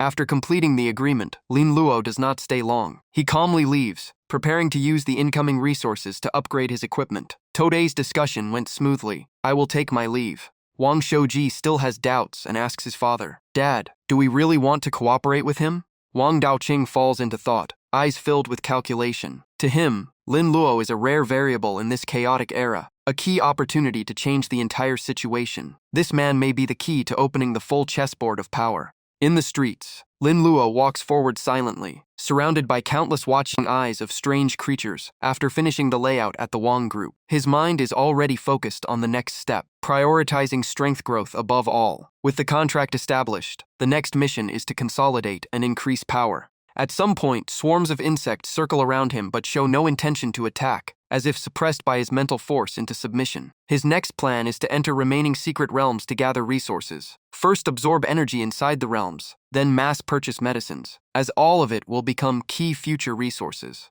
Rong was in a state of not wanting to make a move, but the insects kept circling in front of him. He finally swung his blade, slicing the swarm into pieces. To prepare for the coming era of upheaval, based on memories from his previous life, he decided to build a comprehensive corporation and also establish a gaming company, learning from major powers to recruit talent and gradually take control of secret realms. After a series of calculations in his mind, he became fully convinced this was the optimal strategic plan with massive profit potential. The thought made him wonder if this was already a path to wealth within reach. The scene shifted quickly. He completed a new secret realm and obtained a high-grade weapon. The system announced that the player received a diamond-rank sword energy weapon, Flame Leap Sword. With his talent and potential, he could wield dual swords in a single battle. The system confirmed he had unlocked dual sword mastery. During the Lava Sea dungeon run, the system displayed his stats. Lin Luo level 39, experience 21-900, over 13421772800. Class, Legendary Storm Sword Master, Health 1000 max, Mana 5000 max, Energy 2000 max, Attack 2000 limit, Constitution 500 limit, Agility 500 limit, Spirit 259, Intelligence 241. Physical defense reached 500 limit, and magic defense also reached 500 max. These values exclude equipment and skills. Shadow Hunt level 1, Energy Shield 490, Sword Skill, Devouring Wave /460, Explosive Strike Techniques, Shock Burst Attacks, Dual Sword Mastery 400. Additional skills include Breath Control, Fast Sword Flow, Windblade Burst, and Infinite Sword Energy. Main weapon is Flame Leap Sword Diamond Rank Rare. Secondary weapon is also Diamond Rank. Equipment includes Rare Golden Cloak, Golden Adventurer Armor, Supreme Celestial, Seal, and Demon Queen Blessing Accessory. At level 39 all stats are maxed, only one step away from third evolution at level 40. This is also the moment to prepare the journey toward northern Myanmar.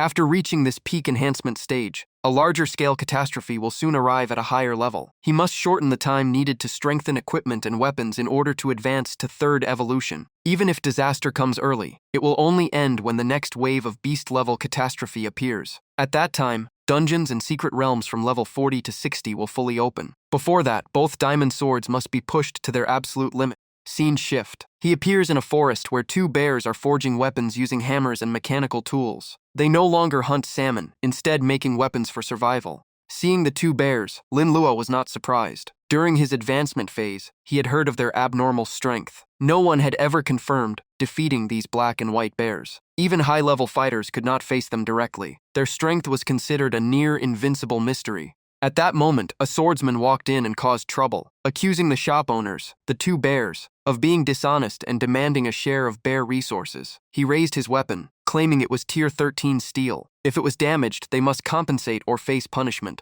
Seeing the arrogant man, Lin Luo judged internally that he would likely be destroyed by the two bears. The white-black bears looked gentle, but their nature was extremely violent. Anyone causing trouble here would likely meet a bad end. As expected, the man was soon hit by a powerful counterattack from one of the bears, and was sent flying dozens of meters away with serious injuries. Provoked for no reason, the two bears roared in rage, believing every action must carry equal consequence, and no insult could be tolerated. Approaching carefully, Lin Luo felt cautious. After witnessing the scene, worried he might suffer the same fate, he slowly raised the Celestial Master token and asked if the request could be considered. After receiving the Celestial Master token and reviewing the crafting request, the bear blacksmith coughed and explained the requirements. To forge high-level enhancement tools, ordinary materials were not enough. King Essence was required along with several rare resources. Hearing these nearly unreachable materials, Lin Luo fell silent and felt disappointed. He put away the token and concluded he might have to wait for the second catastrophe wave to gather the resources. King Essence is an extremely rare item, dropped only by level 60 elite bosses or rare monsters, and it is a mandatory requirement for crafting. Temporarily setting aside the Celestial Master token, since it cannot be used right now, he takes out two swords and prepares to enhance them first. His intention is clear. The token will wait, but these weapons come first. Upon receiving the two swords, the bear blacksmith inspects them and suddenly shows interest, even offering praise. It quickly nods and says, "Not bad, wait a moment." The bear immediately grips a heavy hammer and starts working on the red sword first. Its strength drives down in a decisive strike as the forging process officially begins. Continuous metallic collision sounds echo through the area. Both bears coordinate smoothly, and the atmosphere becomes tense and focused. Not long after, the crafting is completed. The two swords now shine with a diamond glow. The bear dusts its hands and states the price quickly. Total 1,010 gold coins. Done. After receiving the weapons, Lin Luo immediately checks the system interface for new stats. Ice Frost Sword 5, Rare Diamond Grade, Level Cap 27, Attack increased from 339 to 50. Flame Leap Sword 5, Rare Diamond Grade, Level Cap 32, Attack increased from 397 to 50. Overall result is acceptable, not bad. Sensing an opportunity to make more profit, the bear tries to tempt Lin Luo into further enhancement. It says, "Want to continue? What a pity for such good weapons to stop at 5. Lin Luo already understands its intentions. It is just gambling on failure probability to make money. If the weapon breaks, they take no responsibility, yet they keep pushing players to enhance for higher fees. To avoid losing everything, Lin Luo carefully weighs every decision. From 1 to 5, success rate is guaranteed. After that, the probability drops sharply while costs increase exponentially. After considering everything, Lin Luo silently decides to play a deeper game with the two bears. The bears are also calculating in their own way, and an invisible confrontation forms. Then I will trouble you. Not only Lin Luo has his own thoughts, the bear is also hiding intentions. It eagerly waits for the moment the weapon breaks, so it can profit and mock him. In its eyes, this is just a high-risk transaction waiting for failure. Before the enhancement begins, Lin Luo notices the bear's bad intentions. He calmly says like a prayer, "My enhancement power will never fail." The unexpected words distract the bear for a moment, and it immediately questions him in annoyance. Lin Luo remains calm and explains it is just a good luck wish before starting. Provoked by his attitude, the bear swings its hammer down with full force. It growls as if confirming that failure is inevitable. Each hammer strike grows stronger, and enhancement energy continues to rise. The bear becomes more confident that failure is approaching, and only a matter of time. Contrary to expectations, the enhancement succeeds. The sword is not destroyed but evolves further. The bear is stunned in disbelief. System shows. Flame Leap Sword 6, Rare Diamond Grade, Level Cap 32, Melee Second Evolution Class Attribute. Attack increased from 47 to 60, Crit Rate 24, Crit Damage 27, Attack Speed 26. Armor Penetration Effect reduces physical defense by 3 on hit.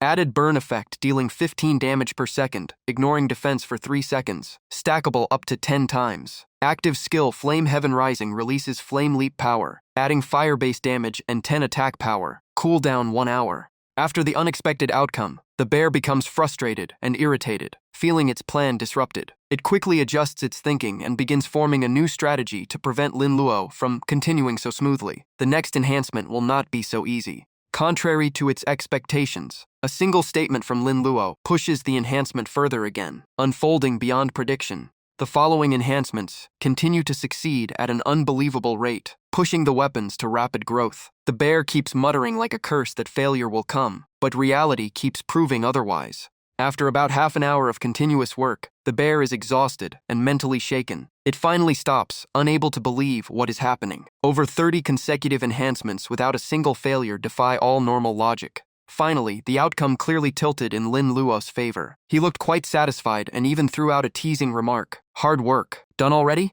The bear fell into confusion, repeatedly rubbing its head as if questioning whether it was hallucinating. It could not explain how it had met a customer with such absurdly overwhelming luck. It also admitted it had used all its strength, yet still failed to make the enhancement fail even once. On the surface, Lin Luo acted regretful, but inside, he felt a sense of satisfaction toward this bear, who had caused him trouble in his previous life. He thought that this time, he had finally forced the other side into a passive position and broken its arrogance. Upon receiving the weapon, Lin Luo suddenly sensed a special spirit entity born from the successful enhancement of Flame Leap Sword. The weapon reached Rare Diamond Grade, Level Cap 32. Attack increased to 6 out of 47, Crit Rate increased to 30. The appearance of this spirit-like entity attached to the weapon shocked Lin Luo slightly, leaving him puzzled about what was happening. However, as soon as the spirit appeared and began instinctively analyzing the weapon's full attributes, Lin Luo immediately sensed danger. He warned coldly, "If you keep revealing my information, I will not be polite." He knew that exposing his data in public would bring serious trouble. Facing the threat, the spirit simply looked at Lin Luo with red eyes and gave no further reaction. After a moment, the spirit finally spoke, its tone carrying an unusual respect, as if admiring the weapon it had just bonded with. It apologized for overstepping earlier. Although considered an ally, its appearance did not satisfy Lin Luo. He continued questioning its origin. Only then did it introduce itself. I am Eagle. My ability is to see through hidden information and exist as a separated entity that can operate independently at long range. Through observation, Eagle had identified several of Lin Luo's abilities and speculated that he possessed a support-type power related to increasing enhancement success rates. It also revealed that it usually hides safely and only observes from afar. Sensing that the other party knew too much, Lin Luo became alert and said coldly, "Curiosity will bring you trouble." However, Eagle had no intention of conflict and instead proposed cooperation, asking to exchange contact information to assist in forging high-tier equipment and introduce potential clients.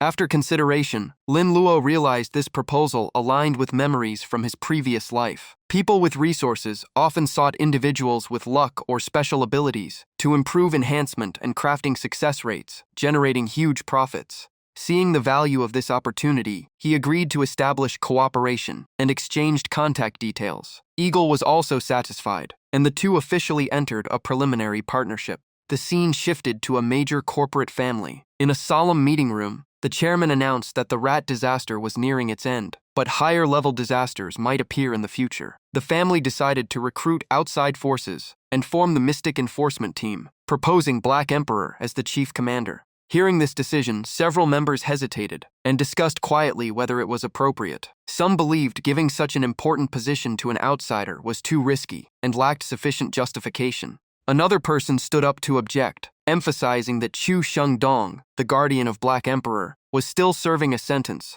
and had a serious criminal record, making him unsuitable for such an important role. Ignoring all disputes, the commander concluded firmly that he had reinvestigated the case and found it full of inconsistencies. He warned that further obstruction would be dealt with severely. Under this pressure, opposition voices subsided. To attract Lin Luo into the Supernatural Administration Bureau, the commander decided to maximize benefits. If Black Emperor agreed to join, all reasonable requests would be considered, and Chu Shengdong would be released with his record cleared.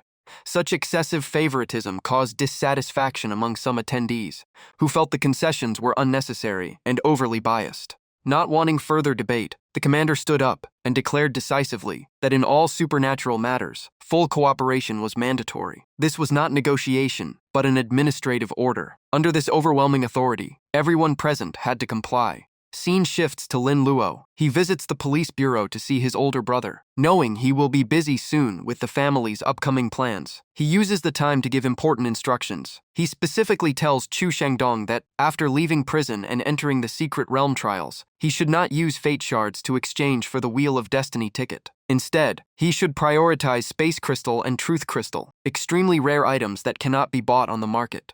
Lin Luo then gives Chu Shengdong a protective item, telling him to activate it if he encounters danger. He also hands over the Feather of Hope, emphasizing it is for emergency use only. Chu Shengdong receives his younger brother's care, feeling deeply moved. He still tries to reassure him, saying he is fine and will be released soon if everything goes smoothly. After leaving the visiting room, Lin Luo walks away quietly. Behind him, police staff begin discussing the true identity of the Black Emperor, especially after learning his connection to Chu Shengdong. The Black Emperor's background quickly becomes a hot topic for investigation. Leaving the police bureau, Lin Luo reflects on his long-term plan. He realizes that in the current relatively stable world, building a personal force is impossible alone. The chaotic northern Myanmar border area becomes his ideal base to establish power. To speed up his progress, he needs strong external support. He uses the system interface to search for an organization that can quickly send him to the telecom fraud zone in northern Myanmar. The system responds immediately with relevant data.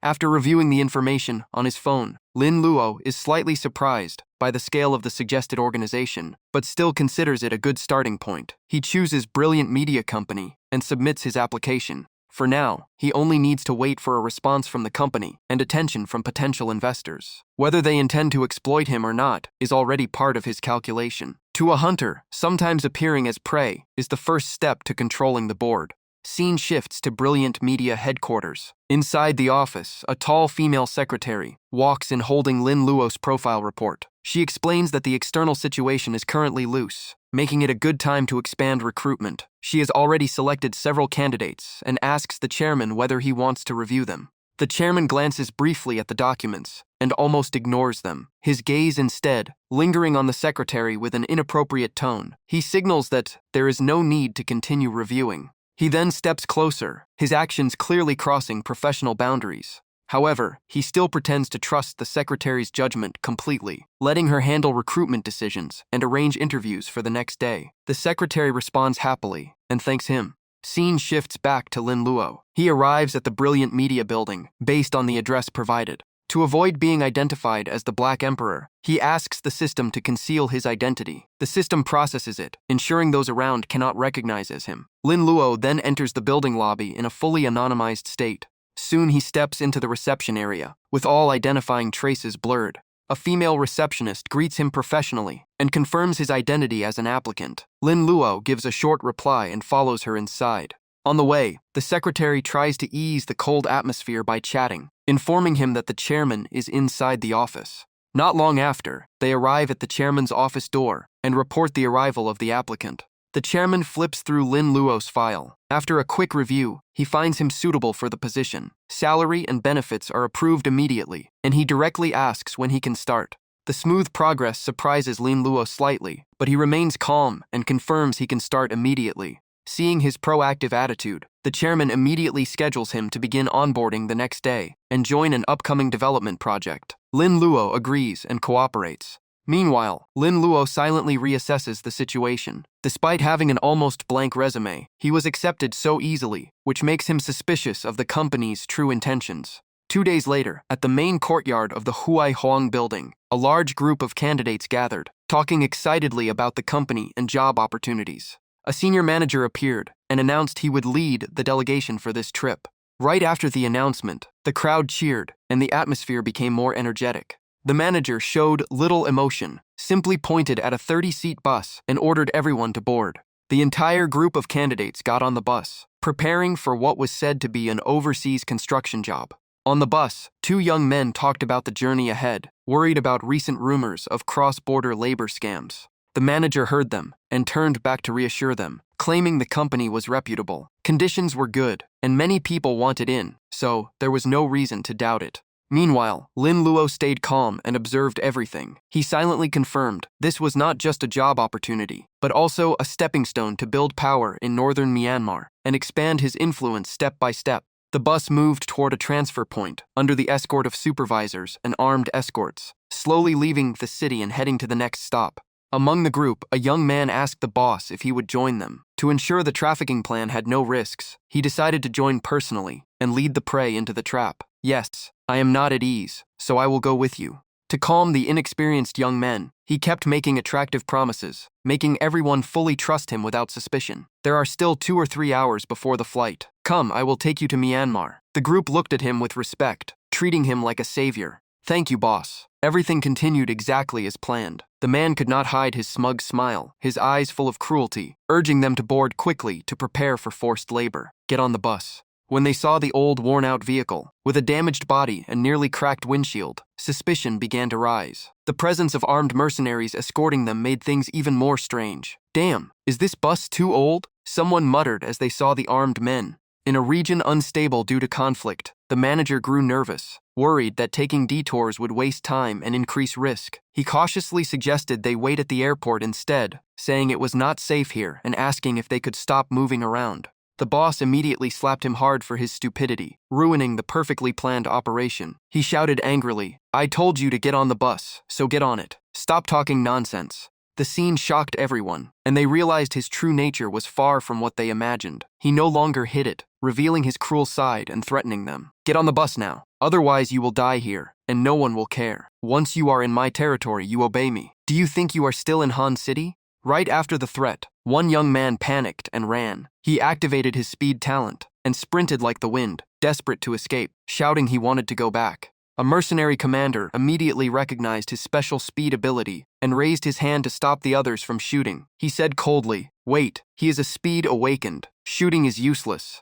The man with a neck chain then controlled a pen and activated his ability to restrain the escaping target. "Come out, Judgment Pen." The pen quickly wrote the word stop, making time seem to freeze. The running young man was instantly locked in mid-air, completely frozen like a statue. He panicked and said he could not move. Seeing the overwhelming control ability, the leader looked satisfied and tossed him a cigarette as a reward, praising him for hiring the right person. I heard you awakened an S-rank ability. Seeing it myself proves it. You are excellent. The man took the cigarette, lit it, and modestly said he was just a street fighter. He mentioned the girl he was given earlier and casually judged her. I am nothing special, just a mercenary. That girl was quite interesting. Things like that are normal in this line of work. The boss promised she would be given to me after this job. Then he coldly declared to the group of young men, "This is northern Myanmar, where I was raised. Welcome to my world, little lambs." Lin Lua still remained calm, quietly observing the mastermind's every move without showing any reaction. At this moment, he even asked Shen Ha to accompany him for escort. "Shen Ha, are you not coming with me?" Another man with hidden intentions glanced at the boss and replied, "It is fine, I will wait for a shoe. You all go ahead."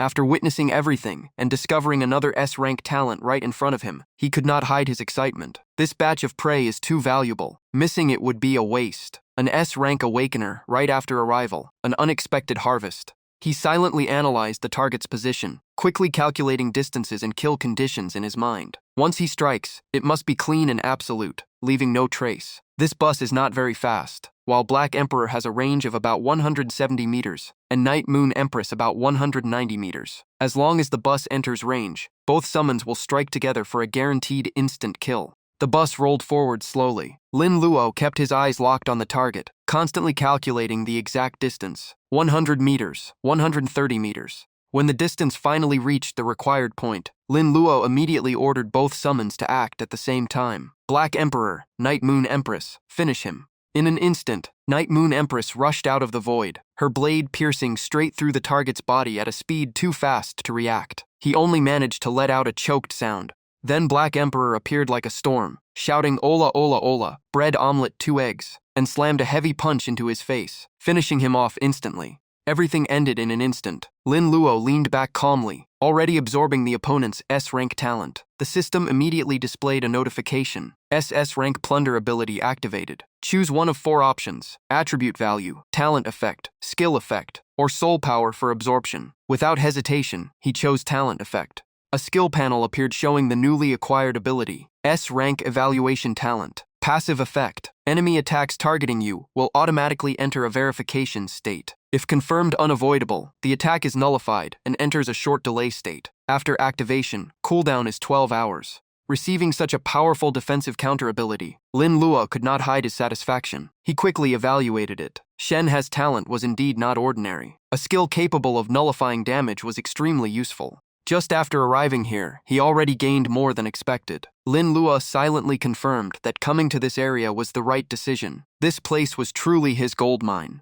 On the next part of the journey, the convoy entered the deep mountains of northern Myanmar. Sitting in the bus, Lin Luo analyzed the situation. In the current state, it was best not to use Black Emperor since it had already been exposed before. If it appeared again, his identity could be compromised. Therefore, unless absolutely necessary, he decided to limit its use. The newly acquired summons were more suitable for direct combat here. He had also previously obtained a close combat summon, perfect for eliminating targets. This time, he planned to use a supernatural type summon as the main force. Fortunately, the new ability also had combat potential, enough for the current situation. At this moment, 2 young men began considering striking first to eliminate the Ting Tong group and escape before reaching the base. If they act together now, they might be able to kill them and run. However, the idea was quickly rejected due to high risk. No, they have guns. The long-haired man still insisted that numbers could win. We outnumber them, we still have a chance. But in reality, there were only 3 of them, and survival odds were extremely low. The crew-cut man firmly refused, only wanting to survive and return home. If you want to go, go. I am not dying for nothing. Lin Luo continued observing silently, waiting for the best moment to strike after they made their move. However, he also understood their hesitation was reasonable, since no one wanted to be the first to face guns and bullets. Soon, the convoy approached the enemy base. Tin Tong once again ordered everyone to prepare for forced labor. Everyone, get ready to get off the bus. Hearing this, everyone panicked completely, sweat pouring down. They all realized they had been tricked into a deadly trap, and despair filled the air. It is over. I want to go home. Someone save me, these scammers. But all resistance was useless now. Tin Tong showed his cruel true nature, pointing at the panicking crowd and threatening them. What is all this noise? Do you think this is a playground? Anyone causing trouble again will regret it when I strip everything from you. The two mercenaries laughed in satisfaction, their eyes filled with greed as they evaluated the batch as high-quality goods. Tall and strong bodies meant high labor output. They even discussed the brutal supply chain behind it, forced labor, exploitation through dangerous missions to earn money, then using them for other scam operations before splitting profits. In their eyes, this was a perfect business deal. Just as they arrived at the site, a young woman suddenly appeared, her face full of panic and despair, running straight toward Tin Tong, begging for help. "Please let me go. My child is still at home." Interrupted, during control of the situation, Tin Tong immediately became furious and ordered his subordinates to deal with her. Without hesitation, they carried out the order. The subordinate grabbed the woman roughly and dragged her like an object. She screamed in despair, her voice filled with pain. "Let me go." The moment Lin Luo stepped off the bus, he activated his invisible summon to observe everything from the shadows. S-rank talent hidden entity was triggered, allowing him to completely merge with the environment. He silently entered the area, quickly planning to survey the base structure and gather field intelligence before making a move. A man with middle-parted hair and an arrogant aura came out to greet Tin Tong. "A Xing, this batch is not bad, higher quality than before. Brother Ming will definitely be satisfied." Tin Tong also handed over a prepared gift in response. "Brother Chen, I also have a special gift for you. It will suit your taste." Even though they were human traffickers, they worked together smoothly, like parts of a machine. The middle-parted man looked satisfied, while Tin Tong had already prepared a special gift to please him. He then left to meet the boss, planning to deliver the gift to the private room later. With a smug expression, Tin Tong confidently walked toward Brother Ming's room, unaware that someone was silently following behind him. At the door, he knocked. A deep voice came from inside. "A Xing, come in." The moment the door opened, Lin Luo immediately kicked him, sending him crashing to the ground. He only managed to shout in shock, "Damn it!" Before he could understand what happened, Tin Tong was violently knocked down, lying helpless on the floor. Brother Ming frowned in confusion. "A Xing, what the hell are you doing?" Struggling to get up in panic, Tin Tong quickly explained, thinking he had been attacked by something. "Boss, someone just attacked me." Right after that, the door behind them suddenly slammed shut, making a loud bang that startled both of them. Brother Ming immediately got angry, thinking Tin Tong had brought bad luck. He slammed the table and cursed, "Useless trash. I just praised you, and now you cause trouble." Realizing an intruder was present, Brother Ming slammed the table and shouted with killing intent, "Come out! I know you are in here." From within the distorted air, Lin Luo's figure slowly became visible. He calmly observed them, his gaze evaluating the leader of this place, noting his relatively steady composure. Tin Tong froze in disbelief when he saw Lin Luo. You, why are you here? Weren't you already sent away?" Lin Luo calmly refuted him, exposing the entire scam operation. He mocked their acting skills, calling it nothing more than a cheap performance to trick people into forced labor. Brother Ming immediately pulled out a gun and aimed at Lin Luo, his voice cold. "No matter who you are, state your purpose. Acting up in my territory means I can kill you with one shot." Facing the gun, Lin Luo remained calm, his expression unchanged. "One shot? Are you sure?" Tin Tong lost control again and rushed forward, trying to strike first to regain credit, roaring fiercely, "You bastard! How dare you disrespect Brother Ming? I will kill you." The supernatural summon instantly manifested, releasing an overwhelming pressure that stunned him in place, his eyes filled with terror. Without a single extra word, the summon threw a heavy punch like a hammer straight at him, the force so great he could only let out a choked scream. One finishing blow sent Tin Tong flying into the wall, sliding down in a miserable state, nearly unconscious. Realizing the situation was turning bad, Brother Ming's confidence wavered. His legs trembled slightly as his voice shook. You are an S-rank awakener?" Though shaken, he still forced a cold smile, gripping his gun as his final support. "Young man, you are still too naive. Do you really think your summon is faster than my bullet?"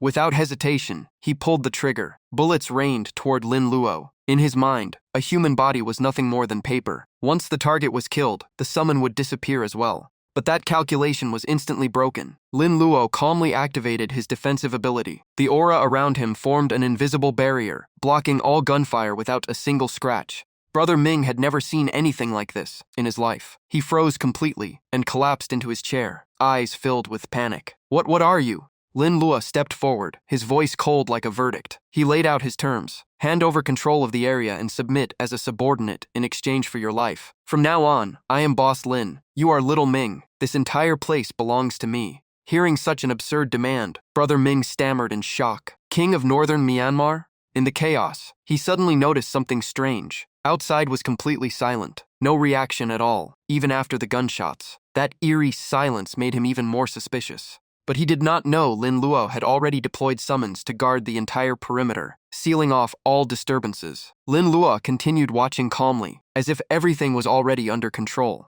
Gradually, Brother Ming began to assume Lin Luo must have a powerful backing to act so brazenly. He changed his tone and asked cautiously, "Little brother, are you from some major faction?" Annoyed by the probing tone, Lin Luo's patience ran out. His voice turned cold and overwhelming. "I don't care what you think. From now on, you obey me here. Disobey and there is only one outcome." The pressure silenced Brother Ming instantly. Without giving him another chance to resist, Lin Luo signaled his summon to continue. The superhuman summon instantly rushed forward and slammed a punch into Brother Ming's face, sending him reeling with blood pouring from his nose. Even while heavily injured, Brother Ming stubbornly tried to threaten him with his family background. "If you dare touch me, my family will never let you go." The moment those words fell, Lin Luo signaled again. The summon delivered another heavy kick, making him scream in agony. He collapsed on the ground, completely broken. Lin Luo leaned down, his voice cold and suppressive. "You once used every trick on the weak. Now I will return it all to you. Let's see how much you can endure." Cornered, Brother Ming completely broke down and begged, "Big brother, spare me. I will do anything." Seeing his submission, Lin Luo immediately pressed for key information. "How many S rank or higher awakeners are under you?" Forced to the edge, he trembled as he answered, "T2, but one has already been deployed. Only one remains now." Lin Luo immediately decided to eliminate them one by one, starting with whoever showed up first. His voice turned cold. "Call him here." Terrified, the other man quickly picked up the phone. Yes. Outside, an S-rank subordinate was rushing toward the central area. His support summon suddenly triggered a high-level alert. A dangerous aura from Huaxia had appeared inside the building ahead. An invisible storm was forming, and no one noticed it. Sensing the warning, he immediately tensed up. His summon specialized in intelligence gathering and had saved him from countless dangers. But this time, his instincts screamed something was wrong. Something must have happened to Boss Ming. Feeling the danger intensify, he decided not to enter. He cursed inwardly for even considering it. Who would go in there to die? After a brief hesitation, he turned to retreat, planning to call for backup. But before he could leave the area, another emergency alert flashed through his summon system. Extreme danger. Evacuate Wohu Villa immediately.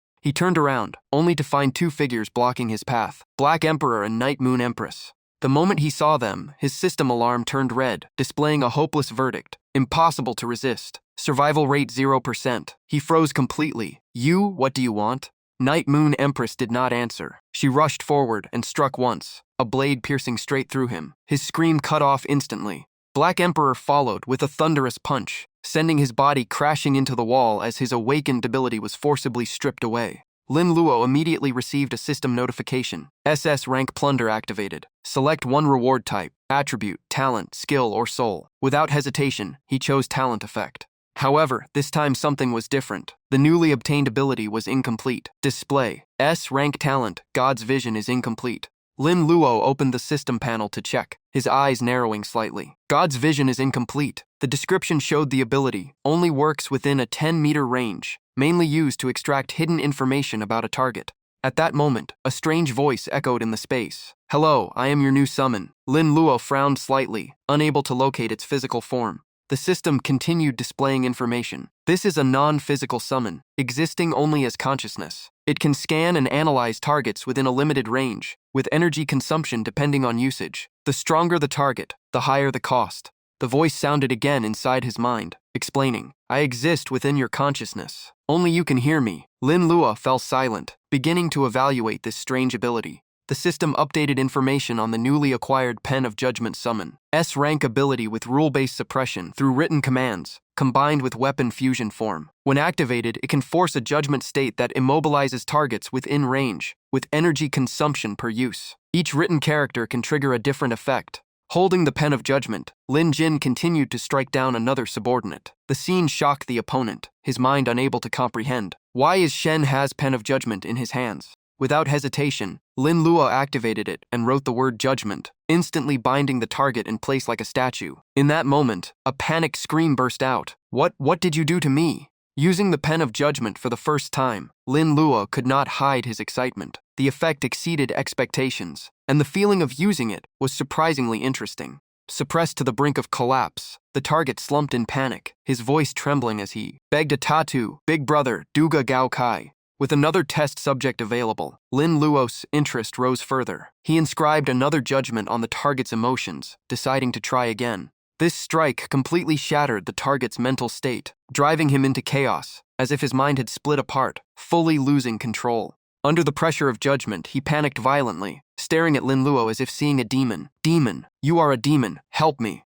After directly testing the pen of judgment, Lin Luo realized it was not suited for his close combat style. Perhaps it would be better to give it to the prayer scholar summon. The pen of judgment was not weak, it simply did not match his fighting style and was inconvenient to carry into battle. Immediately after, he used a summon ability to invade the target's memories, extracting intelligence from the so-called unreliable narrator, Ming Guoyang, leader of Huohu Villa, ranked top 10 in the northern region, possessing massive real estate assets, and over 90 million yuan in liquid capital. Under him were more than 200 armed personnel, fully equipped with firearms, and even 15 rocket launch systems. Not only that, he also controlled 672 Chinese citizens, forcing them into illegal operations such as organ trafficking and other dark businesses for profit. After obtaining this information, Lin Luo judged the newly acquired summon to be extremely useful. With minimal effort, it could extract critical intelligence, making it a valuable tool.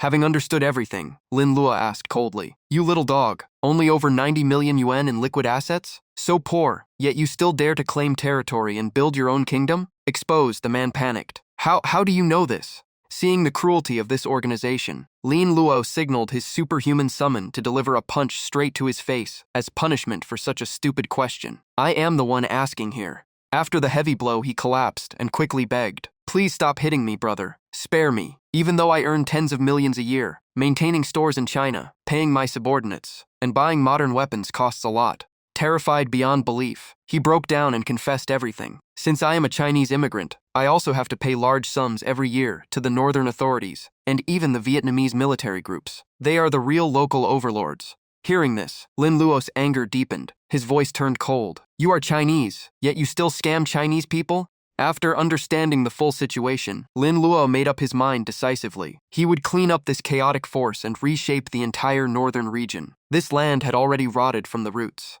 For his long-term plan, Lin Luo placed a hand on his shoulder and switched to a coercive approach, deciding to recruit an insider. "I can spare your life, but you must do something for me." The man froze. "Do something?" After a brief discussion, Lin Luo returned to the gathering point with his subordinate and called everyone over. Boss Ming asked why they were being assembled. With a worried look, he glanced at Lin Luo and replied that it was him. Once all subordinates arrived, Lin Luo secretly activated the judge pen ability and instantly sealed them in place. Being controlled by their own boss, the young men erupted in panic, some shouting curses and others begging for help. "Boss, what are you doing? Let us go. Help." Seeing their chaos, Lin Luo grew more amused, treating them like toys before preparing to finish them off. These people were just the next batch for him. At that moment, a man appeared in the distance and fixed his gaze on Lin Luo before asking if he was Lin Luo. Recognizing a familiar face, Lin Luo paused slightly, then muttered in surprise, "Gu Tianfan?" Sensing influence and backing behind him, Lin Luo quickly shifted plans and included him in the northern takeover strategy, ordering him to gather his old allies, restrain the captives, and throw them into the water prison, keep them alive for future use. Shocked by the extreme plan, Gu Tianfan stammered in confusion, asking if this meant total extermination, since the enemies had guns and strong forces. Noticing hesitation, Lin Luo coldly pressed on, saying the Huahu Manor leader was already controlled, and hesitation would close their only escape route. Realizing the situation was mostly under control, Gu Tianfan regained resolve and agreed to follow Lin Luo's plan. He immediately gathered his trusted men and announced the counterattack, calling to destroy the base of Ming Guoyang. It was time to reclaim everything. Trust in Gu Tianfan ignited the crowd, and they roared in fury, "Revenge! We will take revenge!" The criminals were thrown into complete panic, trembling as they felt trapped with no way out. In the end, all the key leaders were bound and prepared for imprisonment. Gu Tianfan looked at Lin Luo gratefully, saying he was truly impressive, and asking when they would return to Huaxia. However, Gu Tianfan misunderstood Lin Luo's intention. Lin Luo never planned to leave. The mention of returning made the atmosphere tense, especially with fears of retaliation from armed forces. Sensing the doubt, Lin Luo stepped forward with calm eyes and stated his true purpose for coming here. He made it clear he was not forced or tricked, but came entirely by choice. Everyone around him was stunned. To redirect their mindset, Lin Luo emphasized Huaxia spirit and stirred resistance, saying foreign forces had oppressed them too long, so why retreat instead of building power and taking control here? Despite his words, the group remained hesitant, worried about their small numbers and lack of weapons, calling direct confrontation too risky. Fear spread through them as they desperately wanted to leave, as soon as possible, even begging for withdrawal in panic. Even Gu Tianfan admitted the plan was beyond their capability, as their limited forces made controlling the entire north nearly impossible. Unable to convince them, Lin Luo received intelligence from God Vision Avatar and learned of an incoming event. He decided to act to prove his strength and force their submission. After the warning, Lin Luo turned to Gu Tianfan and said in a low voice that someone was coming and he would go meet them first. Stepping outside, Lin Luo carried a calm and confident aura, looking completely unfazed as if forcing everyone to reassess his strength. He sneered and said he would show them the truth. Outside the canyon base, a car slowly drove deeper into the stronghold. Inside the car, he received a report about Lin Luo's identity. It stated that the Black Emperor had once alone destroyed the Worm Nest Guardian with an SS-level talent. He concluded that to kill such a guardian in reality, Lin Luo must have spent a massive amount of real crystal energy to manifest that power. Otherwise, survival against the insect swarm would be impossible. At that moment, Lin Luo dropped down from above and blocked the front of the car, his voice cold as he asked if the opponent was at least an SS rank awakened. The only response from inside the car was a string of furious curses, asking what the hell he was doing. Without getting an answer, Lin Luo struck immediately, unleashing swift wind sword aura and sending sharp waves of sword energy slicing toward the target. In the chaos, screams echoed non-stop. In just moments, everyone inside the vehicle was wiped out completely. The God Vision Avatar then mockingly issued a warning that weak combatants were approaching in a few seconds, suggesting he smile in his usual style. Lin Luo sighed and called it pointless noise. The warning quickly came true as a battle boar charged in from behind, rushing toward Lin Luo with violent force. The Avatar shouted a danger alert. Despite the sudden speed and power, Lin Luo simply twisted his body and dodged with ease. The Avatar commented that it was a poorly trained ambush with no real threat. After missing its strike, the boar turned back in anger. Lin Luo observed that the controller had decent skill and even an SS-level avatar, but the real body was hidden, and he had missed earlier clues.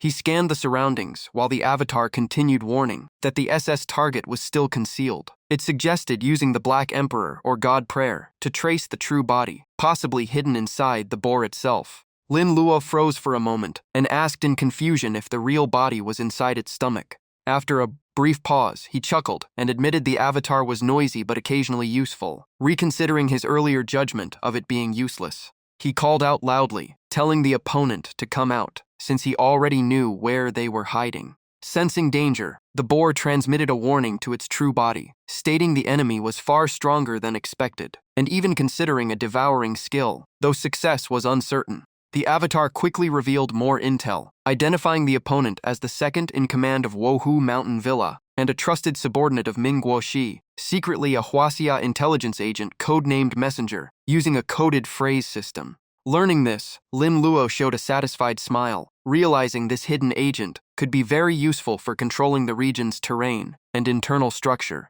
Using the avatar's decoded intel, Lin Luo activated a secret signal and called out the infiltration code, claiming he was sent by the fisherman to assist Messenger. Hearing this, the opponent was shaken and suspicious, wondering if Lin Luo was real or fake, recalling prior orders to stay cautious. To force confirmation, Lin Luo repeated the final code phrase and coldly ordered him to come out of the boar, declaring Wohu Mountain Villa already under control. At that moment, the hidden figure finally stepped out through white mist, scanning cautiously before sneering that a single man could wipe them all out and that the northern region would be his alone. Gu Tianfan and the others arrived and asked if Lin Luo had finished everything in under 20 minutes, to which Lin Luo calmly replied he would reduce it to 10 next time. Lin Luo then introduced the new arrival to Gu Tianfan's group, stating he was Fan Shi Sheng, sent by higher command to assist in controlling the northern region. Without hesitation, Fan Shi Sheng revealed himself as a Huaxia spy embedded to rescue them, shocked that Wohu Mountain Villa had already fallen.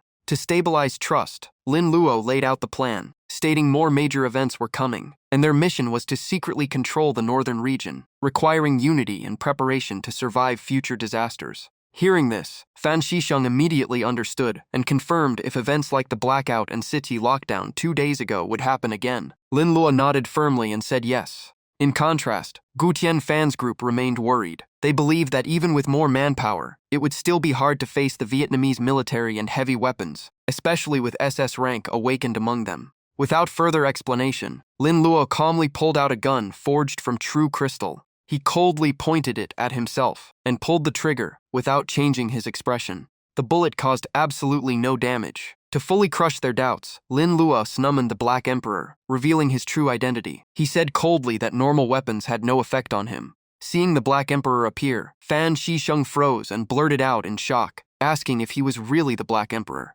Lin Luo's confidence now had a solid foundation. As far as he knew, no SS rank awakened could surpass him. He calmly stated that not only in the north, but even across Blue Star, few could match him at SS rank or above. After confirming his identity, Fan Shisheng immediately chose to cooperate without hesitation, as the reputation of the Black Emperor was enough to convince anyone. Gu Tianfan also quickly changed his attitude and fully trusted Lin Luo's abilities, admitting that in this chaotic era, it was better to seek a path to survival instead of waiting for death. Initially opposed, everyone's stance shifted after learning about the Black Emperor. Lin Luo remained calm and promised to lead them in taking control of the region, ensuring resources, status, and a secure future. With his words and proven power, the crowd immediately erupted in excitement and agreed to follow him. After the situation was unified, Lin Luo declared with overwhelming presence, "I came, I saw, I conquered." Feeling the surging power within him, his resolve hardened even further, determined to quickly cleanse this corrupted land and rise as the new king of the north.